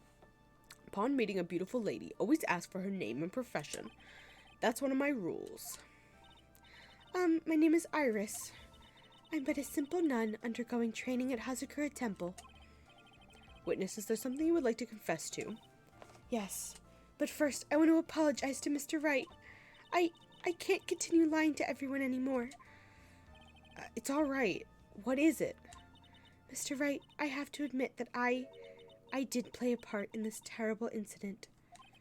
Are you actually confessing? Are you saying that you were the one who murdered Miss Elise Denim? No, I'm not, Your Honor. But I dealt with the cover-up after the murder took place. After her spirit left, I took the lifeless shell of Mystic Elise and carried it to the Hazakura Temple courtyard where I desecrated it. What? Okay. Order in the court. Order. Witness, are you saying you were an accomplice to the murder? Yes, that's correct. What? 3 minutes in court and I'm already covered in a cold sweat. Ha! Everyone on the planet is an accomplice to something. Just happens to be, in this case, it's to murder. Okay, dude. Isn't that right, Mr. Trite? That Godot. So this is the confession they were conferring about. Pains me to say this, but it looks like Iris' testimony was all a lie. Iris' testimony crumpled up and shoved into a pocket. Okay. Now then, little lady, if you don't mind, I've got a question for you. Whose crime were you trying to cover up by your actions? Iris was covering for someone? Now I'm definitely up the creek without a paddle or a life jacket. I've been at Hazakura Temple ever since I was a little girl. Hazakura Temple is run by one of the branch families of the Kurain tradition. One of our missions is to protect the main family. I'm sorry, but main family? Yes, and that's why I would dirty myself, if need be, to protect her. The daughter of the master of the Kurain channeling technique. Mystic Maya Fey. Big old liar. Somebody else in Maya's body. Wake up and smell the coffee, trite. She's naming. Maya! Maya can't catch a fucking break. Order in the court. So not only did you witness the murder, you know the name of the murderer. I'm terribly sorry, but it's true. I saw her commit the crime with my very own eyes. And then I cleaned up the area to try to protect her. That's ridiculous. Maya could never do such a... The defense will refrain from commenting until the appropriate time. Now, witness, let's hear your testimony. What exactly happened on the night of the crime? Yes, Your Honor. I thought I was prepared for the unexpected, but I never imagined the case would wind up going in this direction.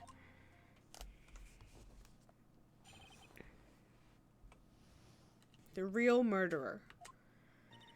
I went to the inner temple that night and I saw it all happen in the garden. I saw Mystic Elise strike Mystic Maya with her staff. While Mystic Maya was still stumbling, Mystic Elise moved in to deliver a fatal strike. Mystic Maya tried desperately to defend herself and stole the weapon. It was only in self-defense. You can't blame her for it. So it was in self-defense. Yes, Mystic Elise was the one who attacked first. That's why I tried my best to protect Mystic Maya. You moved the victim's body to the temple so that Maya wouldn't be suspected. Isn't that right? Not bad. You've got the instincts of a true criminal. Something's not quite right. I'm sure it was established yesterday that Iris never went to the inner temple that night, and that the person who did go was that woman. Iris even admitted it. Now then, Mr. Wright, please proceed with your cross-examination. Pardon?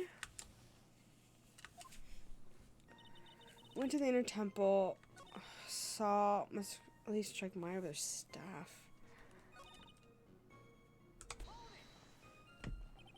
She moved in to deliver a fatal strike?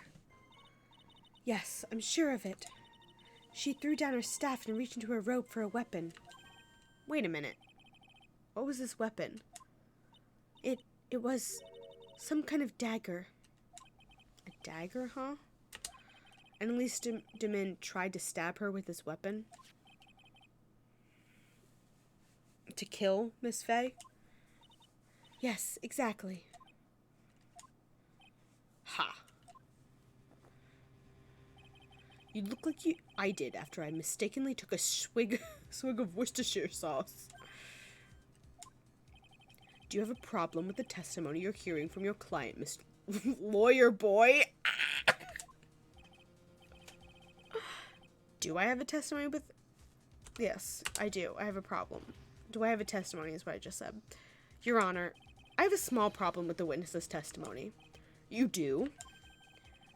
But this witness is your own client. Yes, well, nevertheless, that's fine. Witness, let's add your last statement to the testimony. Yes, sir. Hey, just a moment. That's my job to say that. Listen, Gramps, I won't say it again. Final judgment will be rendered by me. Oh my God, Godot. You have big mad. Okay, now let's continue. Threw her staff and put it back. No, she didn't.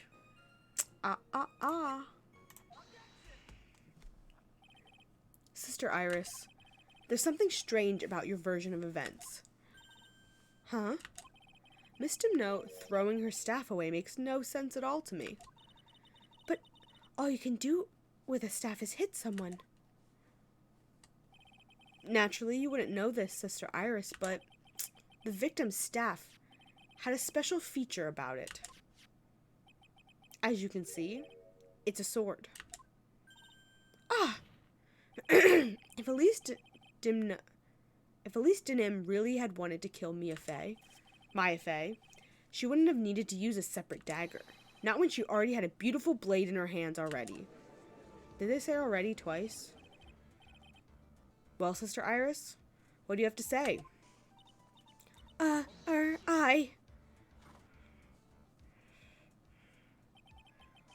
was an impressive bit of investigating, Trite. I never would have thought there was a sword hidden in that staff. But even so, how should I put this? A long sword is unwieldy and thus quite inefficient in close quarters combat. Maybe that's why she chose a dagger over her blade. Well... Anyway, the type of weapon she chose to use isn't what's important. The important thing is that she tried to kill Maya Faye. As long as there's nothing strange about that, there's no problem with her testimony. But there definitely is. But there is something strange about this whole testimony. Well, Mr. Wright, the prosecution has a point. Very well, Your Honor. The defense will now present evidence to back its argument. Mr. Wright, I have here another piece of evidence that shows that this testimony can't be trusted. Because Miss Elise would never attempt to take the life of Maya Faye. Yeah. because she is actually her mother. Elise Nim would never have attacked Maya Fey. How can you be so sure? Because the victim's real name was not Elise Nim. Her real name was Misty Fey. Fey? Ah, no! Not Misty Fey! Who was this Misty Fey? Is she related to... Misty Fey is the master of the Curain channeling technique. She's also the mother of Maya Fey. Are you serious? Is it really true, Mr. Wright? Was Elise Nim actually the great mystic Misty? There's no doubt about it. Looks like Iris had no idea. I can hardly believe it. The idea that she would try to kill her only daughter, one she hadn't seen in 17 years. Perhaps the prosecution can offer some explanation for why she would do such a thing. Good job. Order in the court. Upon first hearing the witness's testimony, it seemed natural enough. However, in light of some facts that have just been presented, one, that the victim supposedly threw away a sword during a fight, and two, that the two people battling to the death were mother and daughter, despite the facts being believable when taken on their own. When taken together, the entire story seems difficult to believe. Listen, there's nothing in this world that is impossible, except for one little thing. Yes, what is that one little impossible thing? Ha! You still don't get it. You think maybe my beans are under roasted, but you have no idea, Gramps. What the fuck does that mean? Could you get to your point? I heard this witness's confession this morning, just as I had taken the first sip of my 8th cup of morning coffee. Oh boy, you're gonna ruin your health, my friend. Yeah. Anyway, after hearing this woman's confession, I had a detective who loves to investigate sent to the scene of the crime, and he discovered this little beauty. Is that the dagger the witness testified to seeing? Obviously, Your Honor. But do you not notice something else? Now that you mention it, if you look closely, there appears to be blood on it. Where did you find that? I didn't see that when I investigated the crime scene. Did you investigate the pine tree at the crime scene? Huh? The pine tree? The dagger was stuck in the backside of the pine tree when the last blow was struck, ending the violent battle between two women. This little baby was thrown in the direction of the back of the pine tree. How? Which means the blood on the dagger belongs to the victim, correct? Ha! Were you even listening, old man? I first heard this confession this morning, just as I had taken the first sip of my 13th cup of morning coffee. What? Didn't you say it was your 8th just a few minutes ago? I didn't have enough time to get the blood analysis on such short notice. In any case, the court will accept the dagger as evidence. Furthermore, I order that a blood test be performed on it immediately. This is my sweetheart. Make sure you treat her right. Oh my god. Bailiff, get this piece of evidence to the crime lab for testing immediately. Okay. Now then. The testimony we've just heard had numerous unbelievable aspects to it. However, after having found the very dagger the witness spoke of, I believe we can consider her testimony to be credible. Cute girls never lie. Ever. That's wrong. In any case, witness, can you please testify again to the court? About what, Your Honor? About the incident you saw. The battle, between the two women. Yes, Your Honor.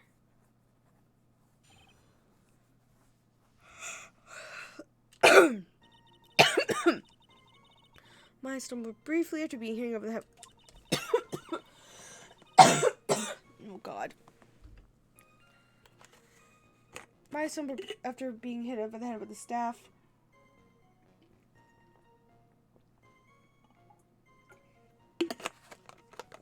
Then she dodged Mr. Glee's next attack and stole her weapon. Suddenly, Mr. Gleese was on the one of the defense, with her back to the stone lantern.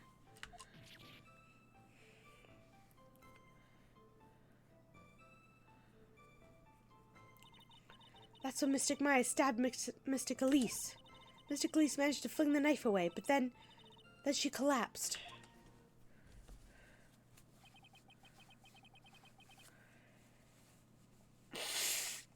Very heartbreaking story. I don't know if there were any bad feelings between them, but it had been 17 years since Mystic Misty's disappearance. Perhaps they simply didn't recognize each other anymore. That seems reasonable. Now then, Mr. Wright, proceed with your cross-examination. Okay.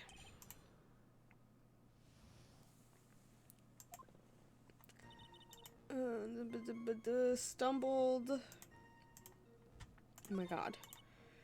She dodged the next attack and stole her weapon.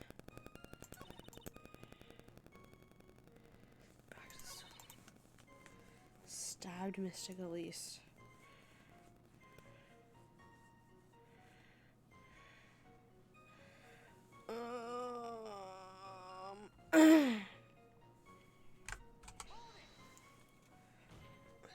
I want to look at something. Are you absolutely certain that's what you saw?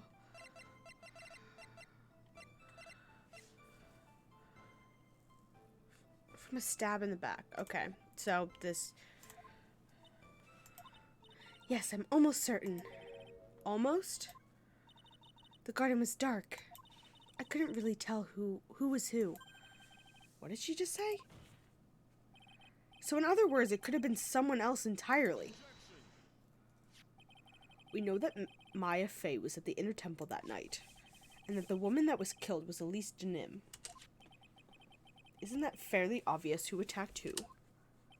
I don't have anything to counter that. Well then, witness, please continue your testimony. Okay. Nope, we are going back. No. She was stabbed in the stomach, huh? Yes. Oh, that wasn't the end of the testimony? Oh, that's my bad.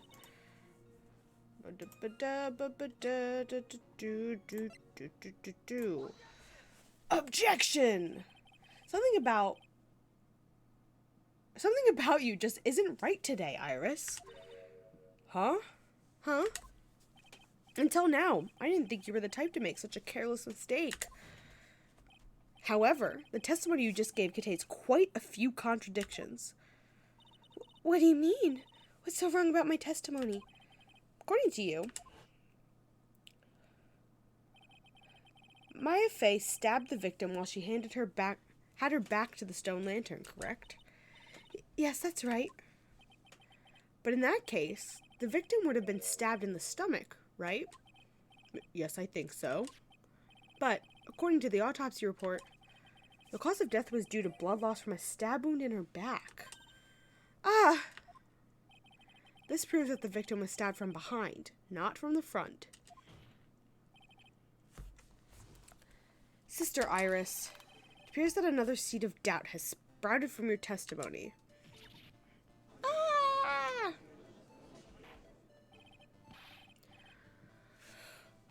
What? What is the meaning of this, Mr. Wright? Ha! It's simple. People are like books.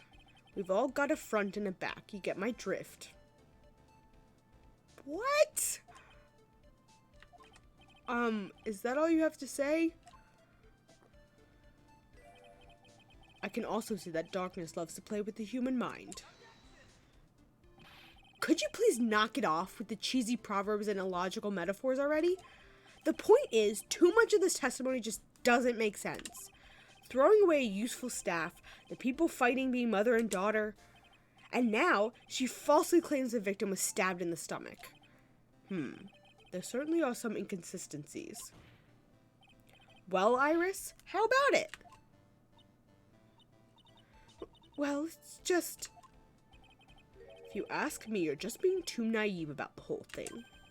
What do you mean?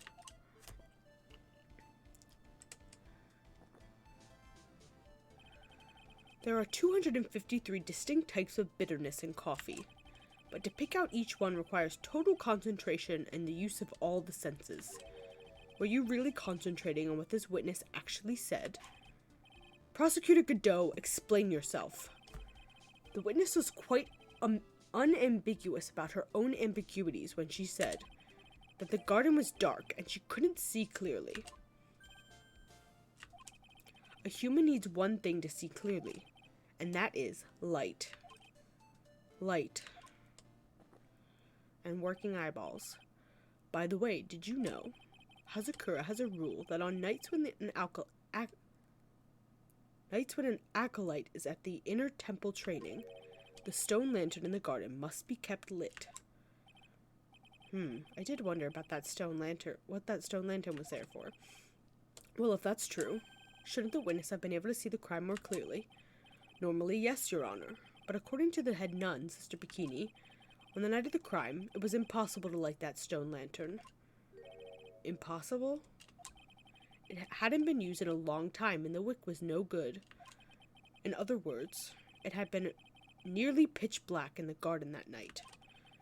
There could have been a faint light coming from the training hall, but that's all. Well, then how is her testimony at all reliable? She saw everything in the dark. Most enlightening. Yes, that illuminating fact has chased away all the contradictions. No, it hasn't! If the staff was dropped, it would be difficult to see. It also explains why they didn't recognize each other. We can't see the demons that lurk in the night. That's why humans are weak. Isn't that right, Trite? No! Order. Here, Your Honor. Let me present the stone lantern into evidence. Maybe it will rekindle the flame of truth in your mind. It was not lit the night of the crime. Okay. Why is the judge just sitting there with that look on his face? What's wrong, Your Honor? Was that flame too hot? This lantern, there's something written on it. Why? It's written in blood. Oh boy. So the judge didn't know about that yet. Written in blood. It says Maya upside down. What the? Good. Oh yes, that's right. Godot didn't know about it? After being cornered and then stabbed by Mystic Maya, Mystic Elise didn't fall down right away. She must have been writing that on the stone lantern behind her. With the blood that was draining out of her body.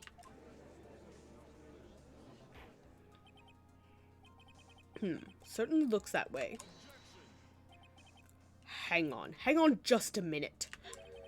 What are you all talking about? Can he not see it because his glasses are red, so it's like blending in? What do you mean, what are you talking about? We're talking about the message written in blood. Nonsense.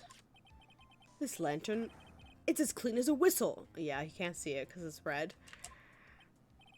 Could it be? He can't see the bloody writing at all? Now that I think about it, he did say something to me yesterday. My eyesight is pretty messed up. Even with these huge goggles on my head, I still can't see everything. So that's what he meant by that. In any case, this is obviously an important clue. We now know that the crime scene was dark, and that the victim scrawled this message on the stone lantern. Well, Mr. Godot, anything further? Mr. Godot? Okay then. Let's move on. That was literally shaking, and somehow I don't think it's from caffeine overdose. I believe it has now been established that Mr. Denim was killed by Maya Fey. That's just wrong! Now it's time to turn our attention to you. Yes, sir. After the victim died, you did something, didn't you? Let's hear it. We're all ears.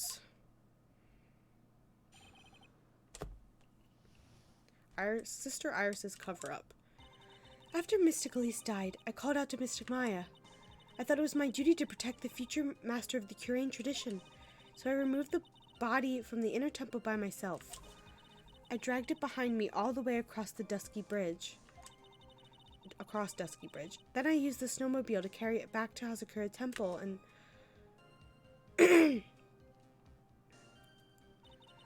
I used the Shishido to alter the way the wound looked. Okay. So you moved the body. Yes, I was raised at Hazakura Temple. I owe a great deal of thanks to the Fae clan. But even so, I never imagined that Elise Denim was actually Misty Fae. I've committed a terrible sin. Terrible trick of fate. I believe you're looking for twist of fate, Your Honor? I intended to return to the inner temple after taking care of the body, but you were spotted by the head nun, correct? Yes, and that's why I couldn't go back. Your story makes sense, I suppose. Mr. Wright, go ahead with your cross-examination. Yes, Your Honor.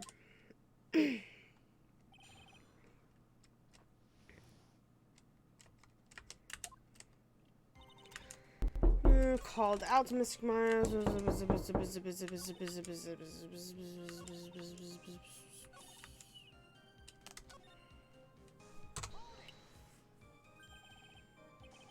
I see, Carpenter. Did it play? If it hasn't played yet, if it's going to.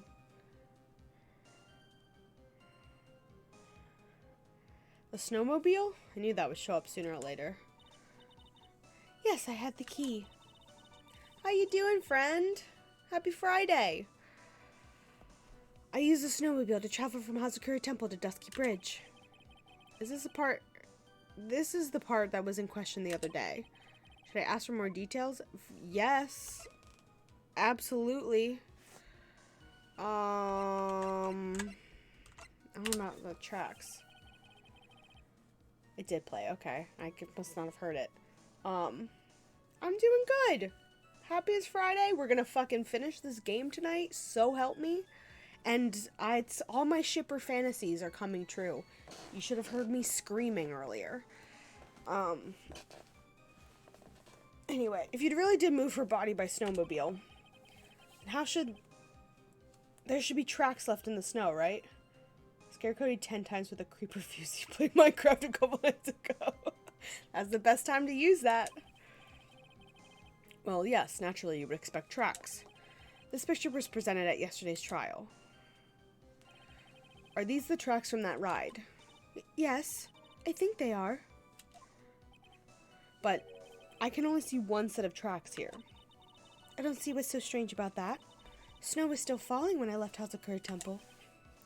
I see. Snow was still falling, huh? And when the murder took place, it had already stopped. That's why there are such fresh-looking tracks. A couple of times in broad daylight, too. How about it, Mr. Wright? What do you think about this testimony? It's probably very important. When the murder took place, the snow had already stopped. That doesn't make sense if you stack it up against the other evidence. Your Honor, I'd like the statement Iris just made be added to the testimony. Oh my god. But does it have something to do with the case? All will be made clear if you allow her statement to be added to the testimony. Ha, this should be fun. It's gonna be another weather data thing. Let's get this snow business cleared up, shall we? Yes, sir. Where's the stupid weather report? Here it is. The witness's statement is clearly faulty, Your Honor. I'm sorry, but I can see nothing faulty. Unfortunately, what? Must be on the wrong track. Okay, something. Okay. Okay. I don't care. It's fine. I must. So I removed the body and I dragged it behind me all the way across Dusky Bridge. Then there should have been track. I don't know. I'm gonna try again. Okay, there we go. You claim the snow had already stopped when the murder occurred. But I'm sorry, Iris. Oh yeah, if it had already stopped when the murder occurred, there would have been tracks on the other side. That just isn't possible. What? This is the weather data from the night of the murder. According to this, the snow didn't stop until 10:50 p.m. But you couldn't have crossed Dusky Bridge at that time. Why do you say that? Because 5 minutes before the snow stopped, Dusky Bridge was struck by lightning and it caught on fire. Oh, okay. What did you say? The bridge, it was on fire? You don't mean to say you didn't know about it? It was because of that lightning strike that the bridge burned down. What? But it can't be. Looks like you still haven't figured it out. No matter how hard you try to deceive or conceal the truth, you can't pull the wool over the eyes of a real defense attorney. No!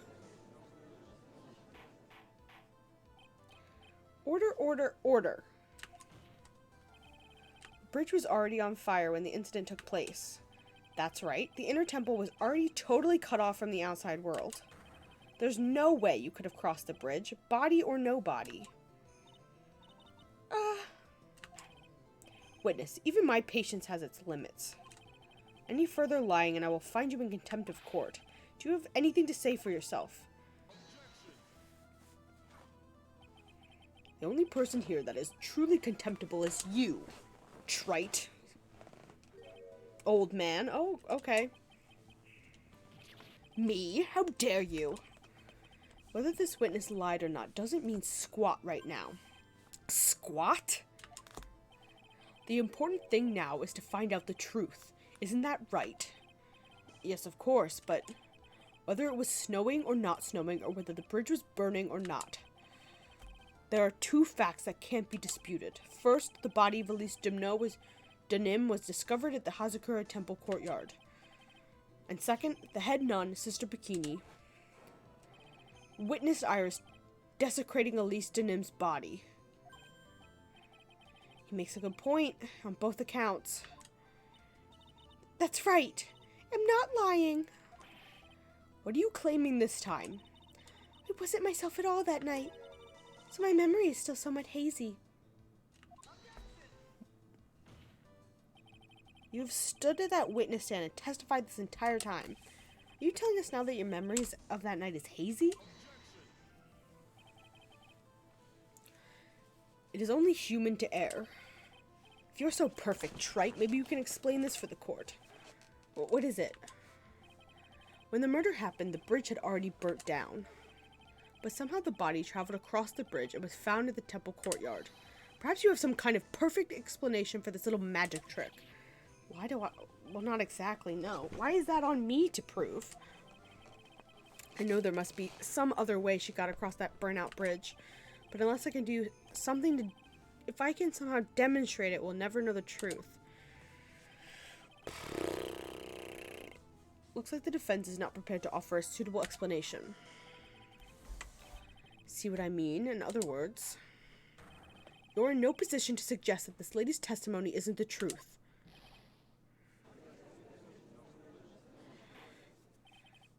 Alright then, witness, let's hear your testimony once more.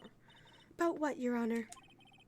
You've admitted that you moved the victim's body. Nevertheless, your prior testimony contained a rather large inconsistency.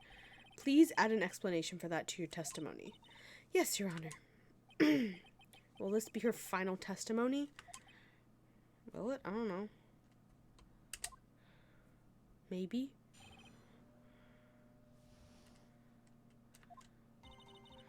Other than walking over the bridge, there's no way to move the body. So I must have just gotten confused, I guess. Was the snow still falling or had it stopped? Does it really matter that much? Or are you saying that there is a way to cross a burning bridge? So it's just a misunderstanding, I see. Hi, Carly! How you doing, friend? This is a photo of Dusky Bridge after it burned down from the lightning blast. It was taken on the morning after the incident.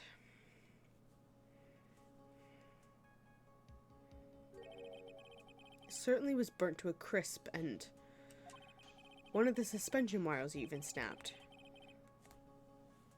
Did they swing him across on the suspension wires? Doing okay, how about you? I'm okay, hanging in there. Thinking about D&D. Because that's my brain now. Also, this fucking trial. All my shipper fantasies coming true. So many moments in the early part of the investigation. Thanks for me opinions or presentation. Oh yeah, no problem. I figured you were busy today. But I hope planning or like making your presentation goes well. I just finished up mine not long before starting stream.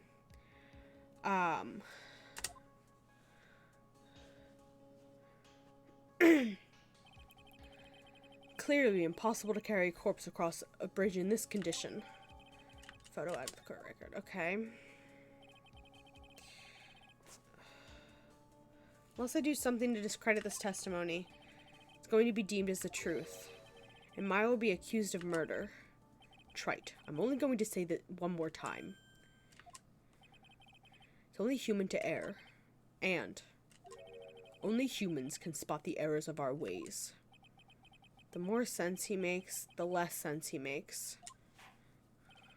All right, Mr. Wright, please begin your final cross-examination. You haven't decided, but I suppose I gotta make it. You'll make whatever you make is gonna be great. So don't sweat it too much. I believe in you. Moving the body.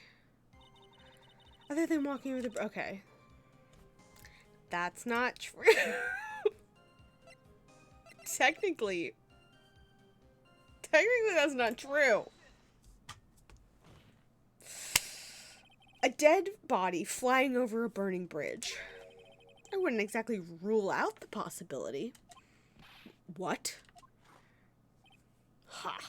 You're saying it's possible. Don't make me laugh. The only thing that's possible about your claim is that it's being pulled out of thin air. I don't know about that. In any case, we have a witness who did see it happen. Preposterous. Who is it? Who is this witness? Can't chicken out here. Gotta keep on the attack and go, go, go. Miss Elise Denim's brilliant and highly gifted apprentice. Larice Denim. Brilliant, highly gifted apprentice. Remember what he said in his testimony. That night, he was at the Mountain Shack, Heavenly Hall. And that's when he witnessed the event. I think you've all seen this sketch before. It's an exact drawing of what he witnessed that night. What is happening in the trial? Okay, here's the quick recap. We did the first trial portion as Miles, with Francisca as the prosecutor. He called her in. And Miles basically proved that, like, we need more information, like, we need more investigating. There's a snowmobile, but there's only one set of tracks, like, what's going on?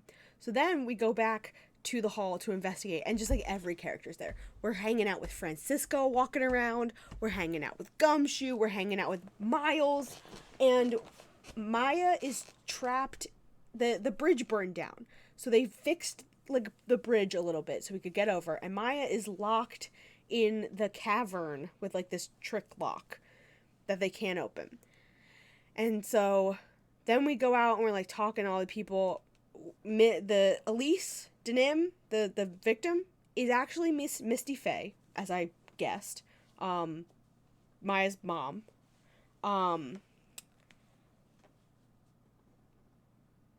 Iris, who is the chick that we are defending, her twin sister, her evil twin sister, is Dahlia. Again, as I predicted, very proud of that. And she was executed, like, 2 months ago for her prison sentence for, you know, trying to kill us and actually killing multiple people.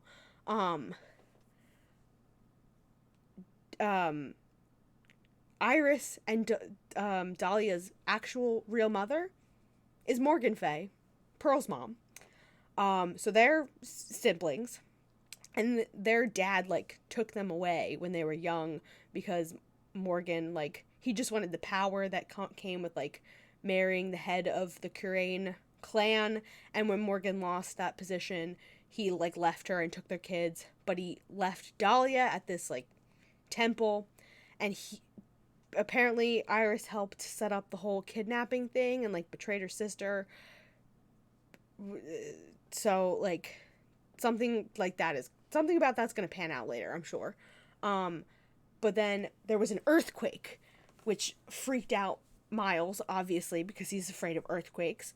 And when we went back to the temple, to the cave to try and, you know, make sure it didn't cave in and see if we could get Maya, there were now 5 locks on it, so somebody put on extra locks. And now Maya is once again being accused of murder, being accused of killing her mom. And Iris is trying to say that, like, she saw Maya kill Misty and then covered it up for her and, like, moved the body because as, like, a branch family, you're supposed to protect the main family. I think that's everything. Oh, Pearl, that's the other thing. Pearl received instructions from her mom to channel Dahlia's spirit on that night when she heard the bell go off, except Pearl tried to do it and couldn't. Like, it just wouldn't summon. So I'm guessing, which is probably that Maya summoned her. And now Dahlia's walking around in Maya's body. I think that's everything. Yeah. So right now we are trying to figure out how Iris moved the body because the timeline isn't matching up for what she's saying. Yeah.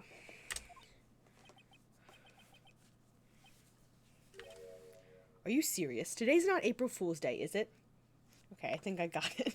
It is kind of complicated, but I'm gonna have to go back later when I'm done streaming and go through the VOD and clip all just the moments of me screaming about Miles and Edgeworth, because there's a lot of them.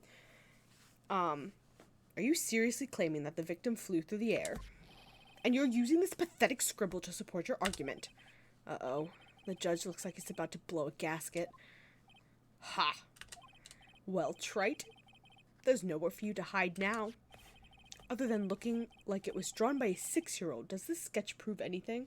I love that for you. Yes, I'm pretty sure it does, and I'm gonna prove it. Listen, I know your tricks. You're trying to turn this whole thing upside down. Oh, also, Godot revealed that he died. Like, he was killed and then medically, like, brought back. And that he has really bad eyesight, and even with the, like, thing over his eyes. And he is big mad at us because he blames Phoenix for Mia's death, and he's pretty convinced that Maya is dead and is blaming Phoenix for it. He says that, like, Phoenix was supposed to protect them, like, he was with them. He's definitely, like, in love with Mia, and she's dead, and he's heartbroken, obviously. But, I mean, we already knew that. Yes, that's true. But it was, like, fully revealed. Not that Maya's dead. Yeah, he thinks that Maya's dead. He's, like, pretty sure about it. But it hasn't been revealed, like, who he is. Like, he hasn't said that he's, you know, that defense attorney.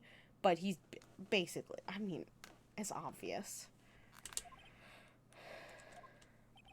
If you're so eager to turn this case upside down, why not start with this sketch? Upside down? Why did Godot say that? Oh, flip it around. Alright then, let's... Oh, he was seeing things upside down because he was laying like that. Oh my god. Godot! Let's hear this defense's theory. What exactly is the sketch trying to show? That makes sense because those cables are not above the bridge, they're beneath it. I don't think old Whisker Face is going to forgive any more mistakes. Alright, Phoenix, look carefully and think it over.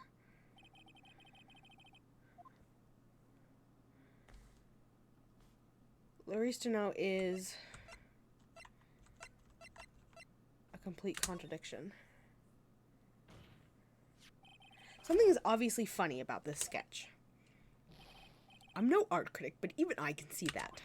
No. That's not what I mean, Your Honor. Larice Denham stated it over and over, that this sketch was exactly as he saw it. However, if we're to believe his testimony, then the sketch contradicts reality as we know it. Contradicts reality? Ha! This is getting interesting. Looks like you're back to the finger-pointing thing again. Okay, Trite, so what exactly contradicts reality as we know it? Da da da da da da da da da da da da da bam! It's this wire connected to the bridge. The wire? Ha. Is that the thing that contradicts? Is that the thing that contradicts, really? So okay. That's another thing. We had just like a whole new cast in this fucking trial. But anyway, Phoenix got sick. He had a horrible cold from like falling into the water, and he was like in the ICU. And when he started doing the investigations yesterday, he had 102 fever and was like really sick. And then this morning, he said this at the beginning of the trial. He was like, this morning I just decided that today I would end it. And I felt better. And they made a comment of like, maybe you passed off your sickness to someone else. Literally. And then the new judge came in and they were like, what the fuck? And the judge was like, my brother came down with a sickness all of a sudden and couldn't be here. So apparently those judges are brothers. So yeah, that's the excuse. Is Phoenix's determination just magically passed his cold off to someone else. Yes. Then show us the reality it supposedly conflicts with. Show us something that will point out how the sketch contradicts reality. That picture of the bridge you done just gave us. There's a photo of Dusky Bridge, correct? Yes, now compare the sketch and the photo for a minute. In the sketch, the wires appear to be above the guard wires. But on the actual Dusky Bridge, jumping Jehoshaphat, the wires are below the guard wires.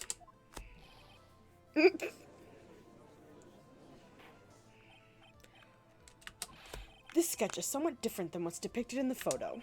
However, isn't it likely that the artist just saw it wrong? Perhaps he just drew it wrong. Either way, it sounds like you're just wrong.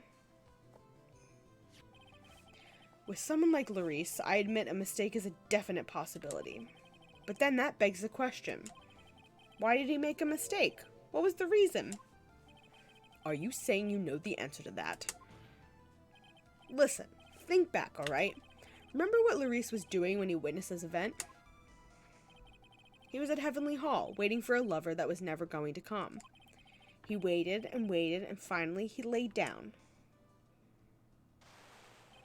But then, lightning shoots from the sky and sets the bridge aflame.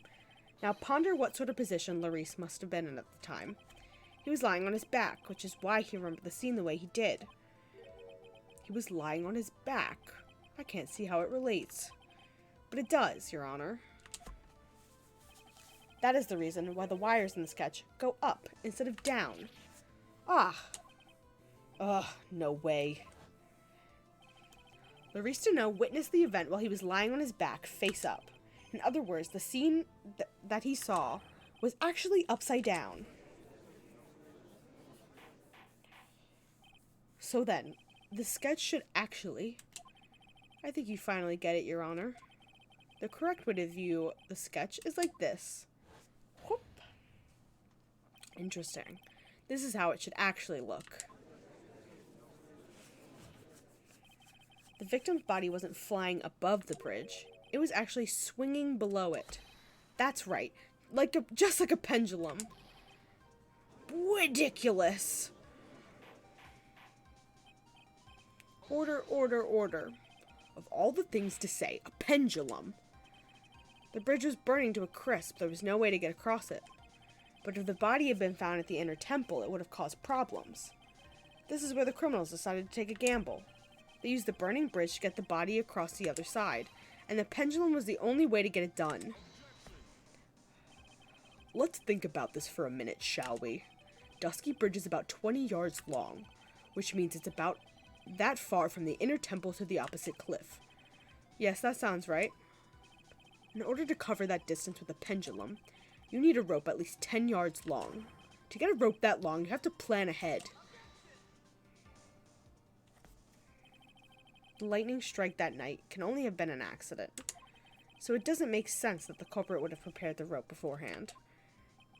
So then, they didn't have to get the rope ready. The rope was already right in front of them. What? Is that snapped wire? I'm saying that it was just a matter of using what was already there. For a second I thought the body was Phoenix falling off the bridge, but it... You know, if the timeline didn't match, it could have been Phoenix's flaming body falling off the bridge. In any case, Mr. Wright, please give us an explanation to support your theory. What makes you think the criminal had the rope in hand to create a pendulum? Bum, bum, ba-da. And the meaning of this is, if you want to know where the rope came from, it's hanging right there in front of your glorious beard. TBF, how did he not catch a fire? By the time he got on the bridge, the fire was like mostly going out. So it wasn't as intense. Like he showed up there, the bridge burned for 30 minutes and he showed up there at 25 minutes. But also I don't know if he got that far onto the bridge enough. Like he probably took 2 steps on and it snapped under him and he just fell. So if he caught on fire at all, he just fell into the ocean. Or the river.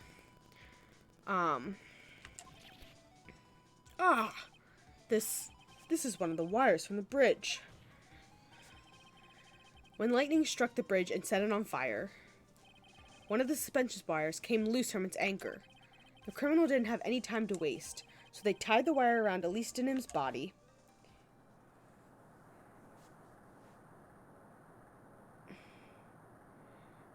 They got real fucking lucky. Gotta go grab food. Okay, Carly. Eat good. I hope the food's good. Under the sea. Phoenix was under the sea for a minute there. Because there was simply no other way to move the body. Ha. Okay, Godome. You're gonna have a heart attack. Mr. Godot. Oh god, he's still fucking going. Seems that Mr. Godot is more focused on his coffee than answering my question. Seems that the odds of a rope being readily available are very high, so I suppose it's not an impossibility after all. Possible or impossible? That's not the question we need to ask. There's only one question. Did that really happen?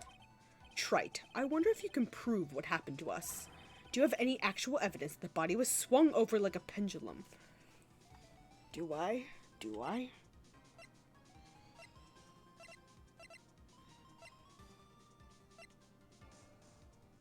Oh, okay. She didn't get shoved out of her window. This is how she got all those fucking bruises. Before I present my evidence, let me review what we know so far. According to this photo, one of the wires snapped. Looking at the map, we can see that it's the one that was in front of the inner temple. So then, that was the spot where the criminal... Yes, precisely. Now let us consider the body's movements by looking at the overhead map again. If the body was pushed from this point over here, it would drop on the opposite bank at approximately this point, and that's why her little crystal thing was there too. Did you say drop? Well, they must have failed to catch the body on the other bank. What makes you think something like that happened? Because I have evidence that suggests her body dropped some distance. What kind of evidence? Take a look at this autopsy report. It says that her body fell about 10 feet after her death. 10 feet, huh? That's most likely the height difference between the two sides. The body overswung due to forward momentum, but then came loose and fell about 10 feet. And then, as a result of the landing impact, this crystal sphere was knocked loose. That's... Yes, this blood-stained amethyst crystal is the one that came off Miss Elise Denim's staff. And even more important is the place where this crystal sphere was found. Indeed, I believe it's already marked on this overhead map. The crystal was found... Ah! Precisely, Your Honor. In the very spot where the pendulum would arrive if given the right amount of speed.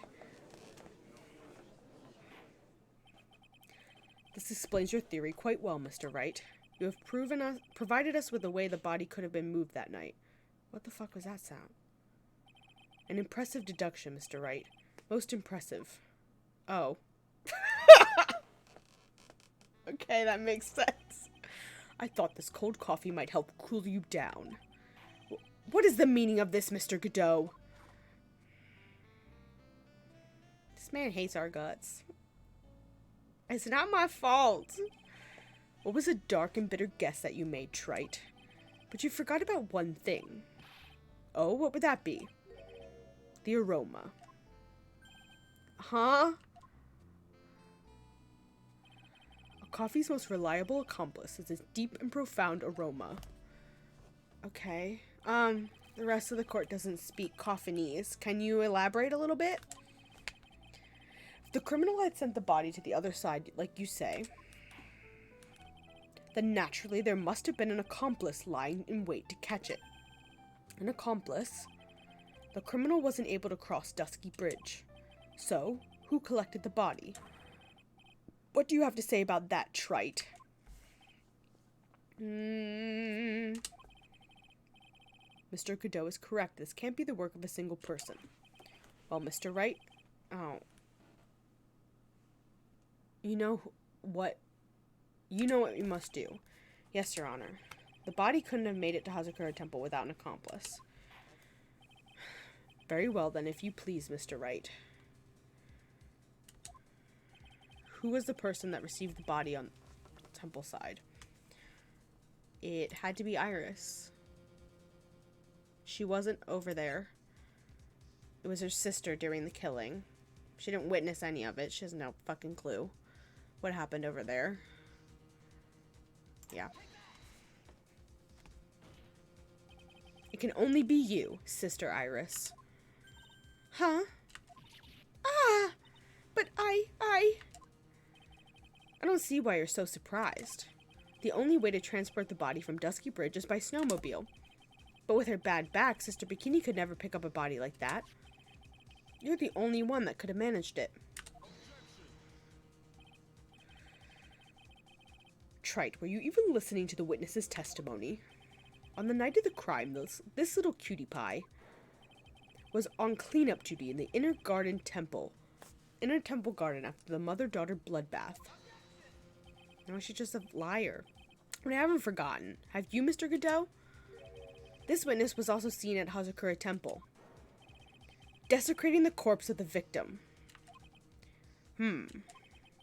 Strange indeed. It's almost as if, on that night, the defendant was in two places at once.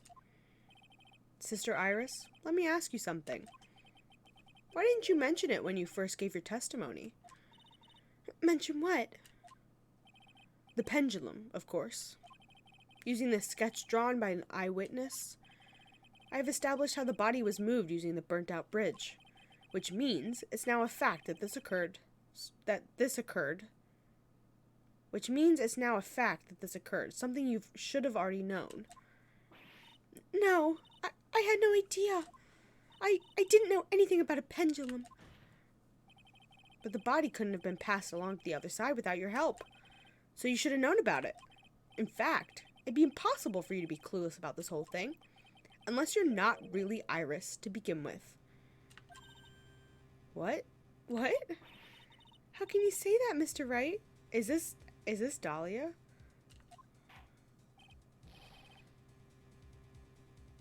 What kind of nonsense is this? You're saying this witness isn't Iris of Hazakura Temple? This is fucking Dahlia? Are you serious, Trite? You mean that this woman is... There's no one besides Iris that could have received the corpse that night. Now I get it. Now I know why I've been sick to my stomach this whole trial. Why her whole demeanor changed so suddenly from yesterday. And why she's trying to pin this murder on Maya. The woman that's standing here at the witness stand, her real name is Dahlia Hawthorne. I've never thought I'd have to utter your name again, let alone see you. It's been a long time, Dahlia Hawthorne. Hawthorne? Sister Iris had a twin sister. And you're looking at her, Miss Dahlia Hawthorne. That name rings some bells. Distant bells, but bells nonetheless. Ha! It's just your imagination, Gramps.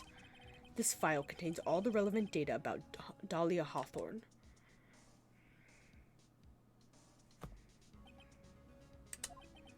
Oh yes, I remember now. That case, 5 years ago. My name is Dahlia Hawthorne. I just want to say, it's an honor for me to be here in your noble presence. The honor's all mine. No, the honor's all mine.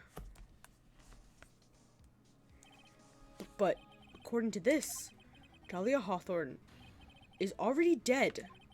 It says her execution was carried out last month.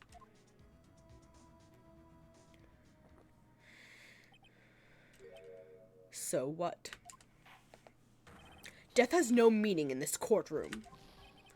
What?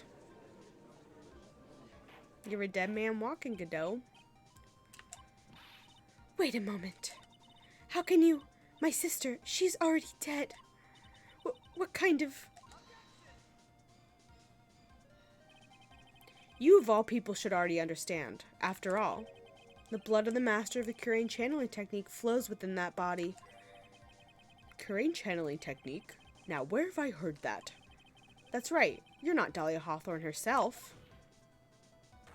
You're the spirit of Dahlia Hawthorne, currently inhabiting the body of a spirit medium. What an exciting story. Excellent, but quite impossible. You're asking us to buy that Dahlia Hawthorne just happened to be channeled by someone on the very night of the murder to a temple where her twin sister Iris was.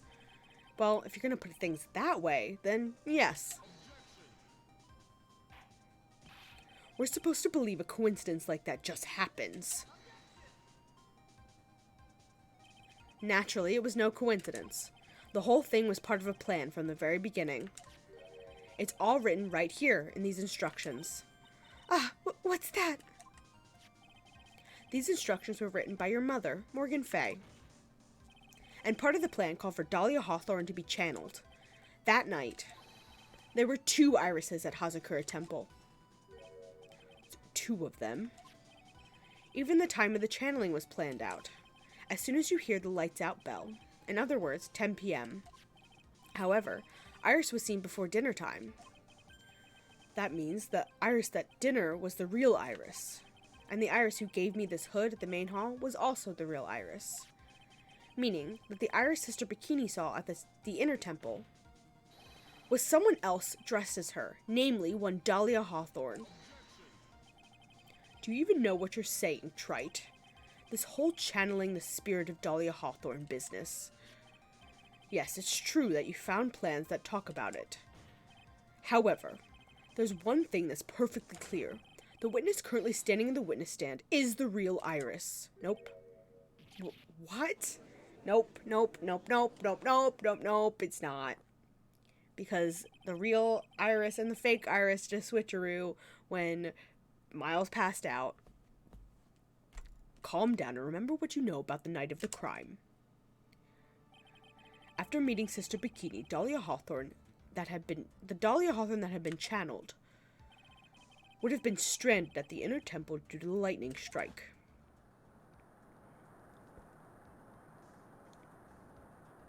They're lucky it untied when it did. It was later that the body was moved by pendulum. That's right. Naturally, that would mean that the Iris that received the body was the real Iris. Are you with me so far? Yes. After being notified of what happened, the police came to Hazakura Temple's main hall. There they found Iris in her room and arrested her. And ever since, she's been under police supervision at the detention center. Yes, I suppose. I can't deny any of that. Phew, thank goodness. Looks like he's finally convinced. But something still seems off. Way off.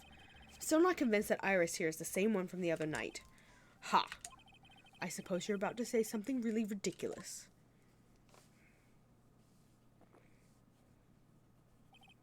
Like, the real Iris and the spirit of Dahlia somehow switched places.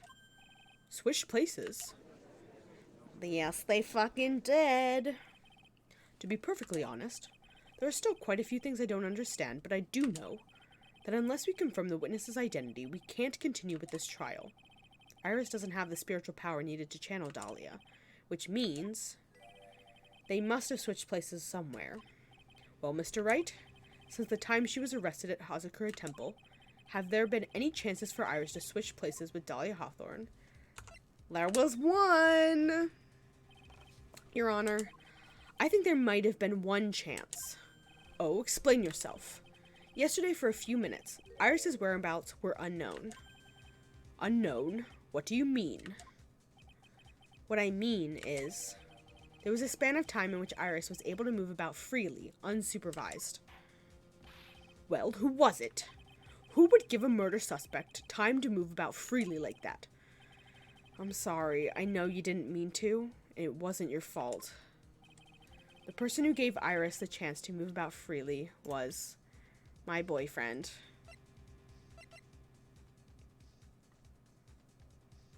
Studies foreign judicial systems now. Interesting. An old friend. This is Mr. Edgeworth, isn't it? Your Honor, there was a fairly large earthquake yesterday, was there not? An earthquake?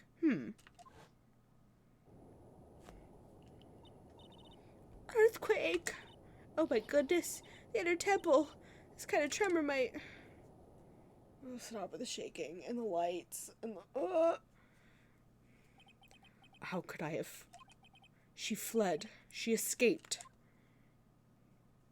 My sweet boy. We went to the inner temple right away. And it's true, Iris was already there. However, they had already switched places by that point in time.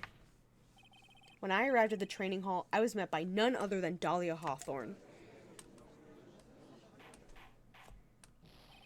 That's quite enough already, Mr. Wright. Now see here.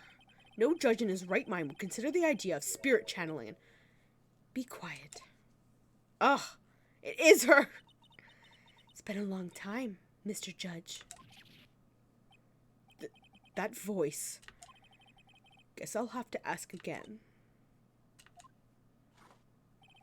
Upon meeting a beautiful lady, I always ask for her name and profession. That's one of my rules. Dahlia Hawthorne. And my current profession? Permanently retired. Ha! So you're not going to bother hiding your identity anymore, huh? Why should I? After all, I'm dead. There's really nothing you can do to punish me. What is going on here? Dahlia Hawthorne. I've never thought we'd meet again, and I never thought we'd meet like this. You possessing the body of my best friend? Like, what the fuck? But this time, I'll end it. For her and for myself.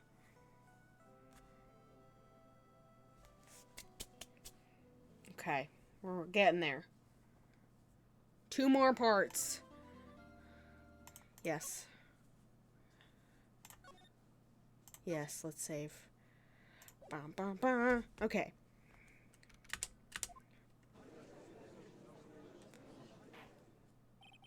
Now then, let's continue where we left off, shall we? Well, witness? Yes? How can I help you, Mr. Judge?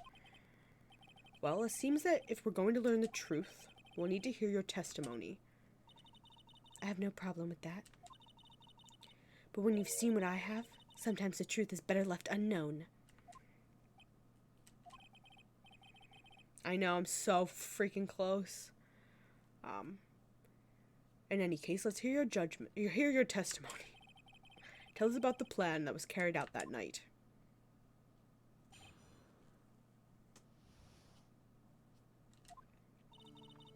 The whole plan began with my death. A stupid plan hatched by Morgan Fay to instill her own daughter as the next master. Before it to work, Maya Fay would have to die first. The idea was for me to kill Maya and then have the blame pinned on Iris. The plan went wrong, but it seems to have succeeded anyway. So that means you really are... Wait a minute. Did you just say the plan was to kill Maya Fay? Yes, you have a problem with that? Don't give us that nonsense. There's no way that... Watch yourself, trite. If you've got a problem, solve it during cross-examination. That's one of my rules. Mr. Godot is correct, and by the way, that's one of my rules as well. To kill Maya. Could it be true?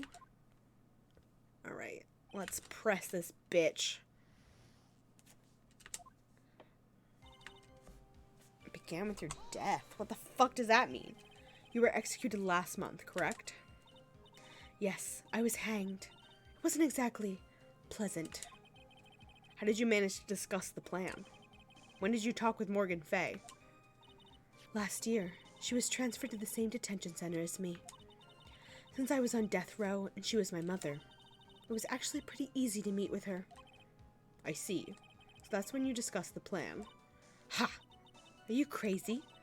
At first that woman was planning to kill me as well, even though I'm her own daughter. All to make Pearl Fay the master of Curaine? She's a cold, twisted woman. She thought she could finally regain her lost honor. The honor she lost when her younger sister Misty took her place as the master. Ever since that day, she's been working on this plan. A plan, huh? Stupid plan hatched by... Okay.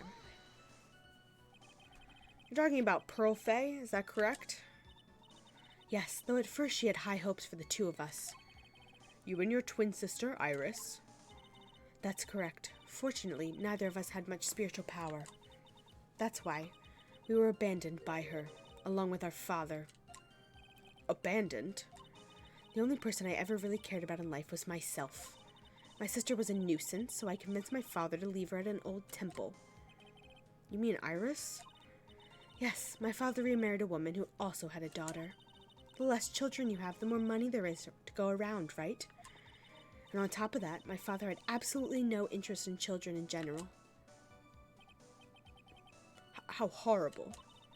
The really horrible one was that woman, that bitter, vengeful woman. It was her stubbornness that gave birth to that child, Pearl Fay. She was born with an abundance of spiritual power, unfortunately for her. Morgan Fay heaped all of her broken hopes and dreams onto that poor child's back. All because her pathetic dreams of having her bloodline become the main family. Maya Fay would have to die first. Maya Fay would have to die? But why? For our bloodline to succeed as the main family, thus making Pearl the new master. The remaining descendants of the current master had to be taken care of. But Pearls would never agree to a plan like that. She adores Maya. How sad. You still don't get it, do you? What Pearl wanted had nothing to do with it. Morgan didn't care one bit about Pearl. The only thing she cared about was the position of the master. That's all. That's ridiculous. She was willing to sacrifice anything and anyone to achieve her goal. The life of her daughter, and naturally, the life of Maya Fay as well. How could anyone do that? For me to kill Maya... You were going to kill Maya? Pearl didn't need to know anything about it. All she had to do was follow the instructions in the letter and channel me. Then I would have simply used her body and finished the job. In any case, I'm already dead. There's nothing anyone can do to me. I think Mia is gonna come out of the spirit world and fucking kill you. Anyway, so the plan was to blame the crime on your younger twin, on Sister Iris of Hazakura Temple. She and I looked absolutely identical. No one can tell us apart. If someone were to witness me killing Maya, naturally they would think it was Iris and it was Iris that had done it. If only I could speak words. And the witness in this case was the head nun, Sister Bikini. I never would have guessed she was going to return to Hazakura Temple that night, but she would end up seeing Iris's crime anyway. Why did you want to pin the murder on Iris in the first place? She's your twin sister, isn't she? Twin sister? Don't make me laugh. She's nothing but a backstabber. I couldn't care less about her. Backstabber? You just don't understand. You never will. Anyway. Plan went wrong. You think the plan was a success? You heard me. Just as that woman had hoped. Maya Fey is dead.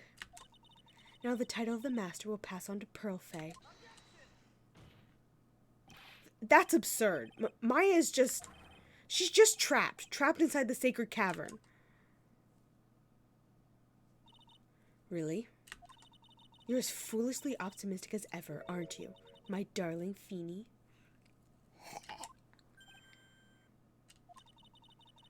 Do you want to know the truth? Ever since we met, I've despised you. Your sniveling naivete, oh my god, and your pathetic faith in other people. I just want to know one thing. What did you personally think of Morgan Fay's plan? I told you already, didn't I? It was a stupid plan. It had no point, no value other than fulfilling her own greedy desires. Yes, it was certainly nothing to be proud of. If that's how you feel, why did you help her carry it out? Why did you do it? Why would you kill Maya? You may not understand it, being the kind and gentle soul that you are. You may not be able to appreciate why someone like me would help a woman like that. So then tell me, why? Isn't it obvious? I'm not like that woman. I only act in my own self-interest. The reason I helped her was for myself. For my own personal satisfaction. What did you say? So this woman, Dahlia Hawthorne, she had her own reason for wanting Maya dead. Do I understand why I would kill Maya Fey now? What my goal was.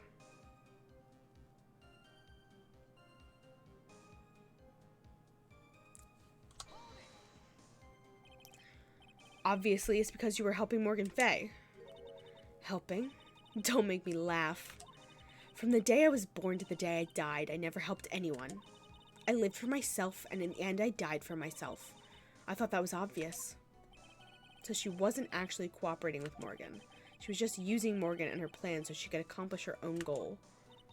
All I wanted to do was kill Maya Fey. That was the only way I could think of to get revenge. Oh, okay. I have no choice but to than a piece of evidence. I can't believe. Okay, yep. I know what it is. Yep, I do. Because you're a petty piece of shit. Why is my mouse not working? Thank you. Could it be that your actual goal had nothing to do with Maya Fey herself? As I said, none of you have the power to punish me anymore. Because I'm already dead. Well, I had the same problem, you see. You can't punish the dead. And you can't take revenge against them either. You wanted to take revenge on someone. I was sentenced to die because of that woman. Mia Fey. I somehow knew that this was it. I wanted to send her a message. It was at her hands that I suffered my first humiliation. I wanted her to feel the same pain she made me feel. Sadly, when I realized revenge was impossible, I gave up. And the reason it was impossible was it perhaps because Mia Fey had already died. Yes, and I realized there's only one way to take revenge against the dead. And how do you do that? Even when the body dies, the spirit, the ego, it lives on, forever. I wanted to take away the person that Mia Fey loved most. I wanted to kill her with my own hands. That would be the one and only way I could take my revenge against Mia Fey. That was the reason I helped out with that woman's plans. Just for that? For that you would kill Maya? Your goal was no different than that of Morgan Fey.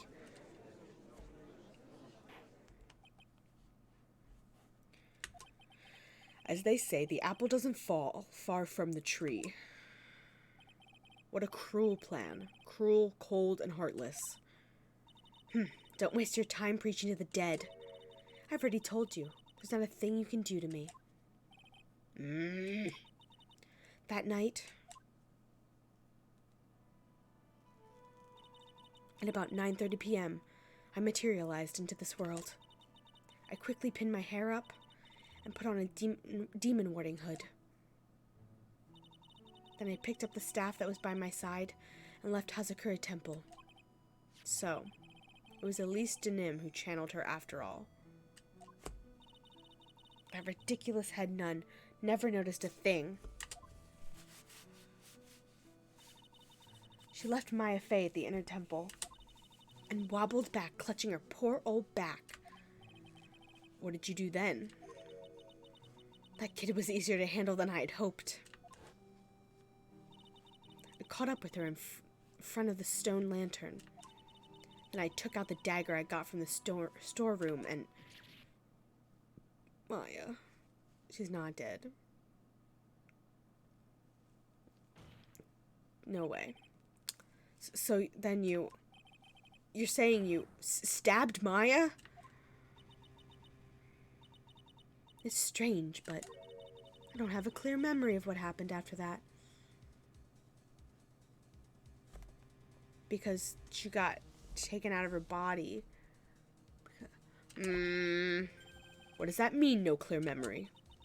I don't know. I think I was stabbed. You were stabbed? At the last minute, Maya Fey must have stabbed me, I'm sure of it.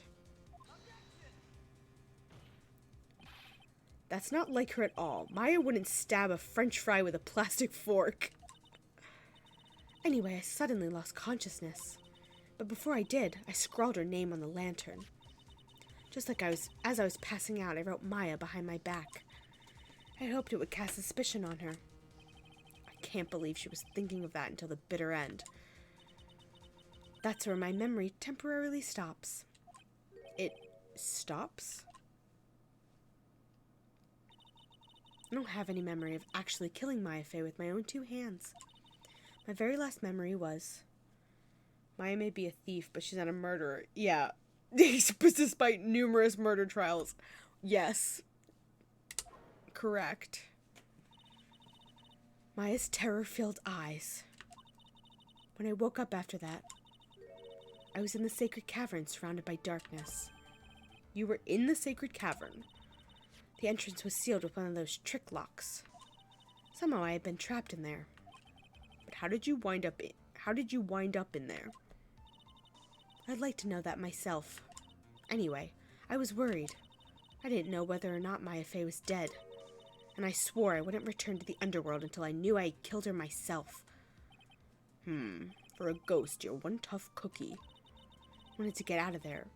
Make sure she was dead. But I couldn't do it. Couldn't get out. The trick lock stopped you, huh? Didn't know how to remove it. So then you're saying you were actually confined against your will inside the sacred cavern? Yes, I wanted to get rid of that annoying lock as soon as possible. But it wasn't easy. I kept getting interrupted while I was working on it. Interrupted? Oh my god, the voices. It was early in the morning, but someone came into the training hall. What? Who? Was Pearl. Could it have been Maya? I thought the same thing, but I couldn't see. Why not? If someone had spotted me, I would have lost my chance to take revenge, so I made sure to hide myself well at the back of the sacred cavern. That morning, only 2 people could have gone into the training hall. Maya and Pearls. Pearls went there to cover the hanging scroll in gravy. Still, I finally managed to remove the lock, but I was too late. What do you mean by that? The flies had already started to gather.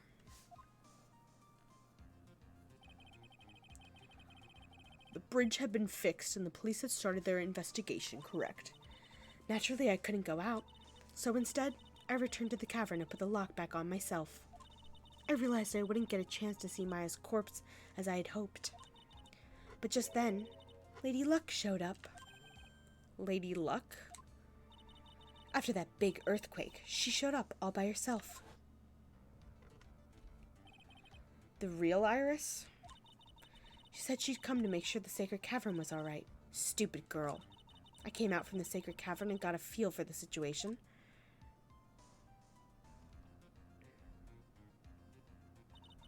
And I locked her away in my place.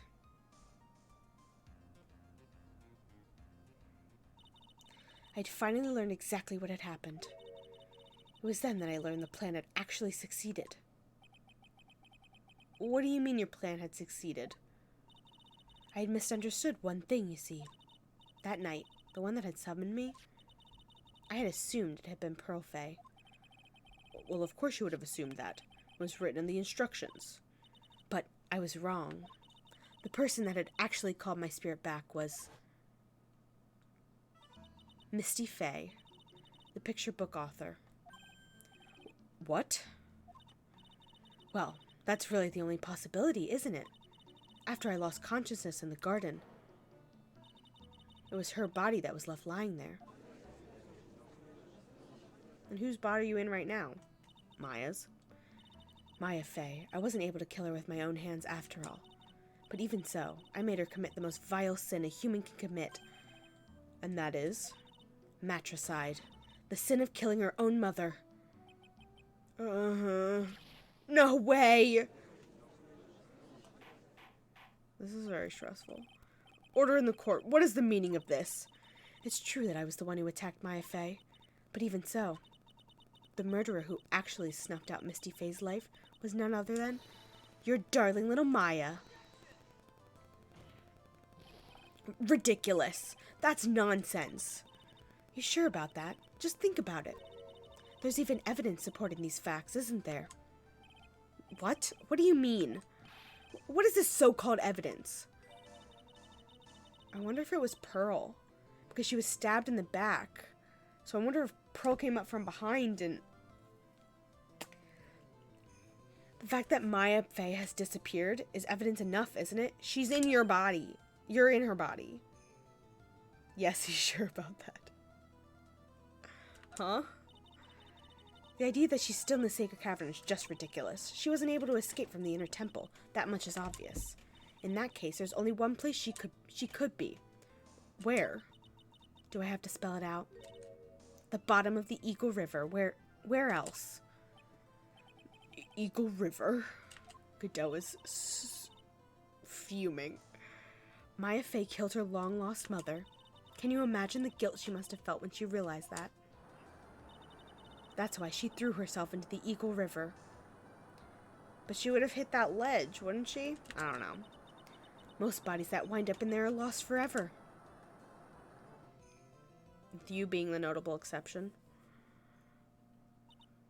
So, what do you have to say now, Feeny?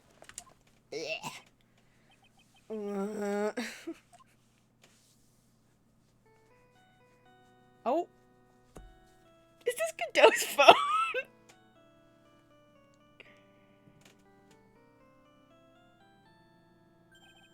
Oops. Sorry, that's my phone. Using your own theme song.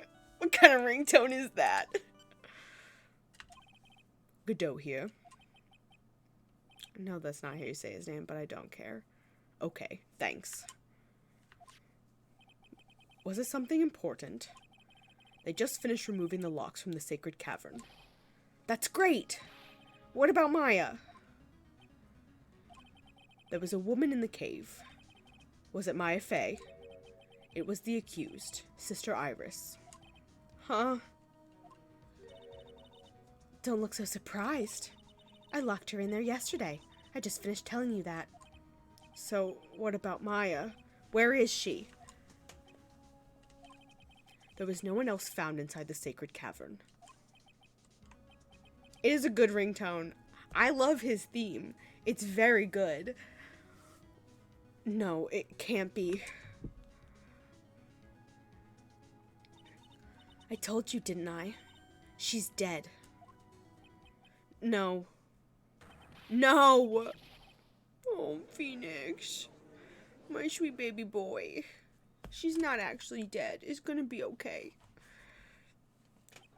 I'm sure of it. I'm like 100% sure of it. It seems that this case has come to an end. A tragic end. No. No, it has not. Sadly, it appears the killer of Elise Denim, also known as Misty Fey, was her own daughter, Maya Fey. No, it wasn't. Overcome with guilt for what she had done, Maya Fey jumped to her death in the raging waters of the Eagle River. It can't be. Ha! I love him. I hate him, but I love him. Trite. Have you ever heard this one?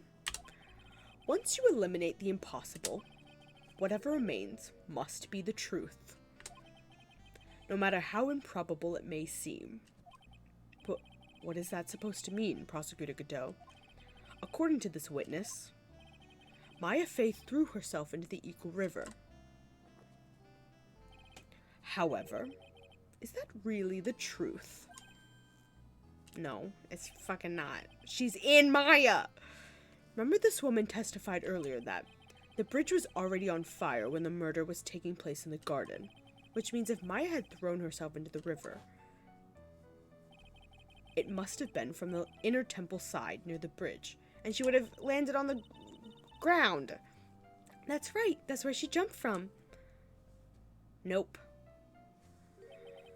But that's impossible. It's impossible to jump into the river from there.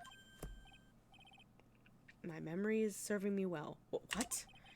Don't get your panties all twisted up, Trite. Just relax and think through the whole thing again. So it's impossible.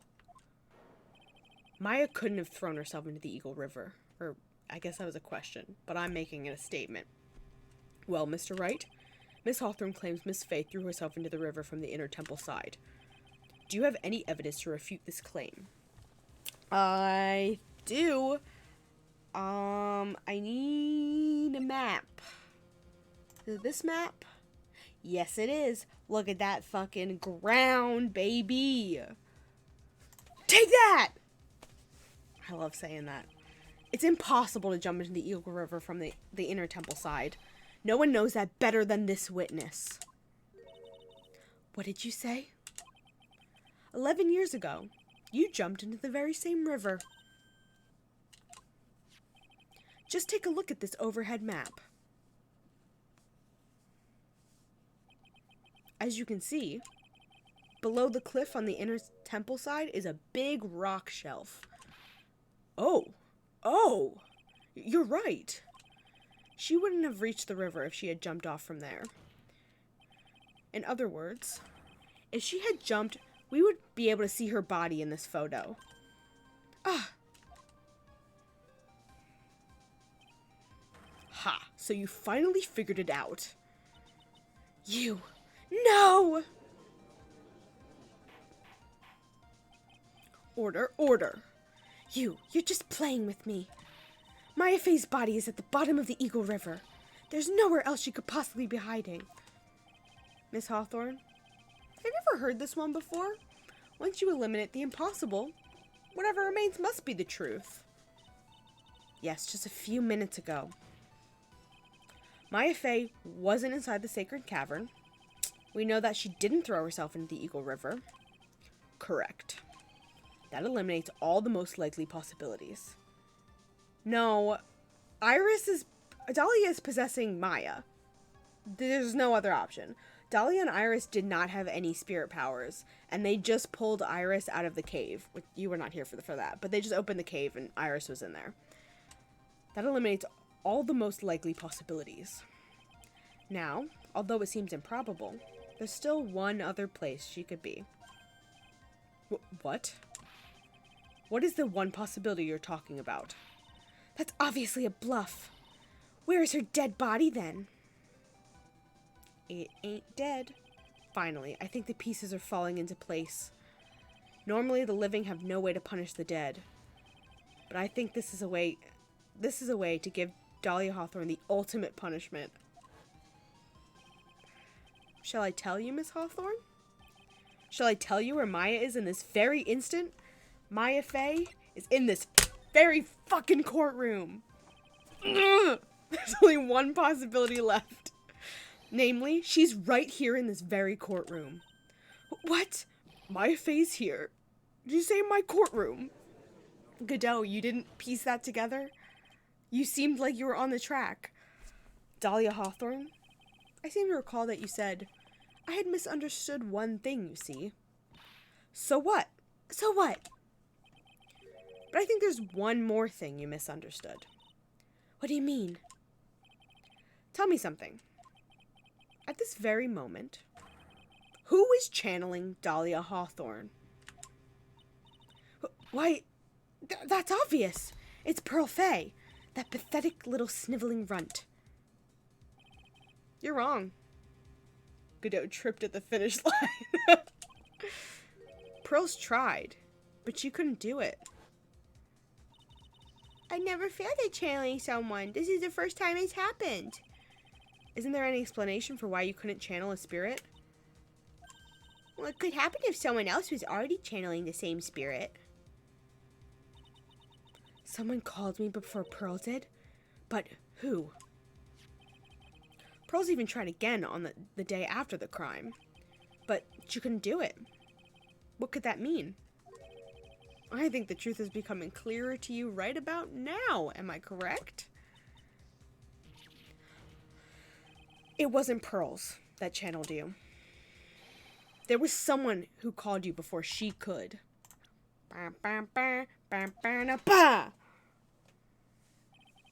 This is an easy one. Pearl's gonna do it, and Misty Fey is gone. There's only one possibility left. Come on already? I can't stand the tension. Dahlia Hawthorne, the person channeling you right now must be Maya Fey. What?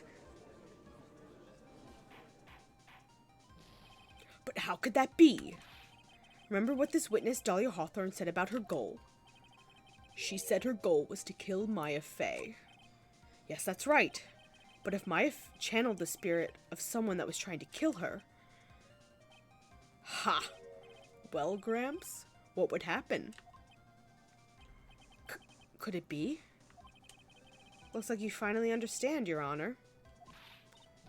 Well, I don't. What are you going on about? What I'm going on about is the reason Maya channeled you. And there's only one reason. To protect herself from you. To protect herself from me? Yes. On the night of the crime, you were only interested in one thing. Killing Maya Fey. The path back to Hazakura was closed off and there was nowhere for her to run. So then the problem became, where would be the safest place to hide? You mean, that's when she channeled me? All this time you thought you'd been channeled by Pearls. That's why it never occurred to you. That Maya's hiding place was you. No, don't say that. You're saying that I, Dahlia Hawthorne was played for a fool by that little whelp. Maya Fey killed herself. Isn't it obvious? Sorry, but no. It would have been impossible for her to jump into the Eagle River. This was the only avenue of escape open to Maya. The only way that Maya could disappear from the inner temple. I don't believe you. A stupid little girl like that who has never been out in the real world. She could have never come up with a plan like that. Who could have ever given her such a brilliant idea? Well, me, of course. Yes! Yes! Mia! Mia Fey. It's been a long time, Dahlia Hawthorne.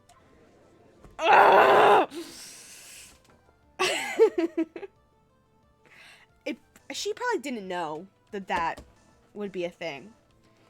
She probably had no idea about the hair color thing. She just went along with it. So it's true. It was you. Yes.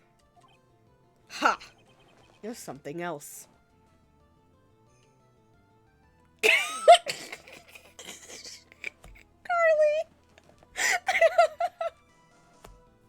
Oh. Don't need to see red to know it's her. But what? What are you doing here? That hair. It's pearls, right? Tell me something, Dahlia. I want you to think back to that night one more time. You had just cornered Maya in the inner temple garden. And then, in the final moments of the fight, you lost consciousness. Man, he needs another cup. He's looking mighty thirsty right now. Oh, he's desperately in love with Mia and also just desperately sad about her death.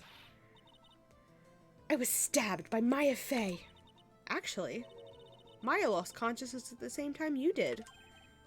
That was not the right voice, but that's okay. She did. Not terribly surprising since she was about to be killed. When she woke up, she was in the training hall. That's when Maya decided she needed help, so she channeled me. She explained in a memo the situation she was in. She asked me what I thought she should do.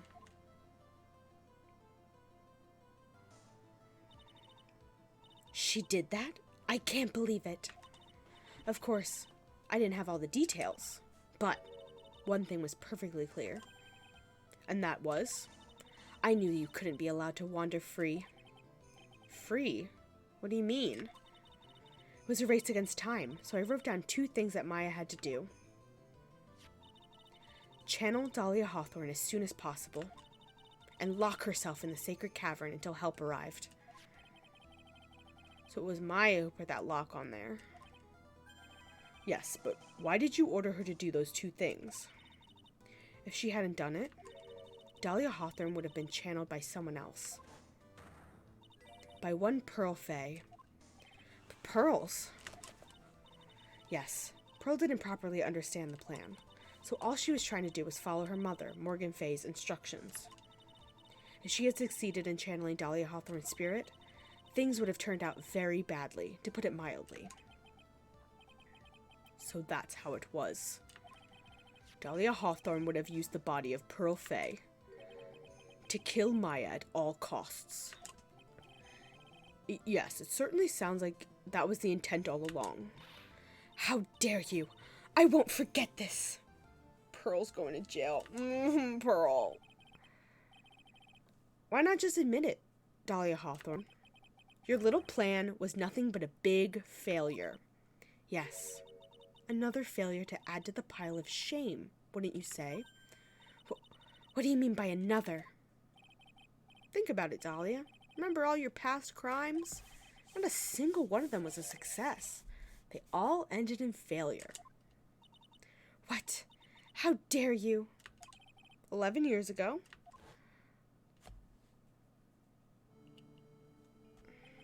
the fake kidnapping, your very first crime.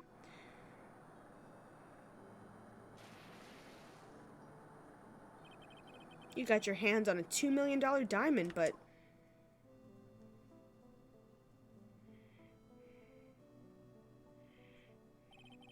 after Terry Falls escaped and went to meet with Valerie Hawthorne, the truth was exposed. Shut your mouth. That wasn't my fault. It was because of that stupid oaf of a prisoner and that weakling of a policewoman. And then, 1 year later, you tried to kill me. Well, I'm still alive, but...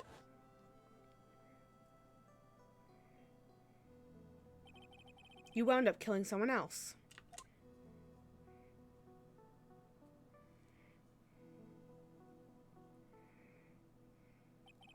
As a result, you were sentenced to death.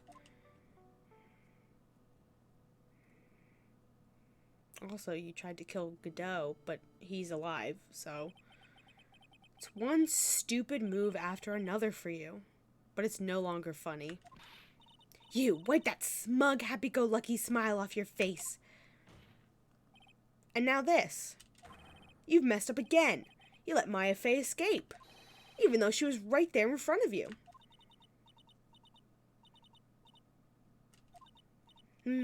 Mia Fey. You spinster. I was supposed to kill Maya Fey like I swore I would. And if only you had gotten this spiky-haired jerk the guilty verdict, I wouldn't have been hanged to death. True. But I think you finally understand, Dahlia Hawthorne. Imagine dying, coming back to life, and getting dragged to death again. Spinster. It is quite the insult. You will never defeat me. What? What did you say? Whether you're alive, dead, somewhere in between, you will never defeat me.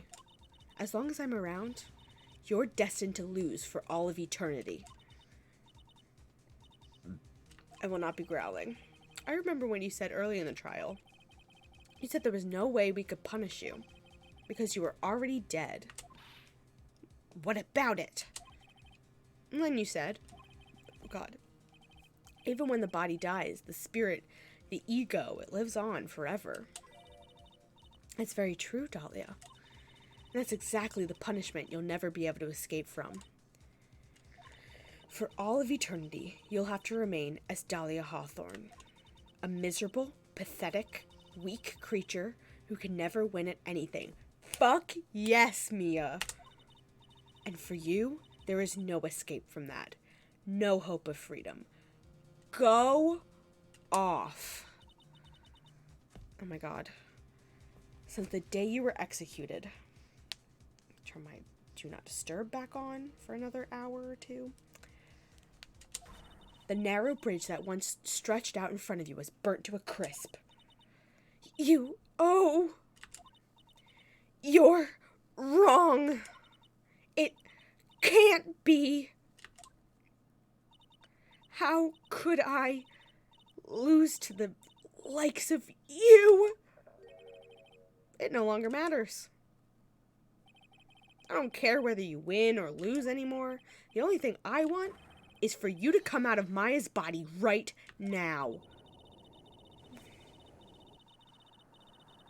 Oh, God.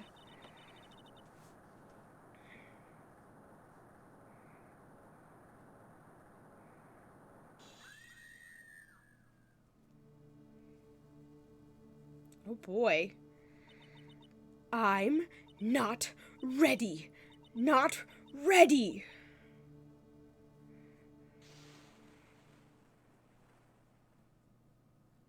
What the fuck? Boss battle time?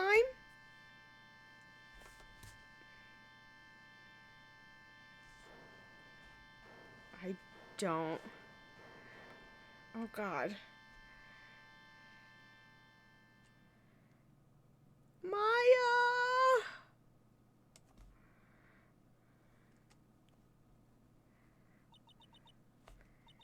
Nick, sis. Oh, baby girl.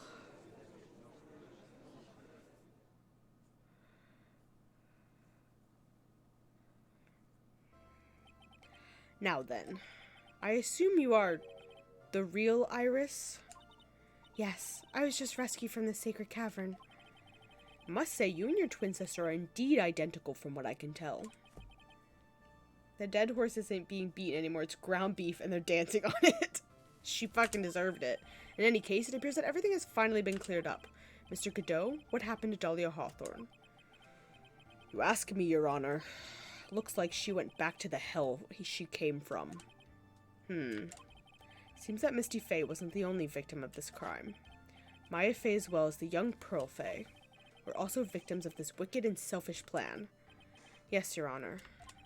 The tragedy of Medium Valley has finally come to an end, it seems. It would be best for everyone if no further attempt was made to channel that spirit again. Yeah, Your Honor? Yes, what is it? About this whole spirit medium thing. It's almost weird how comfortable you seem with the concept now. Well, to be frank, my younger brother is quite judgmental. He often criticizes me for not studying hard enough. That's why I made a concerted effort to study up in the Curian channeling technique. Hey, isn't that the New Year's issue of Occult? I've seen quite a few things in my many years on the bench, and in all that time I've finally learned this one thing. Each case is different and takes place in its own world, if you will. In order to fully understand that world, first we have to immerse ourselves in it completely. And that's where my brother and I used to differ.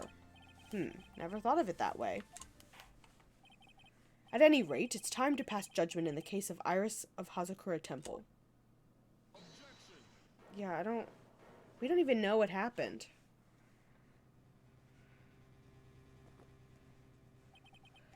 You're a little too fast with that gavel, Your Honor.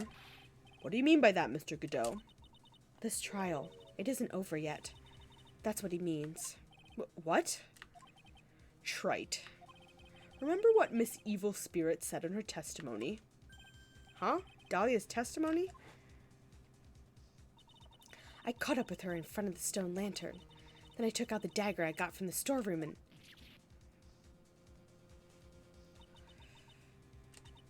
It's strange, but I don't have a clear memory of what happened after that. I think I was stabbed.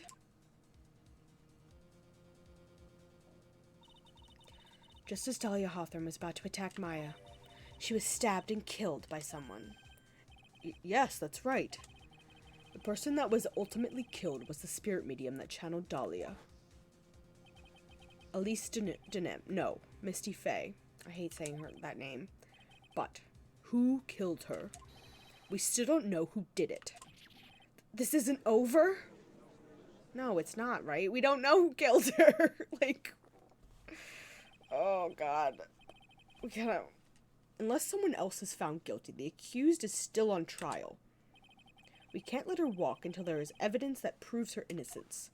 Well, she should be going to jail anyway because she helped a murder, helped a crime. No way.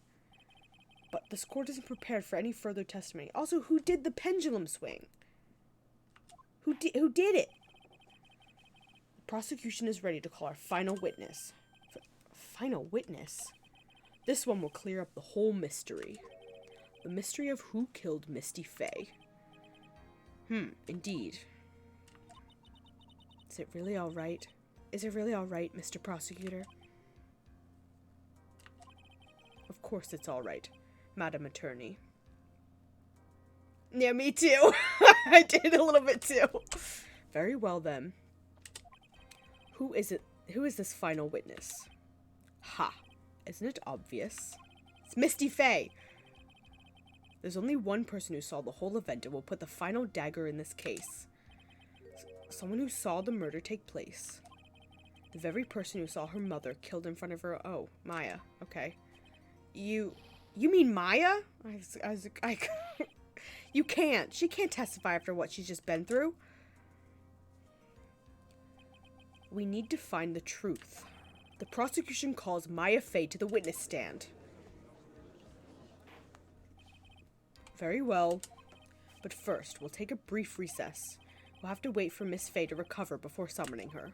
Once we receive the doctor's permission, we will proceed with the trial. Hey, Trite, I've got something to say to you, so listen up. What is it? I don't think much of you as a lawyer. It's always the same with you. You always somehow manage to just squeak by without even a faint understanding of the case. I understand the case perfectly fine. Thank you very much. But some beautiful woman always seems to come dashing into the last minute to save you. I mean, that's true. You've got some nerve. But that's not going to happen this time. This time, you're going to have to do this by yourself. That's enough. This court is now in recess. I don't know what his problem is. I'm truly sorry about everything. You were working so hard to defend me, but I was missing all day and we didn't even have a chance to talk. She's right. When I met Iris at the training hall yesterday, they had already switched places. Yeah, what are you gonna do to Pearls? Hasn't she been through enough? I just had a terrible thought and I'm not gonna voice it. I wanted to at least be in the defendant's box today to root for you.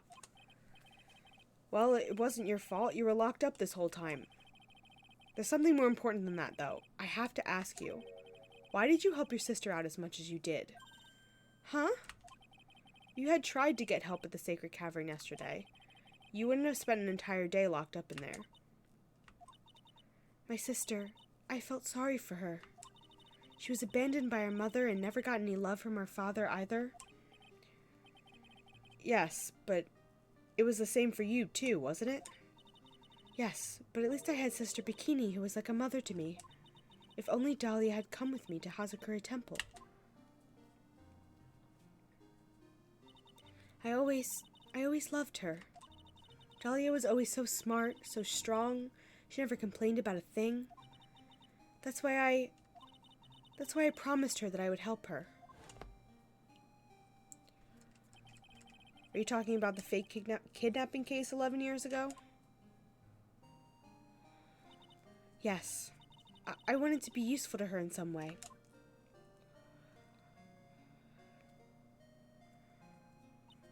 But as usual, I was too cowardly. At the last minute, I ran away. Because of that, Dahlia's stepsister, Valerie, ended up...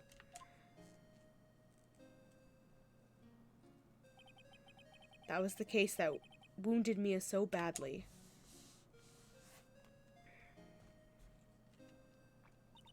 Yeah, yeah, exactly. You were 14, I don't blame you. But things didn't end there, of course. Some people suspected my sister was involved in the murder.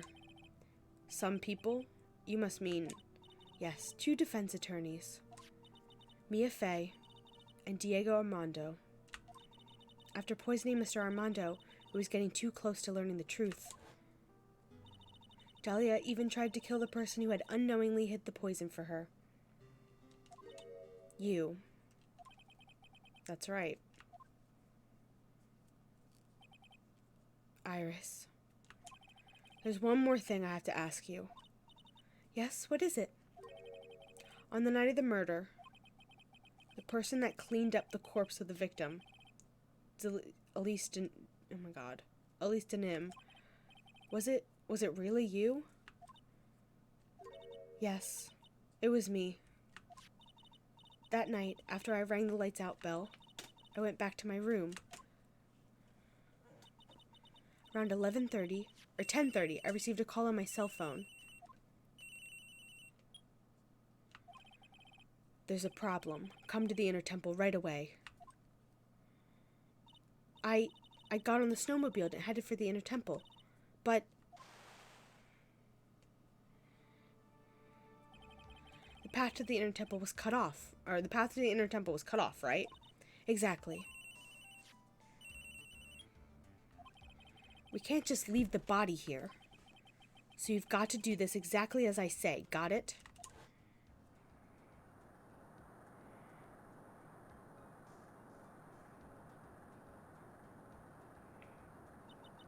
It was me. I was the one that received her body. Yeah, but from who? The murder weapon had been left in her body so she wouldn't bleed too much. The staff that mystic Elise always held. I knew it. So the actual murder weapon was the staff. Yes, that's right. I brought the body back to Hazakura Temple on the snowmobile.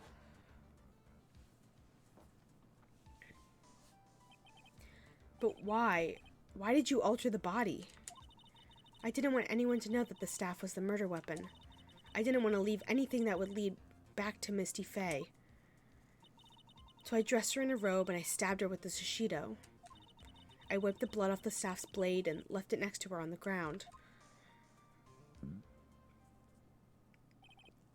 Iris, just tell me one last thing. Tell me the name of the person that called your cell phone. The real killer. I'm sorry, Mr. Wright. I can't do it. I can't say who did it. I see. Okay. Oh, that would be too easy. Defendant. Yes? The judge is calling you. He wants you to see you in his chambers. He has some questions about Dahlia Hawthorne. All right. I feel like you wouldn't do that without your lawyer, but that's fine. Well then, I'll see you later. There's something I want to tell you. Oh, okay. Something she wants to tell me. Later? Oh, just tell me now. So it's true. Iris cooperated with the real killer. Maybe even from the very beginning. Phoenix. Mia. How is Maya doing? Physically, I'm not worried. She'll recover completely. But emotionally, she's been hurt very badly by this case. I see. You don't mean she learned who Elise Denham really was? Yes, I went to the medical center and talked with her. Medical office, whatever. I told her everything I knew. But why? Maya is stronger than you think. I knew she could take it. All of it. What do you mean by that? I want you to figure out that answer by yourself. The trial is about to restart. The real killer. Do you know who it is yet? No. Iris wouldn't tell me who called her, but still. I think that just maybe I know who it was. I don't know who it was. That night, the victim was killed in the garden of the inner temple. And the criminal wasn't just there by accident. Which means that the killer knew of Dahlia's plan from the very beginning. And one more thing. The victim was moved to Hazakura Temple side by pendulum. In other words, the criminal couldn't cross the bridge. That means they were stuck in the inner temple side for almost an entire day. Exactly, so the culprit was someone that wasn't in Hazakura Temple the following day.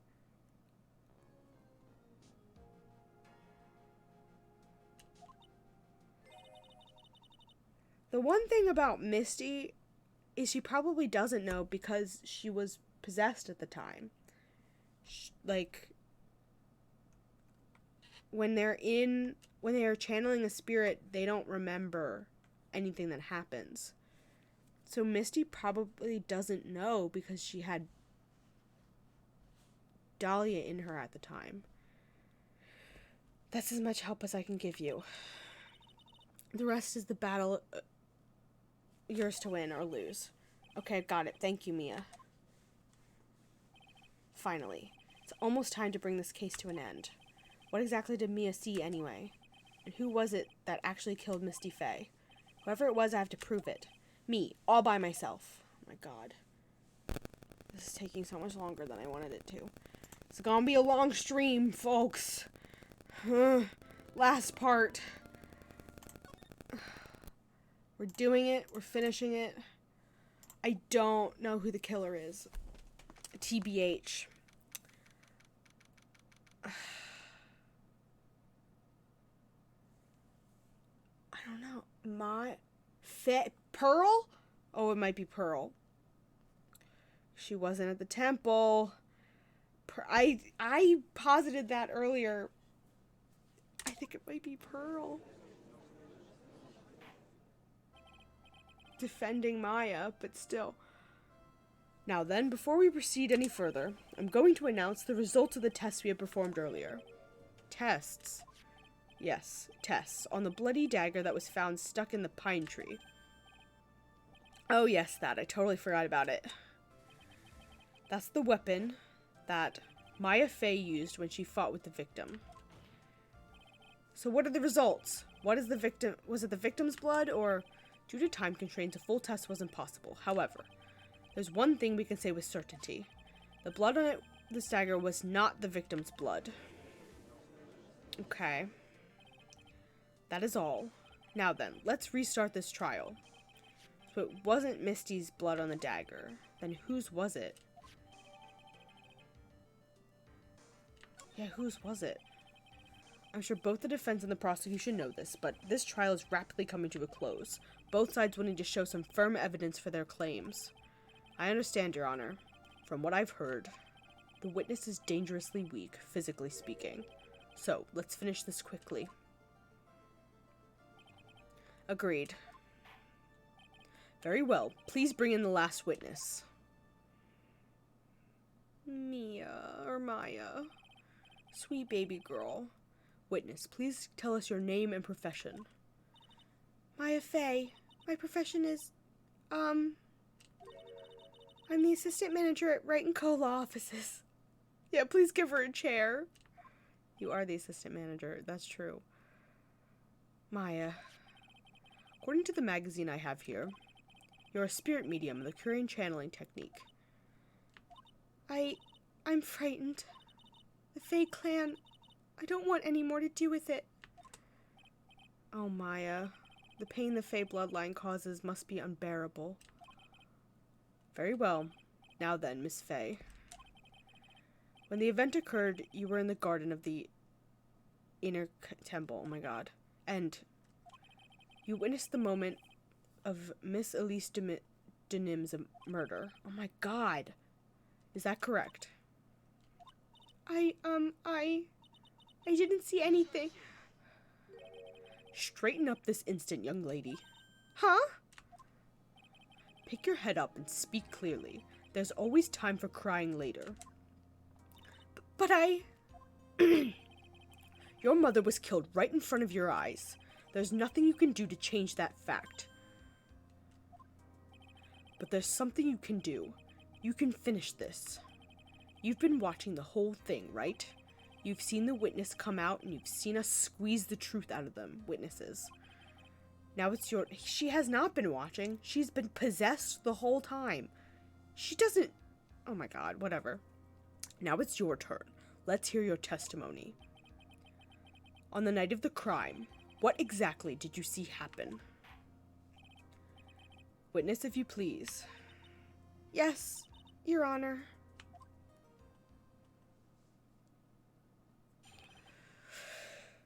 At the inner temple. Creepy. I was passing through the garden on the way to a spare prep room when it happened.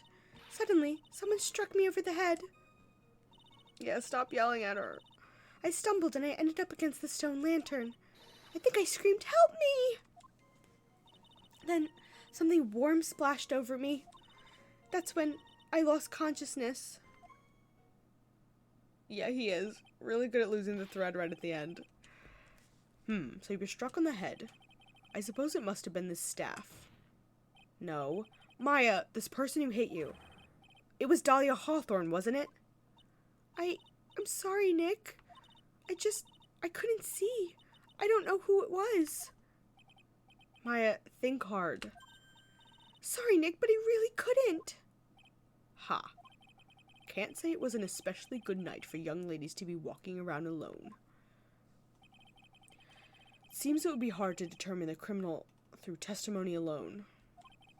Very well then, Mr. Wright. Please begin your cross-examination. Okay. Maya, hang in there. She doesn't look well at all. Trying to speed round this shit. Okay, come on. Stumbled. Help. You think you screamed, but you're not sure. Listen, I was a complete wreck. It was dark and I couldn't see my attacker. Was it a man, a woman, an adult, a child? I had no idea. I was scared out of my wits. Believe me, my dear, I'm certain I would have soiled my robes.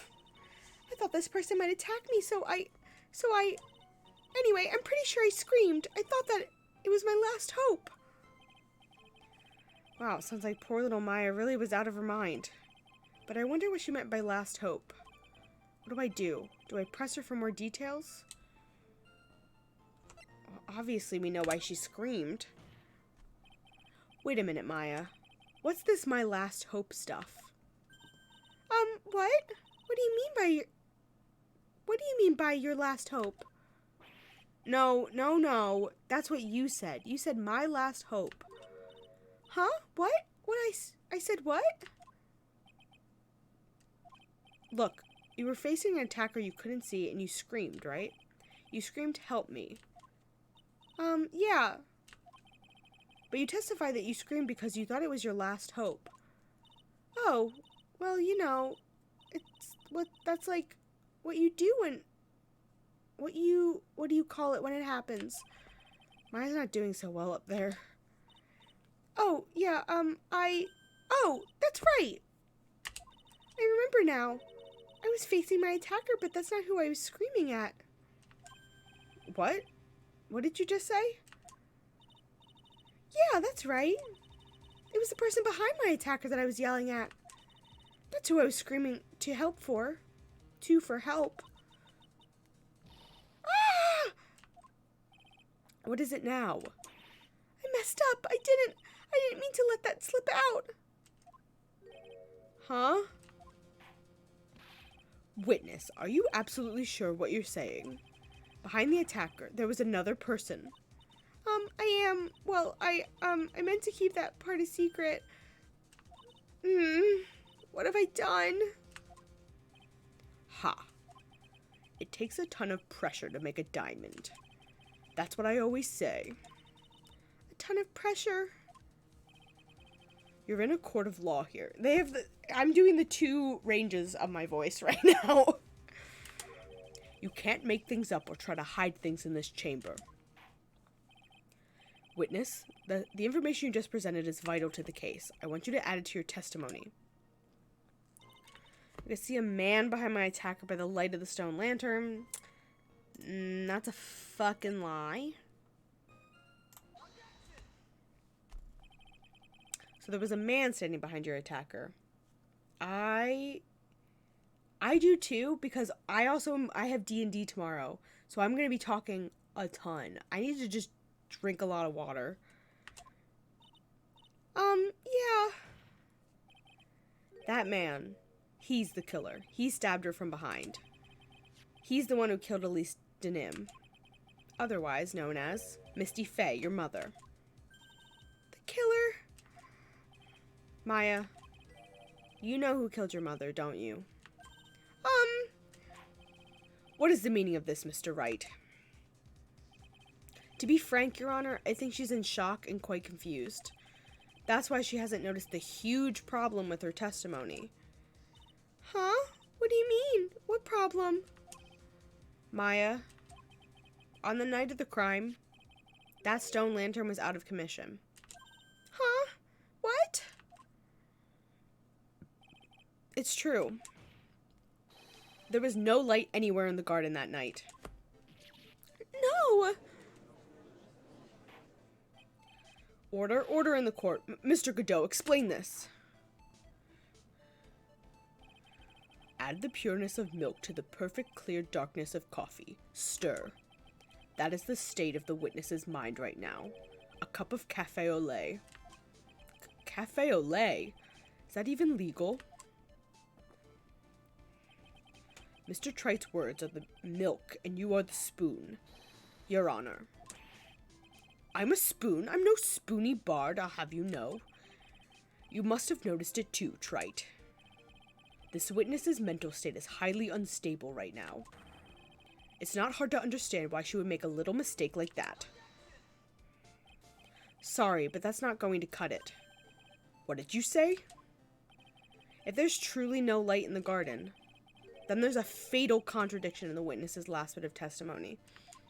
Judge is totally a little spoon. Yeah. Nick. May I? Recall the witness's statement about her attacker. She said that she didn't know if it was a man or a woman or an adult or a child. And yet, the witness could describe a person that was standing behind her attacker, and she quite clearly described him as a man. In other words, that would have to mean that Maya actually saw our mystery person, despite being so dark that she couldn't see the face of her own attacker. No!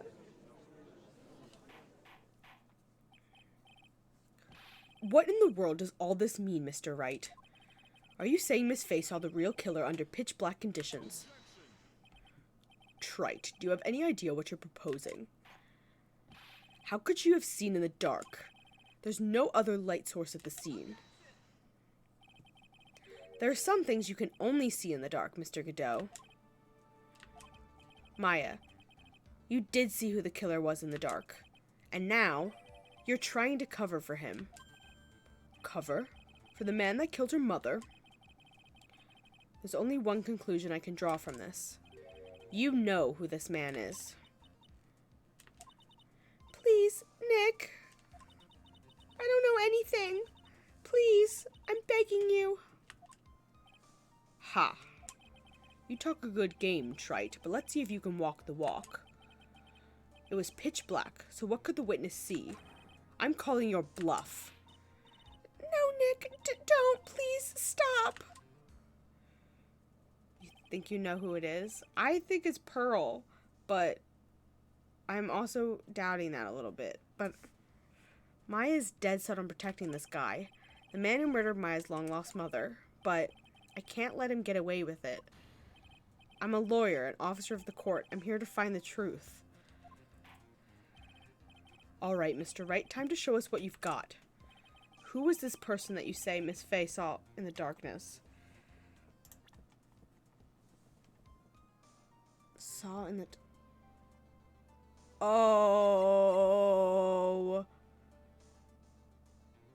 We could see his mask in the dark. No!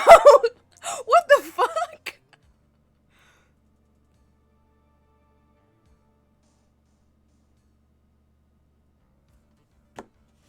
Godot? Why would he... What? Because it was pitch black. Miss Fay was able to recognize the killer easily. I'm sure the court would like to see for itself how this is possible, yes? What? But how do you propose to show us something like that? It's easy. We just need to recreate the conditions of that night. Conditions? Your Honor, the defense officially requests that all the lights in this courtroom be turned off.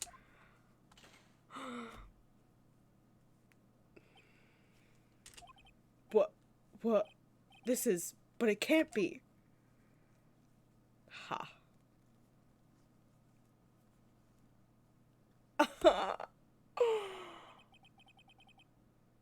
Man should not have been a prosecutor, you were correct. That was a nice bit of deduction, Trite.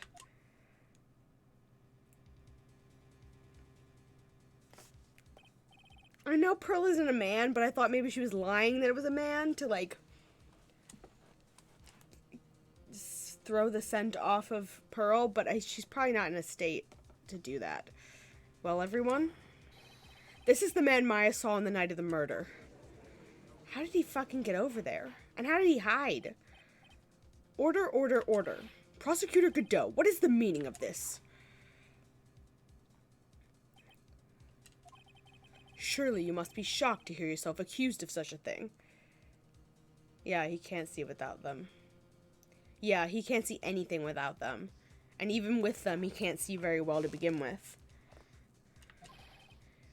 Why aren't you denying it? Ha. Your Honor, you're asking the wrong person. What do you mean by that? If you've got a question, ask the witness. That's one of my rules. Well, Maya, how about it? What you saw that night? Was it 3 glowing red lines? Well, witness, answer the question. You're wrong. I never saw that. Maya! I thought the person that stabbed my mother was a man. For a totally different reason. What?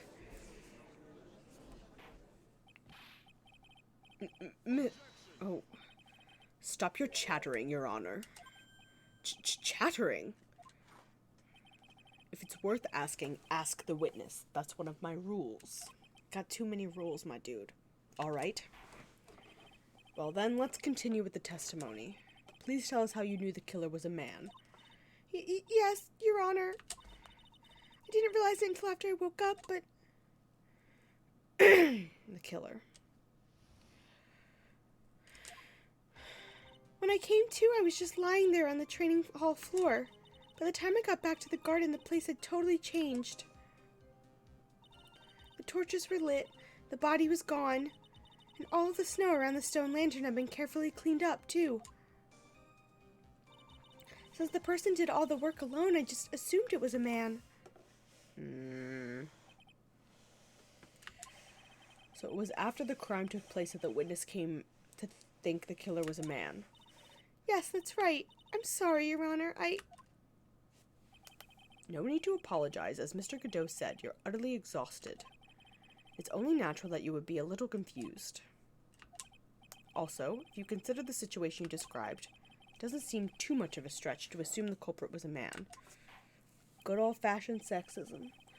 Mr. Wright, proceed with the cross-examination. Okay. I should have fall, but time to go back.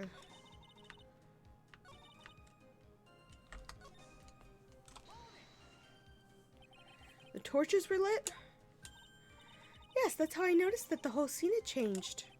I'm gonna say it was the killer who lit the torches. I mean, who else could it be? The killer probably lit them since it'd be impossible to do any cover-up work in the dark. However, if that's true, there's one thing that still bothers me. Why did the killer go to the effort of moving the body? That's true, it's hard to see how that would be of any advantage to the killer. The only one who would gain anything from that would be the only person that was at the inner temple, Maya. Very well, let me hear some more about the condition of the crime scene. All the snow around the stone lantern. So you're saying the killer cleaned up the snow? It did look really odd.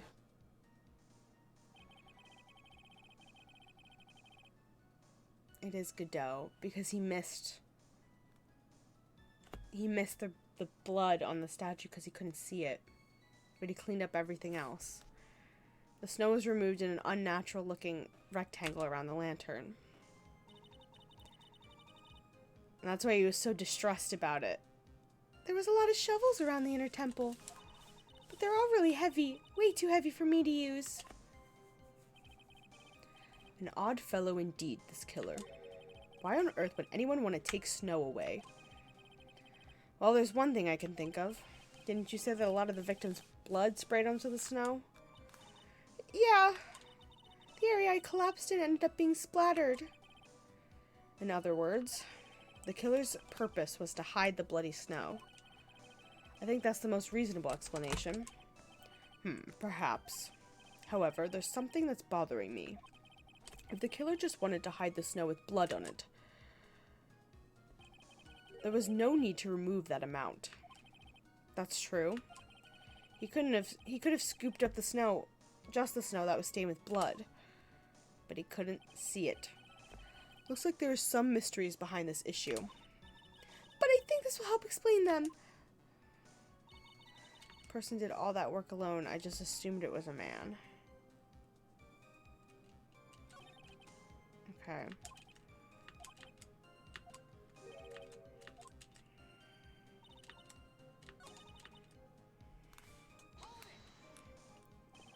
Naturally, the killer must have done it, right? Yes, I think so. But why would the killer tamper with the crime scene like that? There must have been something that the killer desperately wanted to hide. The truth is, when I saw the crime scene, I felt something. You did? Yes, I felt like the killer was hiding the evidence for me. For my sake. What? Hiding it for you? Everyone knew that I was the only one at the inner temple that night. If Sister Bikini had come back and looked at the garden... She may have thought you had done it. No, she definitely would have thought so. And you're saying that's why the killer cleaned up the crime scene to make it look like nothing had happened? Yes, I'm sure of it. Well, that's certainly an important piece of information. I want you to add that to your testimony. Yes, Your Honor.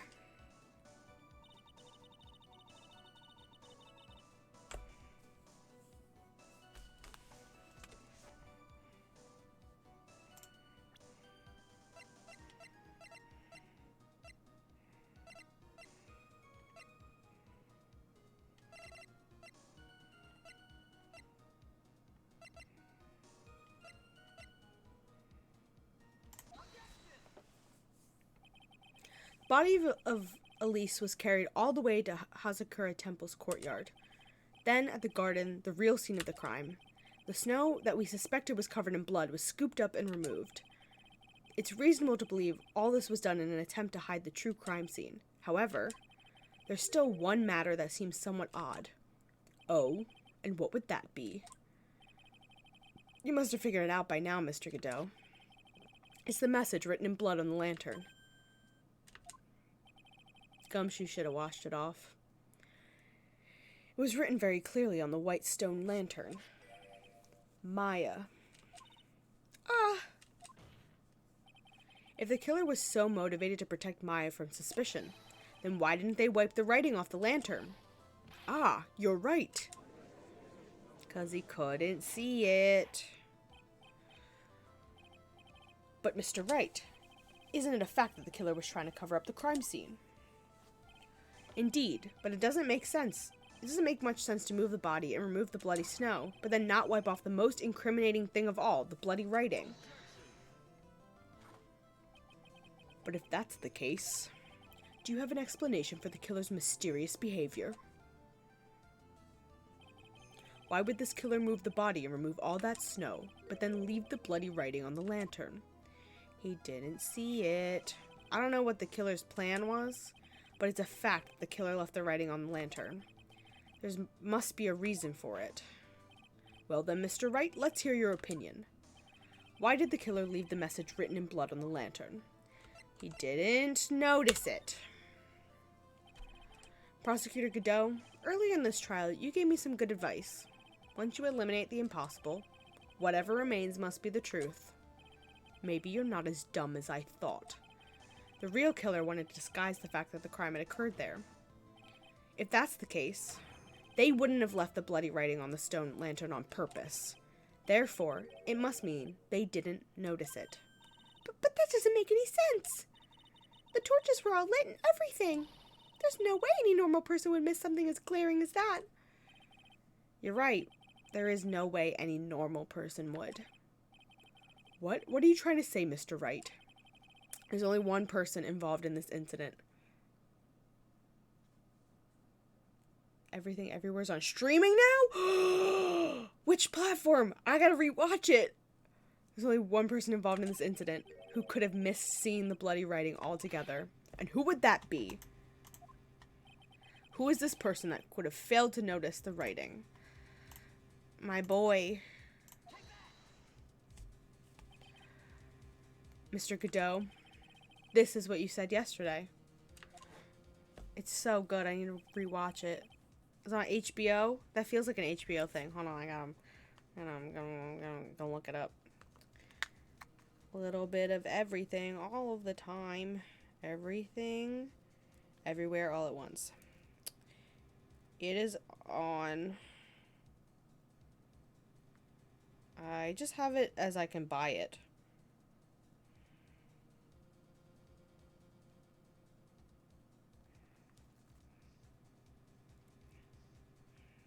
I just have that I could buy it via Google. But let me... Everything... Everywhere... all at once. I thought it said Hulu. I have I don't have it on streaming. I can see that I can buy it on YouTube and I can buy it on Prime.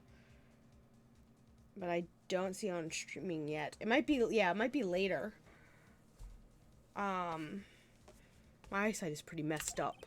Even with these huge goggles on my head, I still can't see everything. You can't see everything. Is that correct, Mr. Godot? No, you're good. Don't worry. That's still exciting. I was wondering when it would come out in streaming. I mean, I'd happily pay $20 to own that movie because it's so fucking good. This lantern was submitted as evidence today. I would like the court to think back to the moment it was first presented. This lantern? There's something written on it. But why? It's written in blood. Nonsense. This lantern, it's as clean as a whistle. Mr. Godot, just admit it. There are certain colors you can't see, correct? You can't see red on a white background, can you? That's right. We went through this once before. During the poisoning case at Très Bien.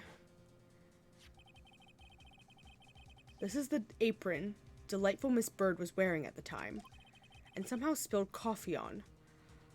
I never put that together, that he couldn't see the ketchup. There's something still bothering me, Mr. Godot.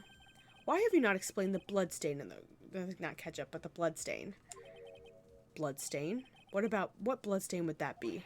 Don't play games, prosecutor. The blood-colored stain that smeared all over the apron. That's ridiculous. No one told me anything about a bloodstain. I totally forgot about that. I thought that was just Godot being an idiot, like he is half the time. Because he's just kind of a dumbass sometimes about things, but now it makes more sense. You could see the coffee on the white apron, but you couldn't see the ketchup. Okay, it was ketchup. It wasn't blood. I was right. Okay, because it was red. Ha. It's strange. In a black and white photo, those letters would have appeared black to me. I wonder, why am I the only one that can't see them? So then, Mr. Godot, are you admitting it?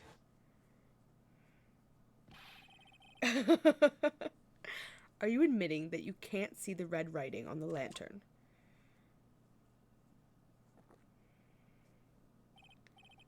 Hey, Gramps, didn't you know that that's the reason why I don't drink red tea? Okay. It's not a lot of red teas, but that's fine. I wasn't sure about it until now, but I just can't believe it. Prosecutor Godot is the murderer. But there's no going back now. I can't fucking believe that. Yeah, that's the... You drink tea? Really? Finally figured out the truth. Mr. Godot, the defense at this time formally accuses you. You are the murderer of Miss Elise, also known as Miss Misty Fey. It's hard to believe this may be true, however. Once again, Mr. Wright has brought up a disquieting fact about you. Ha. Just make sure you don't fill out the indictment in red ink, Gramps. Come on. How does the little graffiti make me into the killer? Besides, it's not like it's my name written there.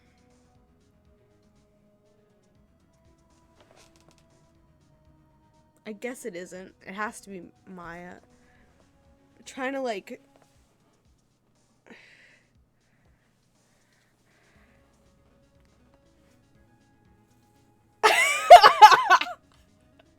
This feels like a kangaroo court.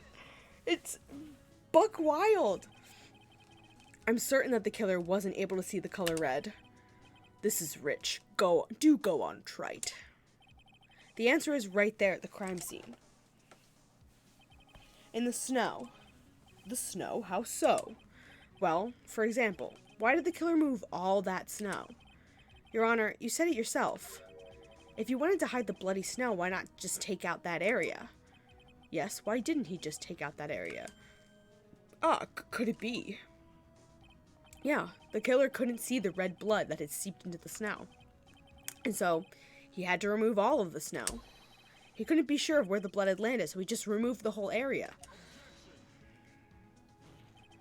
Isn't it more likely that the killer couldn't see the blood because it was dark? No, he lit all the lamps. Not a chance. The torches were all lit. He would have been able to see just fine. It seems that once again this trial has taken an unexpected turn, to say the least. Can you explain this, Mr. Godot? Maya's like, I didn't... Oh, yeah, here's Maya. Hi! A little boy. I am still alive because I'm trying to finish this case. This is the last of it. So I need to finish it. Maya. What is this, witness? Mr. Godot isn't the killer. After all, he didn't even come to the Inner Temple until 2 days after the murder took place. He didn't show up until after that old bridge got fixed up. Maya. You can't testify to something like that. Why? What do you mean? I may not look it, but I'm... Ah! After the murder happened, you didn't even exist. She didn't? I'm afraid I don't follow. This is true. It's really long and really convoluted. Are you senile, old man? We established this just a little while ago. After the murder, this witness was unconscious for a long time. This is the last case, yeah. Because she was channeling Dahlia Hawthorne. Oh, that's right. Please, Your Honor, let me add to my testimony. Nick, please listen to me. Maya, do you plan to cover for Godot no matter what the cost? If that's the case, then I've got no choice. Your Honor, let's hear her testimony. If it means we're going to hear the whole truth, I say we should not silence her. Yes, glad to see Maya's not dead. True. It was a little touch and go there. We were not sure for a good portion of it. But... very well, let's hear the witness's testimony. Please tell us what happened at the Inner Temple after the murder. Yes, sir. After I woke up, I began channeling and my spirit left me, as it were. But little Pearlie was there at the Inner Temple, too. Okay. Pearlie was also stuck in the Inner Temple side that night. The next morning, she looked around, but she couldn't find anyone. The next day, when the bridge was finally fixed, she was in the spare prep room. That's when Mr. Godot arrived at the Inner Temple for the first time. He found Pearlie first and cheered her right up. Okay. Who is this Pearlie? That's my little cousin, Pearl Faye. So when did you hear about this? Oh, just a while ago when I was in the medical office. I'm terribly sorry, but what you heard from someone else is simply not admissible as testimony. What? Come on! Pearlie would never tell a lie. She's a way more honest person than I'll ever be. Real smart, Maya. You always know the best thing to say when you're under oath. Ha! The prosecution has no objection. We believe the witness. Of course, because it's exonerating you. Mr. Godot, let's just move on to the cross-examination, if the defense has no objections. This is highly unusual, but, well, Mr. Wright, let's get this cross-examination started.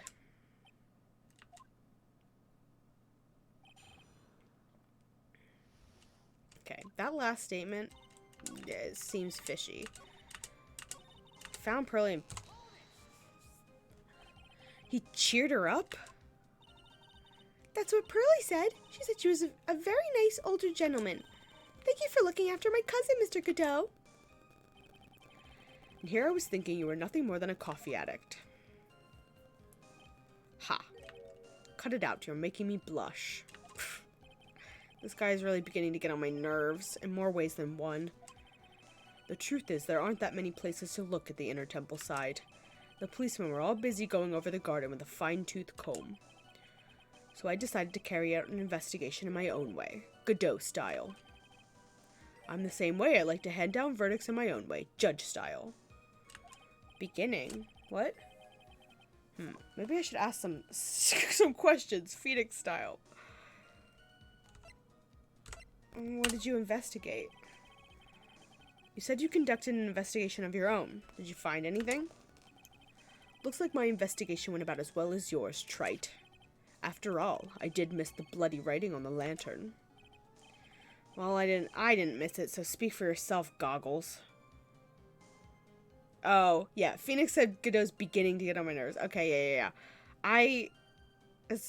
He has definitely been on Phoenix's nerves way more than this. It's been a whole ass game with this jerk. I still kind of love him. The only odd thing I discovered was the beauty in the training hall. Beauty? Misty Faye, naturally. Clad in her stunning Japanese garb, surrounded by the hue and aroma of Western tastes. Western tastes? Could he find a stranger way to describe gravy? So from there you headed to the prep room. Wait a sec. What did Godot say just now? I think I just found his proverbial weak spot. Only one thing of any importance here. Where was Godot when the murder was taking place? He must have already been at the inner temple when it happened. Otherwise, he couldn't have killed Elise. Apparently was also stuck.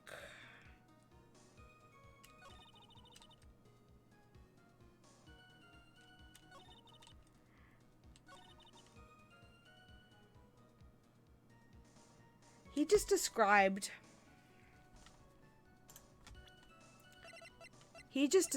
this gravy free. So he had to have seen it before the bridge collapse and all of it, because Pearly did it the next day when nobody could get across. All the prosecutors aren't ending up in a relationship with Phoenix. True. Francisca's starting to grow on me. Especially during this case. Francisca's starting to grow on me. But, yeah. Mr. Godot, the first time you crossed Dusky Bridge and went to the Inner Temple was long before the murder took place. Why do you say that? Because he just made one fatal slip-up. The hanging scroll in the training hall? Hanging scroll? But, Mr. Godot is right. That scroll shows a picture of my mother. Maya, I know you know who it is. But there's something you didn't know. By the time the bridge had been repaired, 2 days after the murder, the hanging scroll in the training hall looked like this. What's that wonderfully delicious smell? The morning after the crime, someone covered it with gravy. There's no way that would still smell good. It would be like rotting gravy. Please stop saying it smells good. You're making me a little ill. Gravy? But why gravy, Nick? Because gravy was much more than a condiment to the culprit. Well, Mr. Godot, if you really hadn't seen the hanging scroll until after the murder, you wouldn't have had any way of knowing it was Misty Faye. Wait a minute, Nick. Yes? Take another look at that hanging scroll. Look at the top. There's a crest there. Ah, that is the mark of the master, correct? Exactly. So if you know the meaning of the mark, then you could guess it was a picture of Misty Faye on there. True, but Mr. Godot described what was under it like this. Clad in her stunning Japanese garb, surrounded by the hue and aroma of Western tastes. Oh. Yes, it's possible that he knew what the crest meant. However, he couldn't have known that she was wearing Japanese clothes. Mr. Godot, on the day of the murder, you were hiding at the Inner Temple long before the crime took place.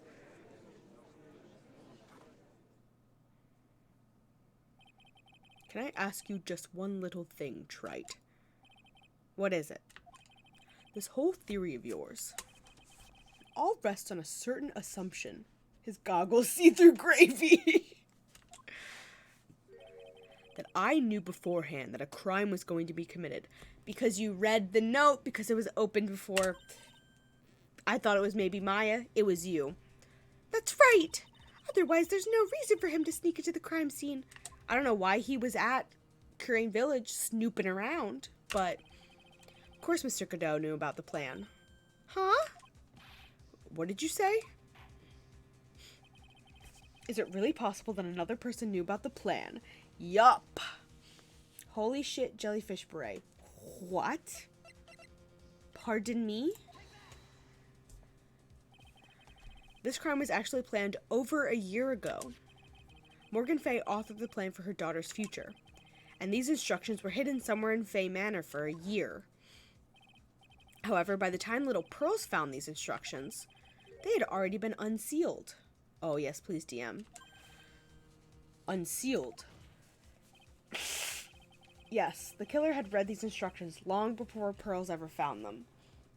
Thread, she's gonna put ribbons in the back for Tenno. I need to look. That's how we knew the crime was going to take place at the Inner Temple. It's so fucking cute.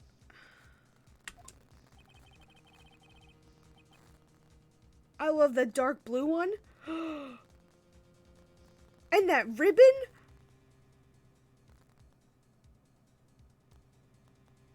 I need to stop buying things for myself, but I need. Are you still insistent this crafty killer is me? You bet I do. But you just said that the instructions were hidden. That's right! Mr. Godot couldn't have known where the instructions were hidden. If you really wanted to know, you had one great chance to find out.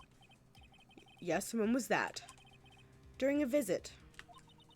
A visit? Morgan Fay told her daughter, Pearl, about where the instructions were hidden. During one of her visits to the detention center. That would be the only time for someone to have learned where they were hidden. Eavesdropping on a visit at the detention center. I need it. Yes.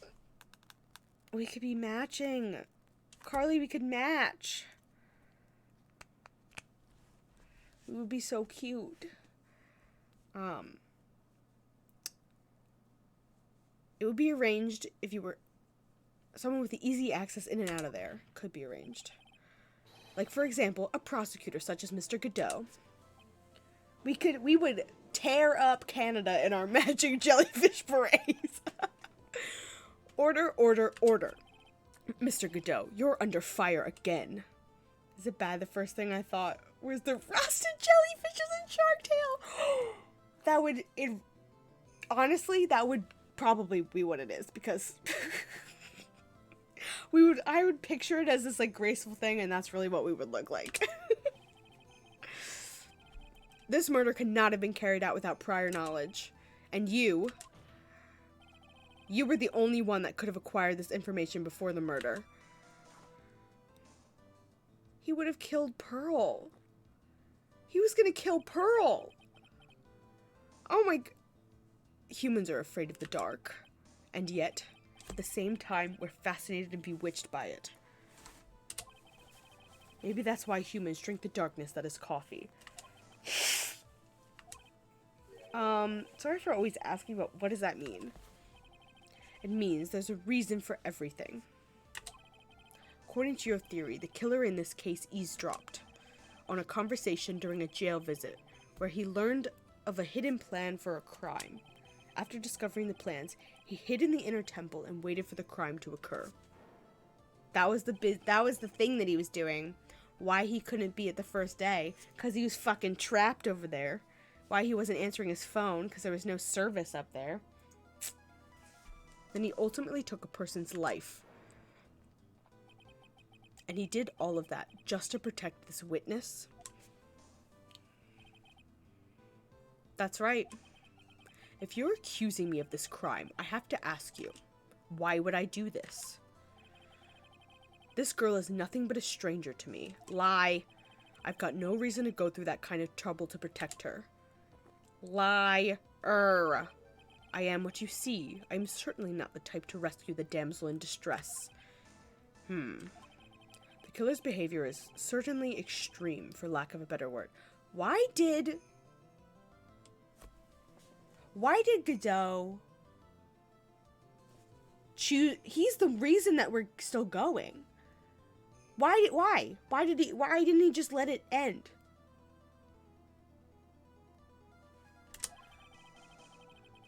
Even considering that the killer wanted to protect this witness's life, his behavior is still a little too unnatural. However, you had a good reason, didn't you, Mr. Godot? He wanted truth. An unshakable reason that forced you to protect this witness at all costs. I mean, it could be guilty conscience. But he could have just been kept on living his life. I knew it. You figured it out, haven't you, Nick? Yeah, I figured it out a long time ago that Godot is in love with Mia. Maya, I guess you were doing your best to cover for Godot. For the same reason, huh? Phoenix will always find the truth or something? Yeah, I guess. Okay, Trite, I'm all ears. Let's hear it. It's very simple. Maya Fey is a lot more than just a stranger to you. What's this? There's one person who lies at the very center of this whole story. Mia Fey. Mia Fey. Mia Fey. You're in love with her. There's a very good reason why Maya's life is so precious to you. After all, she's Mia Fey's only sister. Mia Fey. You once worked alongside her. That was when you were his defense attorney. Wait a second here. Mr. Godot is a defense attorney? With your Honor's piercing intellect, you must have figured it out by now. The real name of the man who calls himself Godot. His real name is Diego Armando. Isn't that right?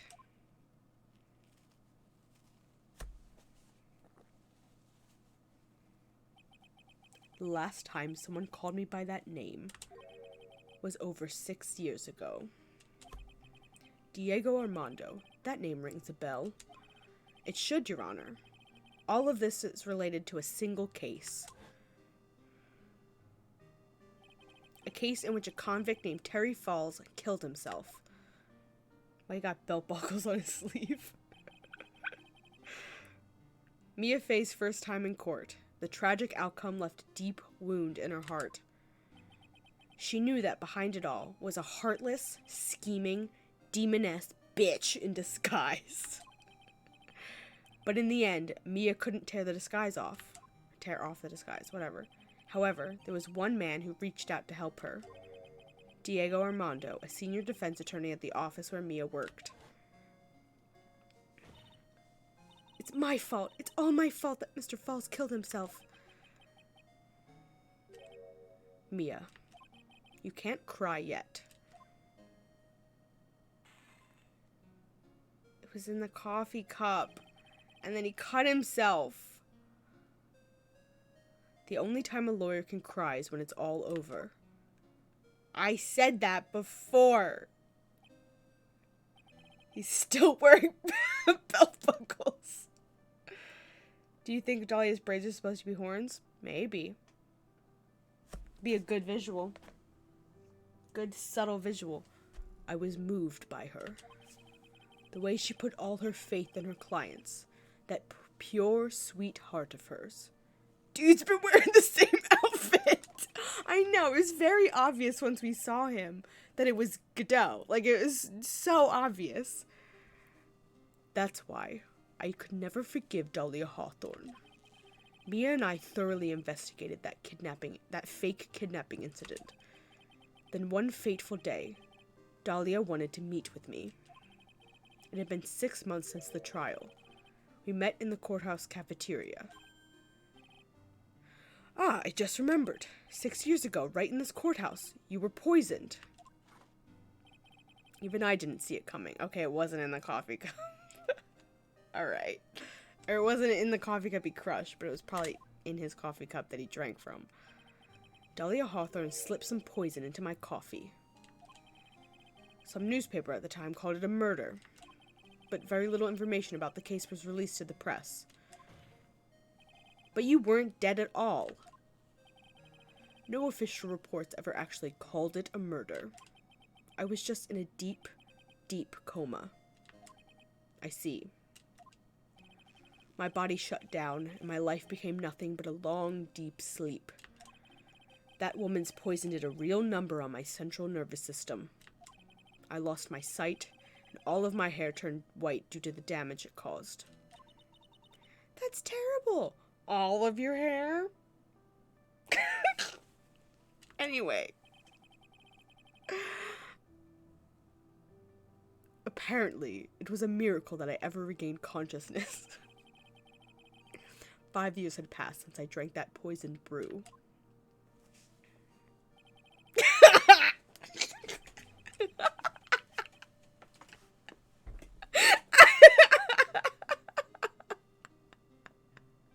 I love that it both came in at the same time. Then one morning, my eyes flew open from the smell of a doctor's cup of coffee. 5 years? You were asleep for 5 years? And the worst possible news was waiting for me. Mia Fey was dead. From the very moment I opened my eyes, I had already lost everything I thought I had. The woman I loved had been murdered. Shut up, Cody! And the woman I loathed had been sentenced to death. The woman you loathed. The woman who had spiked my scalding hot coffee, Dahlia Hawthorne.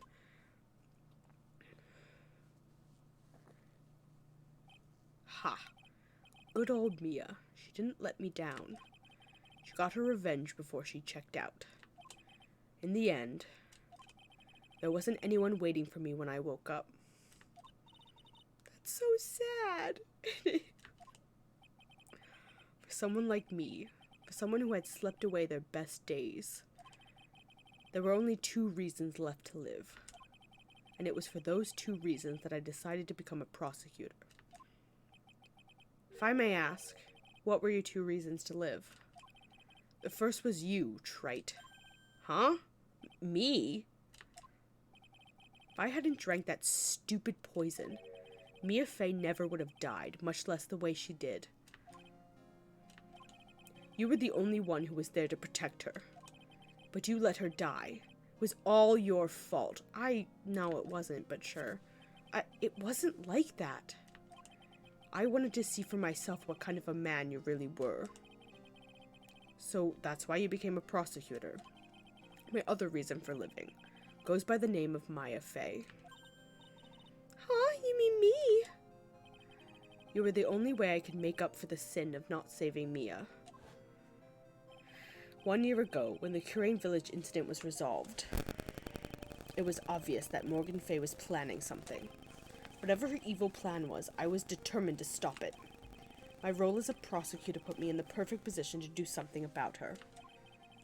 That's how you overheard Pearl's visit with Morgan at the detention center. I knew that the time was drawing near. Since I knew the plan, I thought I could foil it. My goal was to outwit the plan. Thought if I could do that, I could keep that girl from being caught up in it. That makes sense. If Pearls had known that the actual purpose of the plan was to kill Maya, she never would have helped out. Finally, the day of the plan was drawing near. I contacted both of my accomplices. Accomplices? Iris of Hazakura Temple and Misty Fey. Oh, that's why she was there. I especially needed the help of Iris. She was to take the fall in my backup plan in case we couldn't control Pearl Fey. But, how did you contact my mother? She had been missing for almost 20 years. Officially, yes. What? What do you mean, officially? You've heard about it, haven't you? About the strong ties between the main family and the government.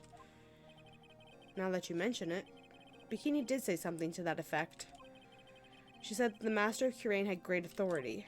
Even without her official position, Misty Fey still wielded great influence. The police have been keeping an eye on her movements all this time. That's how I was able to contact her. Again, because of my position as a prosecutor. So my mother was cooperating with you? Don't ever forget.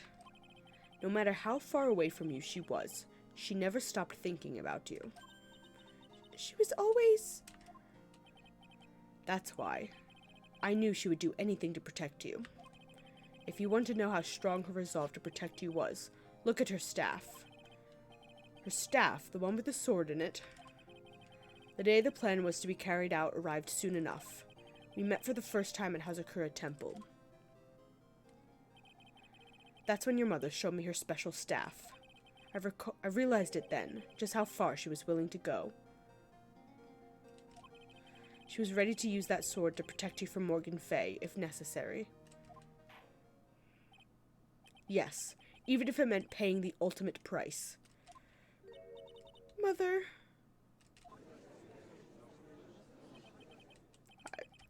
I'm really fucking sad. This whole thing is so sad.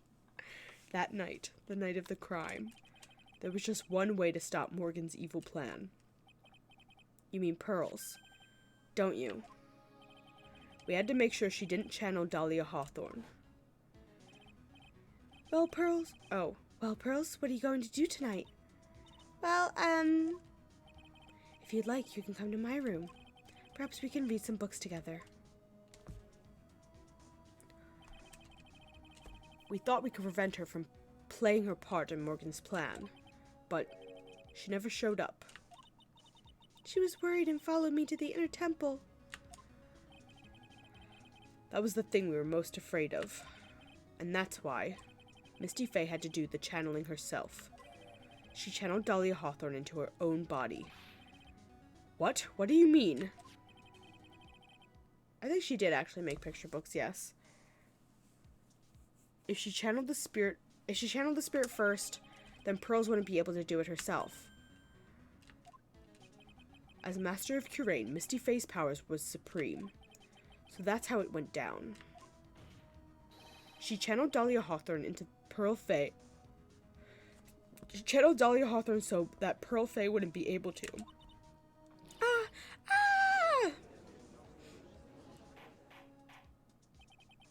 What?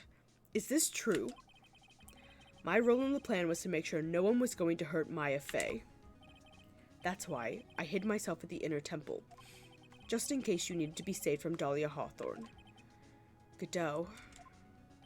Anyway, that's all I'm going to admit to, trite. Huh? There's no doubt about it. You're a great defense attorney. But you're going to have to do the rest yourself. The background leading up to the incident has been laid bare. There's just one question remaining, Mr. Wright. Who killed the victim? There are only two possible suspects right now. Maya Fay, and I'm sad to say, you, Mr. Godot. But what if it was Pearl?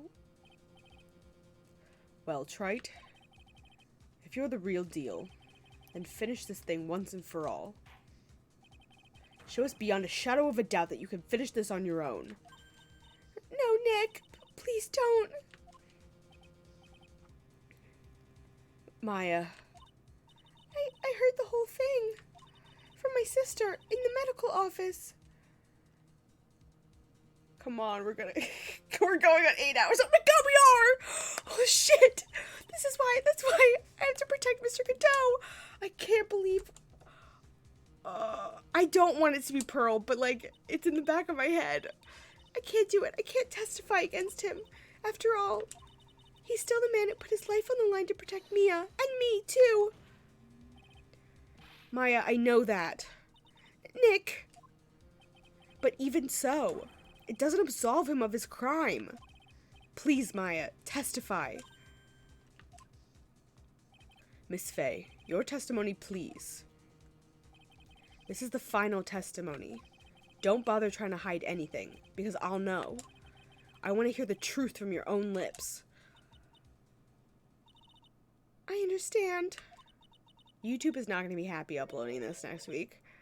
I'm sure you're right. I'm ready now, Nick. Alright, young lady. Tell us about the moments before you lost consciousness. What exactly happened at the time of the murder?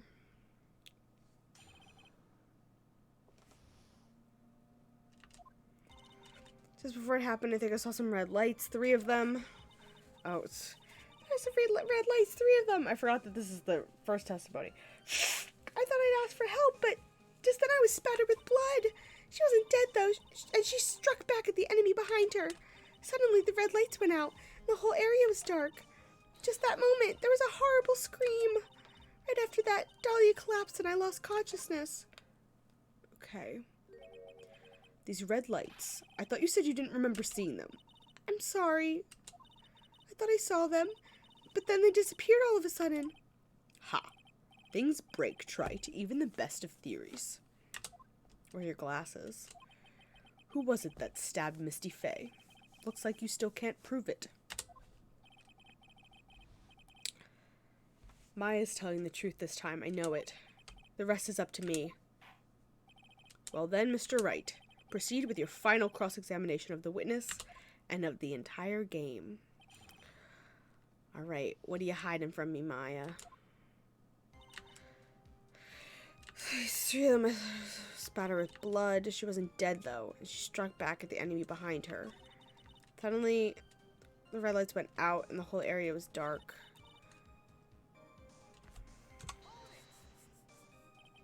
What do you mean by just at that moment? Do you mean the moment when the red lights went out? Yes, that's right. The scream that you heard then, was it Dahlia Hawthorne? I don't think so. I'm pretty sure it was a man's voice. Did Godot get stabbed? So then the scream came from the killer. That's got to be it. I think Dahlia Hawthorne must have taken the blade and attacked the killer with it. And then the killer let out a scream of pain, huh? After that, the killer stole the blade back and delivered the final blow, I guess.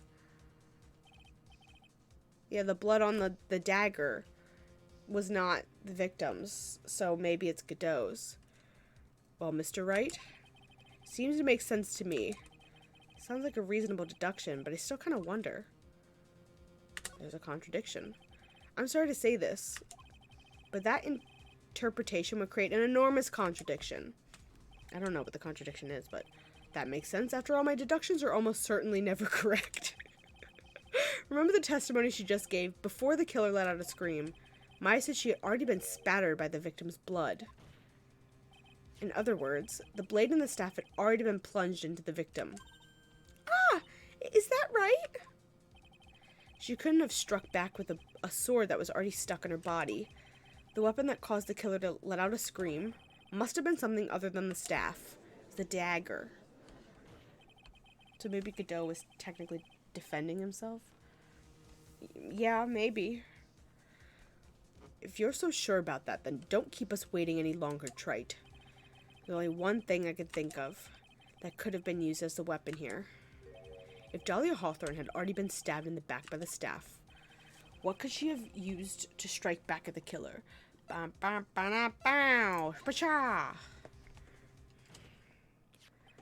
Naturally, the dagger the killer brought to the scene of the crime. Oh, that's right, I forgot about that. This dagger was found at this crime scene, stuck into a pine tree. Yes, the detective found that this morning and brought it to me.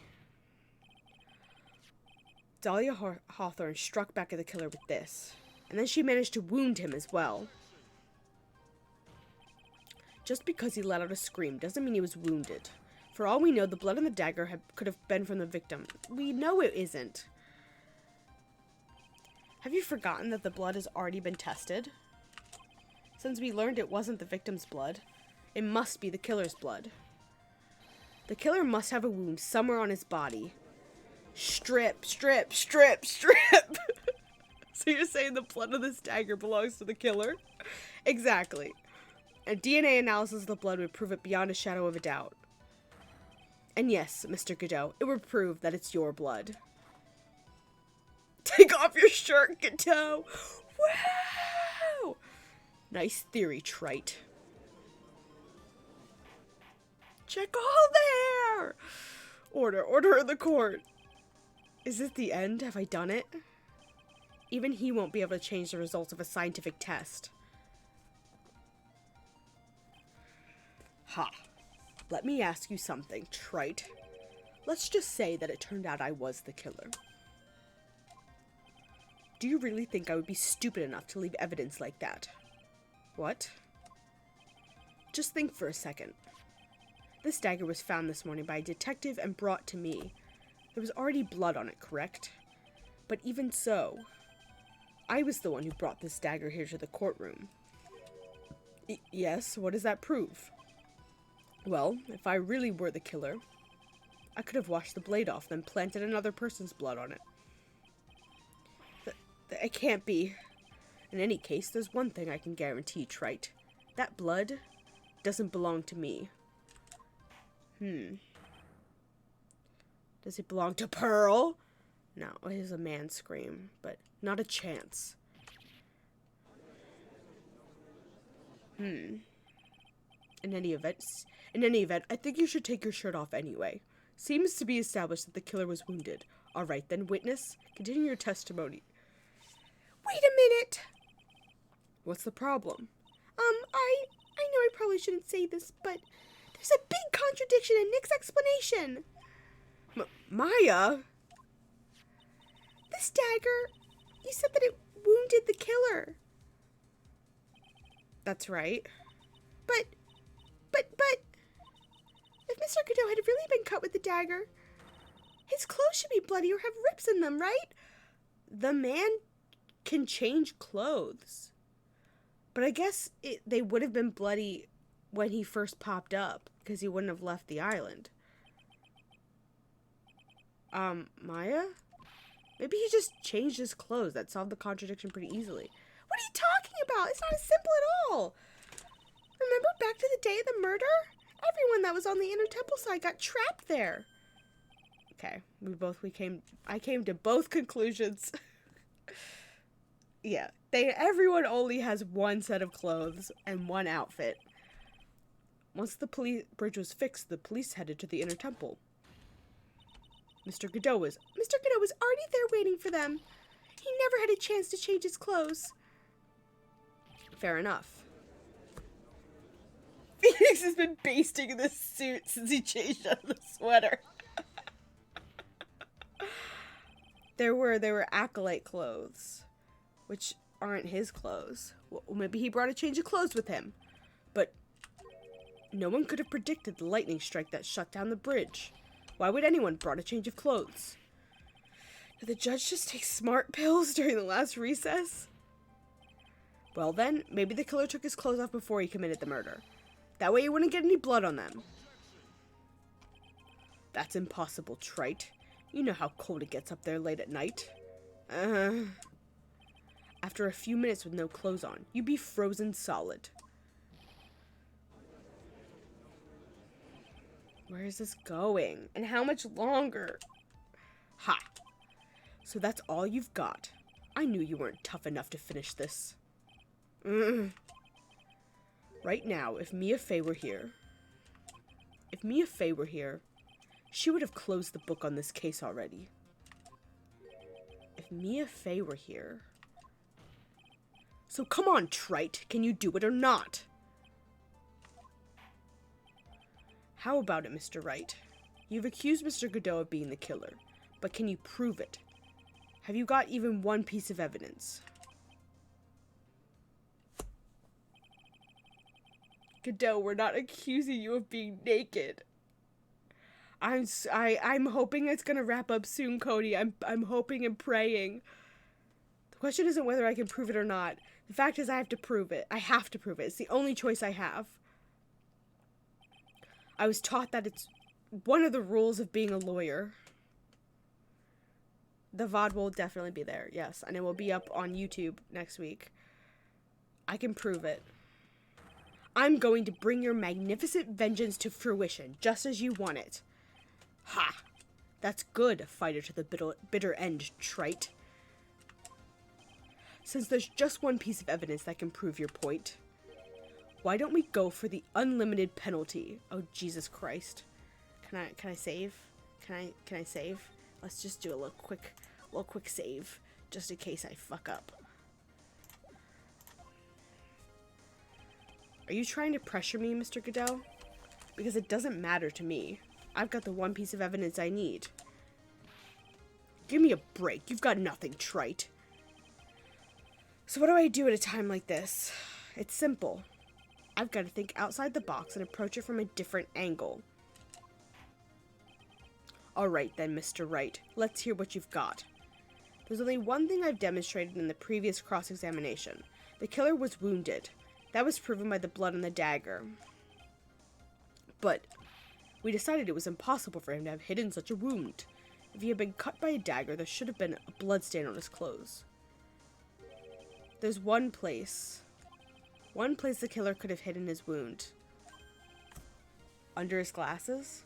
What did you say? Hidden. Under his goggles. This is it. My last stand. I need to think about this from a different angle. I don't need to think about why there were no bloodstains on his clothing. I need to show how he hid the wound. It's the end of the line, the final stop, trite. Let's hear what you've got.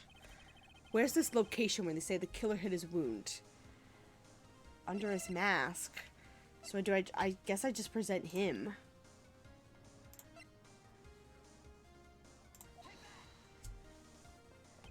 Ha! I don't know what you're talking about. And frankly, I don't need to know. What I do know is that you'll never be half the lawyer she was. Isn't that right, trite? Oh. What was that just now? Mia? It can't be. You're living on through him. Even as we speak, you're still hiding the wound.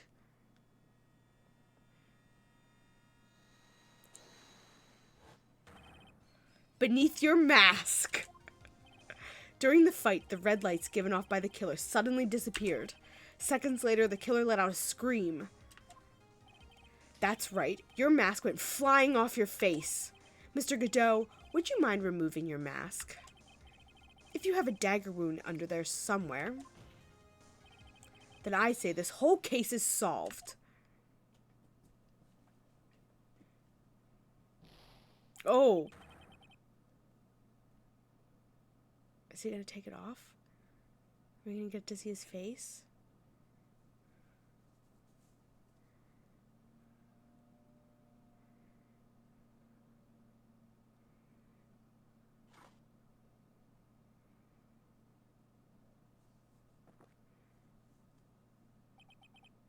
Just now, I saw her spirit in you. I never liked you. 6 years ago, you helped the woman who put me to sleep by hiding her bottle of poison. And then, while I was sleeping, you let Mia die. Do you think they designed Soldier 76 after Godot? Maybe. I didn't think about that. But you didn't care. You just kept living your pathetic, happy-go-lucky life. You even had the nerve to follow in her footsteps as a lawyer. I could never forgive you. That's what I thought. Mr. Godot. But I was wrong about you. I knew it from the beginning. The very beginning. The truth is, the only person I could never find it in my heart to forgive was himself. Was me. You yourself? I was the one that failed to protect Mia. Me and no one else. I tried to avert my eyes from the truth, to escape from the harshness of reality. I just couldn't face Mia's death head on, so I ran. I hid behind a mask. I threw away my true name. I couldn't even deal with being a defense attorney anymore, so I quit. But you saved Maya. Yeah, that was my plan. Up until just now, anyway. What do you mean? What do you mean, up until just now? Are you listening, Maya? If I'd really wanted to save you, then there's one person I should have gone and talked to right away. Who would that be? Are you talking about Nick? But I didn't do it. I tried to get the help of Iris and your mother, but I closed my eyes to the most important man involved. Do you know why? The real reason? No, why? I suppose I wasn't really interested in saving you at all. Huh? I think I was just trying to salvage what's left of my own broken soul. I was trying to make up for the fact that I couldn't save Mia, nothing more. That's why I let you walk right into a situation I knew was dangerous. Forgive me. You're wrong. You put your life on the line to save Maya. Was it really for Maya's sake? Even I'm not really sure. What do you mean by that? That night, in the darkness of the garden, when I saw her silhouette, a part of me must have known the truth.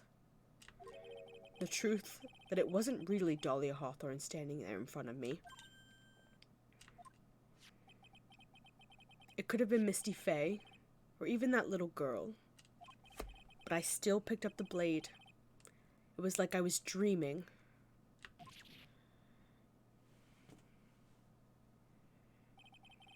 I'm not sure what exactly was going on in my mind at that point. Was I really motivated by the pure desire to protect Maya Faye? Or was it something else? I'm truly holding back my desire to cry right now. Because I really want to. This is really fucking sad. Was it my hatred for a woman who had stolen everything from me 6 years earlier? Could it have been simply a desire for revenge? And now, I don't know anything anymore. I did learn something today, however. I finally realized that I was the arrogant one. I was just chasing an illusion, a fantasy. The stupid fantasy of defeating you in the courtroom. You were the one who made me realize my folly. You never ran away from Mia's death. Instead, you picked up where she left off, as a true defender of the people. He is a really good tragic villain. In that one moment, I understood everything.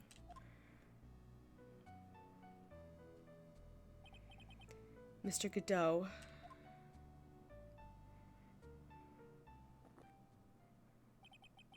I think you already know this, but if you don't, my name is Diego Armando. Mr. Armando, I believe in you. I know you were trying to save me. Oh. Thanks. Your wound, it's bleeding. Ha. Did you forget already? In my world, the color red doesn't exist. He's crying. These must be my tears. Tears! Ever since I woke up from my coma, I think I've been waiting for this very moment. And his name is Armando again! Mr. Armando! You do well to remember this, Maya. The only time a lawyer can cry is when it's all over. Oh my god!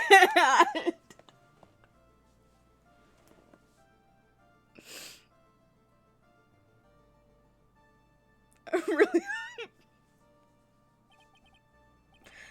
This time it really is all over, isn't it? Defendant. Yes, Your Honor. Although you weren't directly involved in the murder, tampering with the body in the crime scene is a serious offense in itself. I understand, Your Honor. We're just moving on. Mr. Armando explained that to me very carefully. I knew the risk and I willingly cooperated anyway. Very well. Before I hand down my verdict, is there anything you'd like to say? Well, there is one thing. I'd like to say something to Mr. Wright. That's not her voice, but I want to apologize to you. Or I want to. Apologize to me? For what? For the case 5 years ago, of course.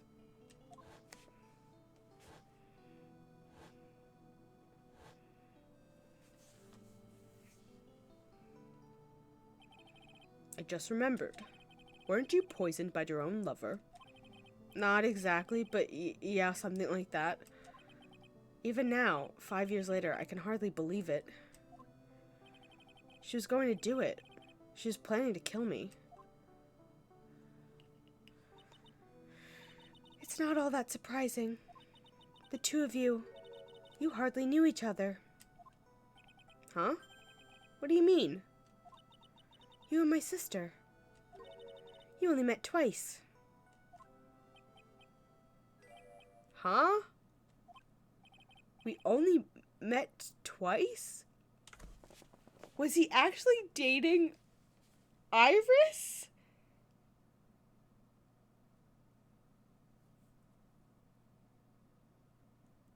Wait, what? That's... The first time you met was on that fateful day. The day she poisoned Mr. Armando in the cafeteria in this very courthouse. The next time you met her was 8 months later. Met her again on the day that she stole your cold medicine. That's uncomfortable. And Doug Swallow was killed. I mean, yeah, it does make sense, but it can't be true. I mean, during our whole relationship, we were...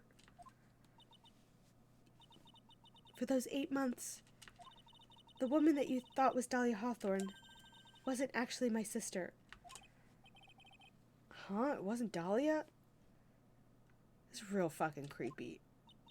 Phoenix has been violated in a number of ways. I hope one day you can forgive me, Feeny. You? You mean... That's right. I lied to you. For 8 months.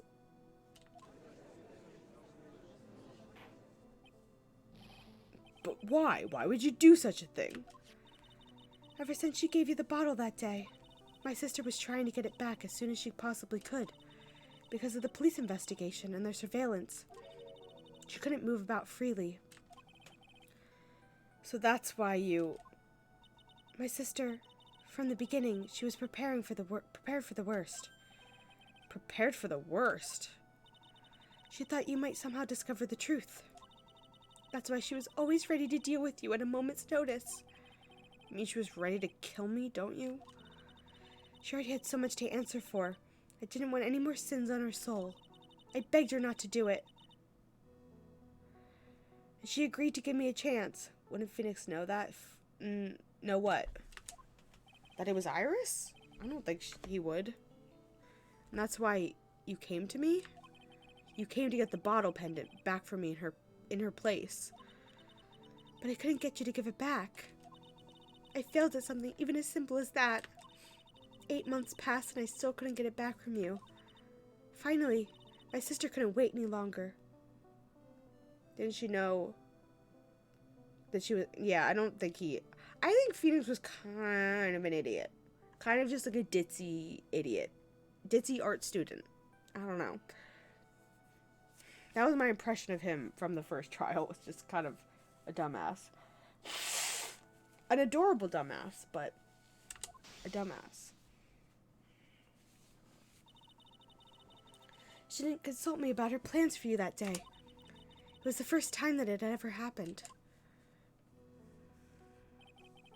That was a bit strange, wasn't it?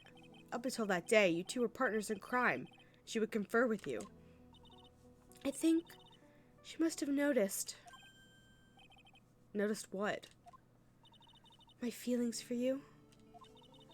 If I had found out she was planning to kill you, I would have done whatever was necessary to stop her. even if it meant her life. Or mine. Iris? After spending those 8 months by your side, my feelings towards you, they changed. I have something to say to you, too. Yes? I hope you say that was creepy. You really are the person I always thought you were. Even after Dahlia Hawthorne was found guilty, I still believed in you.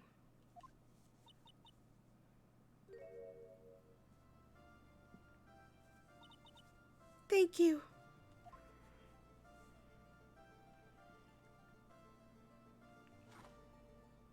Okay, Phoenix. How many cups of darkness have I drank over the years? Even I don't know. I'll tell you though. Right now, this one here is the greatest cup I think I've ever had. Don't you think so, Phoenix Wright? He called me by my name. He's got coffee too! Yeah, I think you're right. The purpose of this trial was to rule in the murder of the victim, Elise. At some point, I expect you will be tried for your role as an accomplice in this case. I understand, Your Honor. Very well. On the charge of murder, I hereby find the defendant not guilty! Wow. Court is now adjourned. Oh my god. No confetti. That was so long. And it's not over because we have the ending dialogue and the credits. So I guess it's all over. The way everything ended, was justice really served? The man who risked his life to save Maya is being sent to prison by my own hand. Of course justice was served. Mia! I'm proud of you, Phoenix. Your defense was truly brilliant. But I couldn't save Mr. Armando. The man who cared so deeply for you. You're wrong, Phoenix. You did save Diego. You saved him in the only way possible. You mean, with that last verdict? I think one day you'll understand too. Phoenix, I want you to remember one thing. You were as good out there today as any defense attorney could ever hope to be. There's nothing more you can learn from me. Mia, you've accomplished something I wasn't able to. I owe you a great deal. Thank you. Mia, I'm sure we'll meet again someday, Phoenix. Can you stop possessing Pearl? I would appreciate that, but also, bye, I love you. I've handled lots of cases and seen a lot of things. And along this journey, I found myself asking just one question. What does it really mean to defend someone? I suppose today's case produced one possible answer. Nick. Maya. I guess it's just like my sis said. Mia? What did she say? That night, when I channeled Mia to get her advice on what to do, this is what she wrote back in my notebook. Don't worry, Phoenix will save everyone in the end. But, come on, cut it out with that gloomy face. Can't you see? Me, sis, and I'm sure Iris too. We owe you for everything you've done for us, Nick.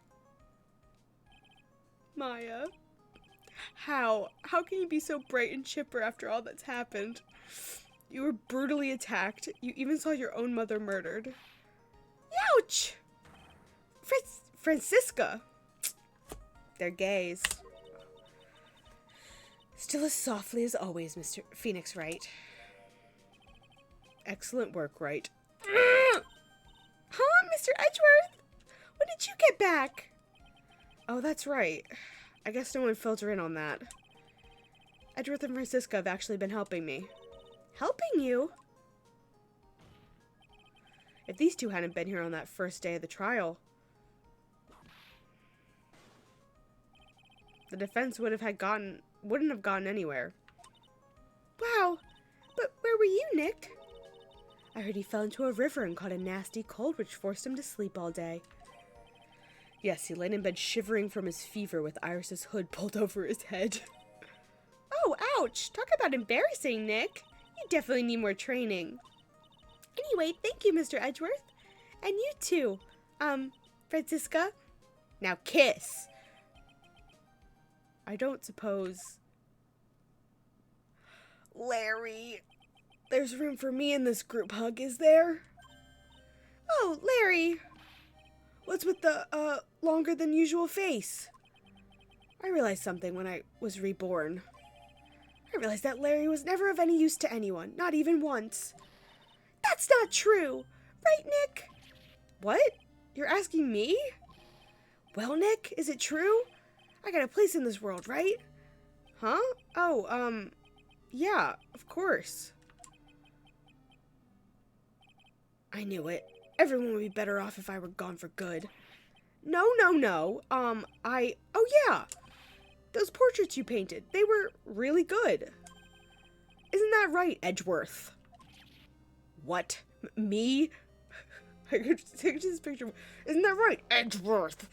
Like, why are you making that face, huh, Edgy? Oh, well, yes, indeed. I certainly can't say they lack resemblance. Do you really mean it? What about you, Francie? Did I draw you well, too? My beauty cannot be captured by a mere crayon. Nevertheless, I recognize the effort you put into it. That's worth something. Then you'll do it like you promised? You're gonna model for my next picture book? Francie's whippity... Don't get carried away. Yeah, don't get carried away, Larry. Well, how about that? I guess painting portraits is the only thing I'm good at. The painting of Pearl was pretty darn good if you ask me. Huh? Now that you mention it, I haven't seen her around. Pearls? Where could she have gone? Normally she would have made a beeline for Maya. Oh, I'll go look for her. Be right back. Hey, Pearlie! Right. You seem to be uncharacteristically puzzled. I suspect you'd be wondering how Maya can be so cheerful despite all that has happened. Yeah. To be honest, I can't understand it either. Francisca. That's right. She lost her father fairly recently as well. I think I understand how she feels. Maya is a much wiser person than she appears, and I think she realizes something. Now is exactly the time when she needs to be as strong as she can. I fucking hate this face. Stop making it. What do you mean by now is exactly the time? Maya wasn't the only one that was badly wounded by this incident. In fact, there was someone that was hurt far more deeply than she. I believe it's for that person that Maya is trying her best not to cry. Someone who was hurt more deeply than Maya. Edgeworth, I think I'm starting to understand too. Then tell me, Phoenix Wright, who is it Maya Faye's being strong for?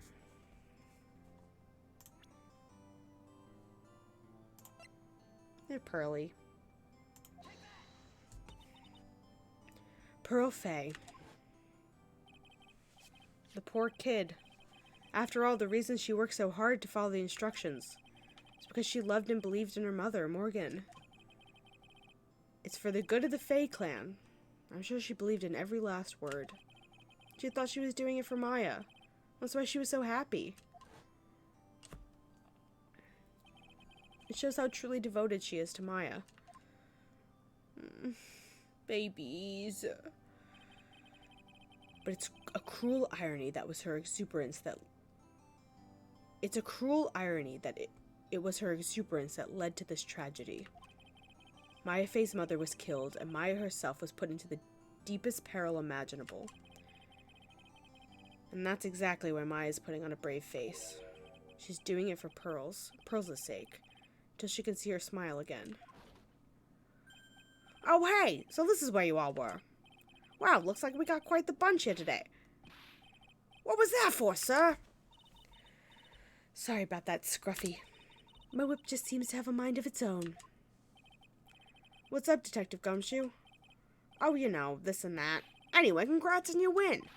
Let's go out tonight, pal. Dinner's on me. My salary's just sort of gone down by a teensy-weensy bit, but it's alright. I made reservations at a first-class restaurant tonight. Do not betray Bien. Pretty good work, Scruffy. That whip is your reward. Detective Gumshoe?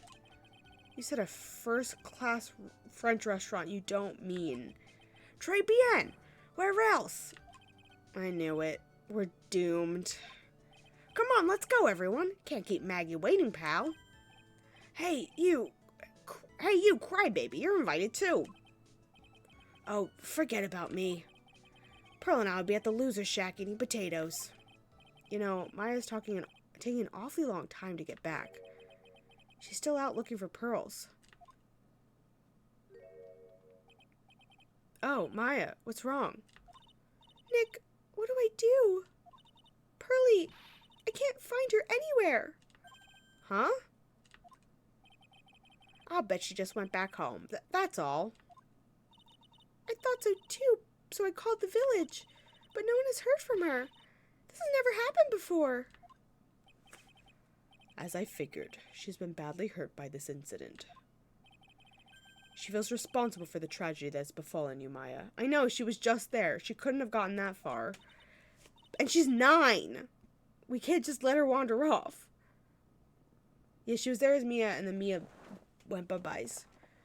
But none of this was her fault. What should I do? Detective Gumshoe. Yeah, what is it, pal? Could you guys go on ahead? But what about you? Maya and I will join you guys once we find pearls. Nick! Don't worry about us, Detective Gumshoe. We may be a little late, but we'll definitely be there. We have a lot of celebrating to do tonight. I wouldn't miss it for the world. Yeah, but you're the... Very well, Phoenix Wright. We'll go on ahead. Don't keep us waiting, Wright. We won't. But where should we look? Where could Pearlie have gone? Let's go, Maya. There's only one place I can think of that pearls might have gone to. The office? Oh, the temple. That's a temple. For pearls, I bet this is a very important place. After all, it's where this whole incident started. What's this? You're all back again so soon? Sister Bikini! I thought we'd be eating mashed potatoes alone tonight. So she's here. Pearlie is here? She's in the training hall. Why don't you hurry along and go see her? Okay.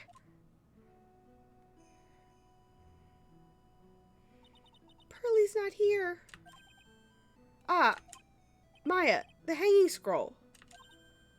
Ah! Someone cleaned it off. It's gotta be pearls. Ah! Mystic Maya! Pearlie! Why did you just leave like that? Mystic Maya! Mystic Maya! Hug. I swore I would never trouble the two of you ever again. Because it's all my fault that Mystic Maya's mother. That's why you came here? It's the least I could do. Pray for your happiness. You don't have to do that, Pearlie. It wasn't your fault. Okay, Speed Racer. You didn't do anything wrong. Of course I'm sad that my mother is gone. But how do I say this? I'm still happy. You don't have to lie to me to make me feel better. No, really. It's true. The only reason I'm still here at all is thanks to everyone who was there for me. My sis, my mother, Mr. Armando, Nick, and you. If even one of you weren't there, I'm sure I wouldn't still be alive right now. That's why I have to be strong. For all the people that were there for me when I needed them. That's all I can really do. Mystic Maya. I'm impressed. You truly are the daughter of Mystic Misty. Sister Bikini. Your mother, Mystic Misty, was a strong woman indeed. I want to tell you what she said to me that night. After dishonoring the good name of Kurain, I don't have the right to face my daughter. But still, Maya is always in my thoughts. It's true. She'll always be with me till the day I die. Your spirit was with her. That's why your mother was so strong. Even at the end, I'm sure she had no regrets. She'll always be with me until the day I die, huh? There's a rule or something all masters are to follow, isn't there? To never take the charm off until the day you die? That's the Master's talisman. The thing that Misty kept by her heart and would never take off. It wasn't the container that was important. Rather, it was the contents. That's a photo?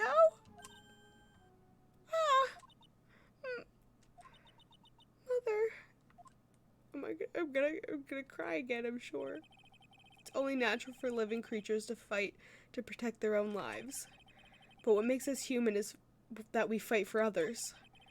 But who do you fight for? How hard must you fight? That's the true measure of what human life is worth. We defense attorneys are warriors who are constantly challenged by that question. Look at them! Even when the battle is over and the bonds that connect us are severed, we always return, time and time again. Oh my god, Pearlie didn't break the vase. They broke the vase. Mia, Maya, Pearls, Mr. Armando, and Maya's mother too. I learned that from all of them.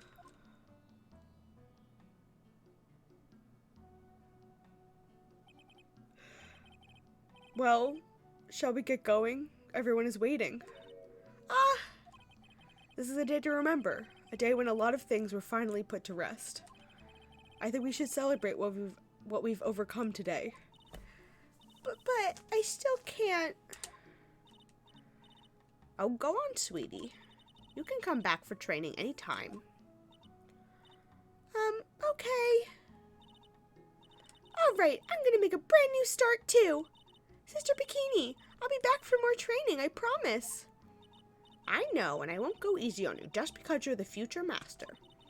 I'll make sure to prepare reservations for 3 when you come back. Wah-ha-ha-ho-ho-ho-ho-ho. All right, we're gonna have a great feast tonight, Pearlie.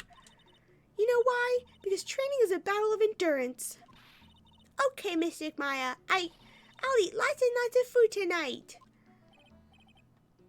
You know, there's one thing I don't get, and probably don't want to, but... What is it, Nick? Reservations for training is fine and all, but why for 3? Come on, what do you think? You're one of us, Nick. Next time you can train right alongside us. Huh? I'll be waiting for you. Sister Bikini will take special care of you. Huh? It'll be great, Nick. We're gonna do the special course naturally. It's a great idea, after all, Mr. Nick. You'd do anything for Mystic Maya, wouldn't you? Even walk on hot coals, right? We'll have a nice big meal right before we come next, right, Nick? You know, I was wondering if I can just say just one little thing. Sure, of course you can. I love this part. I can't wait to hear it. I'm getting goosebumps, too. Well, then, here goes nothing.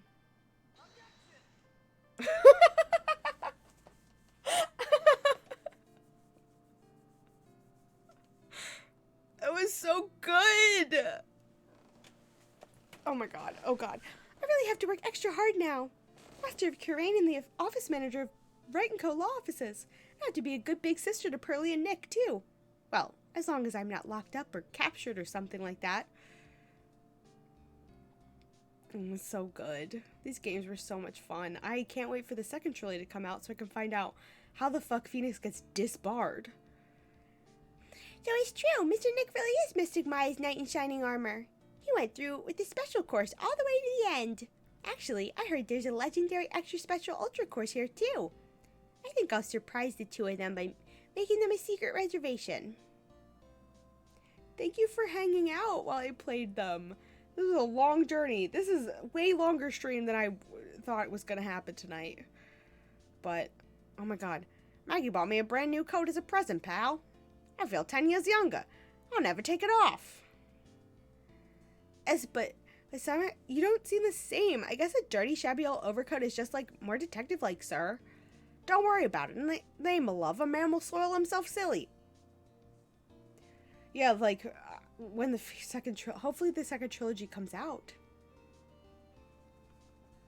I would like to play it. Mr. Wright, I'm once again in your debt. Thanks to you, the Treasures of Kieran exhibit was a great success. I even got to see Miss Von Karma, who I hadn't seen for almost a year. She taught me how to use a whip, and said that I must show you what I've learned. Oh, God.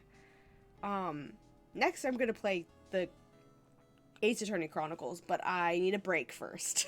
So I'm gonna play a bunch of side, just like, nothing games for a bit. Desi and I started a company called Master Mask Costumes. We're dedicated to stopping evil plans of criminals all over the city. Our motto was, cut it out, please! Pretty cute, huh? Well, we also sell plans to criminals as a kind of side business. I wonder if that's okay. Sometimes I think maybe we're the worst criminals. I love Desiree. She was such a fun character. And fun to voice. Oh god. I wanted to show my appreciation to Mr. Wright for exterminating Don Tigre. So I lent him $500,000 and a tea set. A special thick tea, one I mixed with my own two hands. But he's drinking it now. Win through compromise. He. There's three more main, like, Ace Attorney games. There's Apollo Justice, and then 2 more games after that. Spirit Justice. I'm an old and in the way, wrinkly, grumpy clown nose. This is what I thought. My grandkids had a birthday party for me the other day. Talk about embarrassing. 69 years old, and I cried like a baby with a dirty diaper. Yeah, it's Apollo Justice, Spirit of Justice, and something else. Which is like the second trilogy. As usual, we have an abundance of work to do. We've hired a new programmer to replace Glenn Elk. I do hope everyone will get along. His name is Adam Mada. As soon as I heard his name, I knew our brain circuits would align perfectly. It's probably a joke, and I just don't know. Yeah. My, more reporters. Since the murder, we've made so much money I hardly know what to do. I think the magazines like us because I provide such a nice visual, especially in spring. I can hardly wait for Iris to come back. Ha ha ha ho ho ho ho. Rip Tigre, you sucked.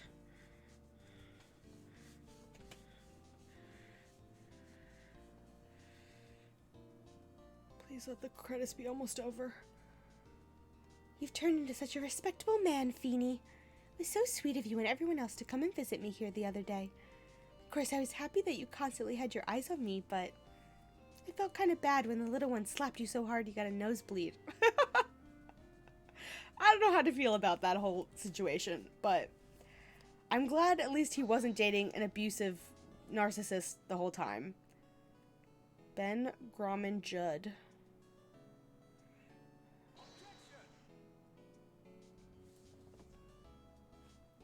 I love this little montage.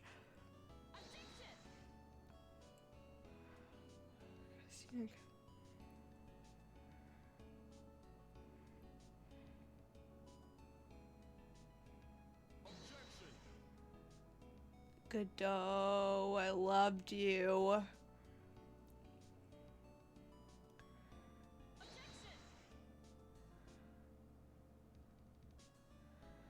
Francisca. Now I can read fan fiction. Oh, this is a momentous occasion.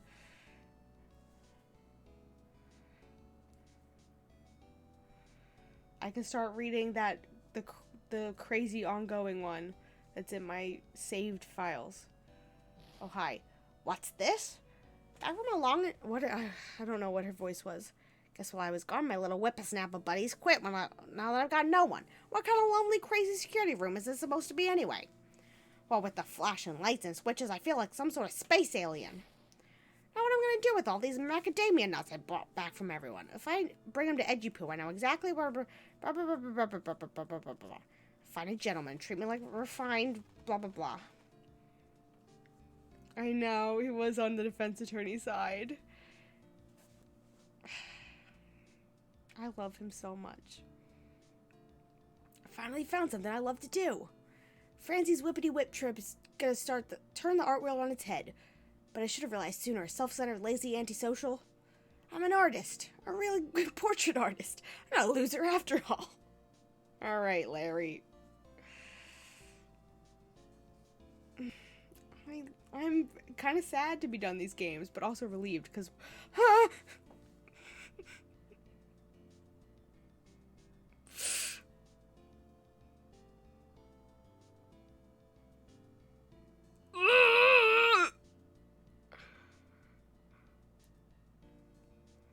This is like Larry's portrait book. And I took that very personally. Thank you, Capcom. Now get your shit together and release the next games. Come on. We're done. We're done. Goodbye. Oh my god. And after 8.5 hours, that took so much longer than I thought it was going to. Whoa. I should have played more of this case last week. But anyway. Thank you for sticking out this insanely long fucking stream. I'm going to bed. I got shit tomorrow, so I'm going to bed. I hope everyone has a lovely weekend, a fantastic rest of your Friday, if there is even Friday left for you. It's 3 a.m. Oh my god. I don't even feel tired anymore. I'm like... Anyway, I love you all very much. Again, thank you for sticking out through this long-ass series. We're gonna play some, like, short indie things for the next couple of weeks so my brain can recover before we dive into the Ace Attorney Chronicles. But yeah, I love you all. I said that 1,000 times, but I love you all. I hope you have a wonderful weekend, and I will see you guys next week. All right, goodbye. Come on.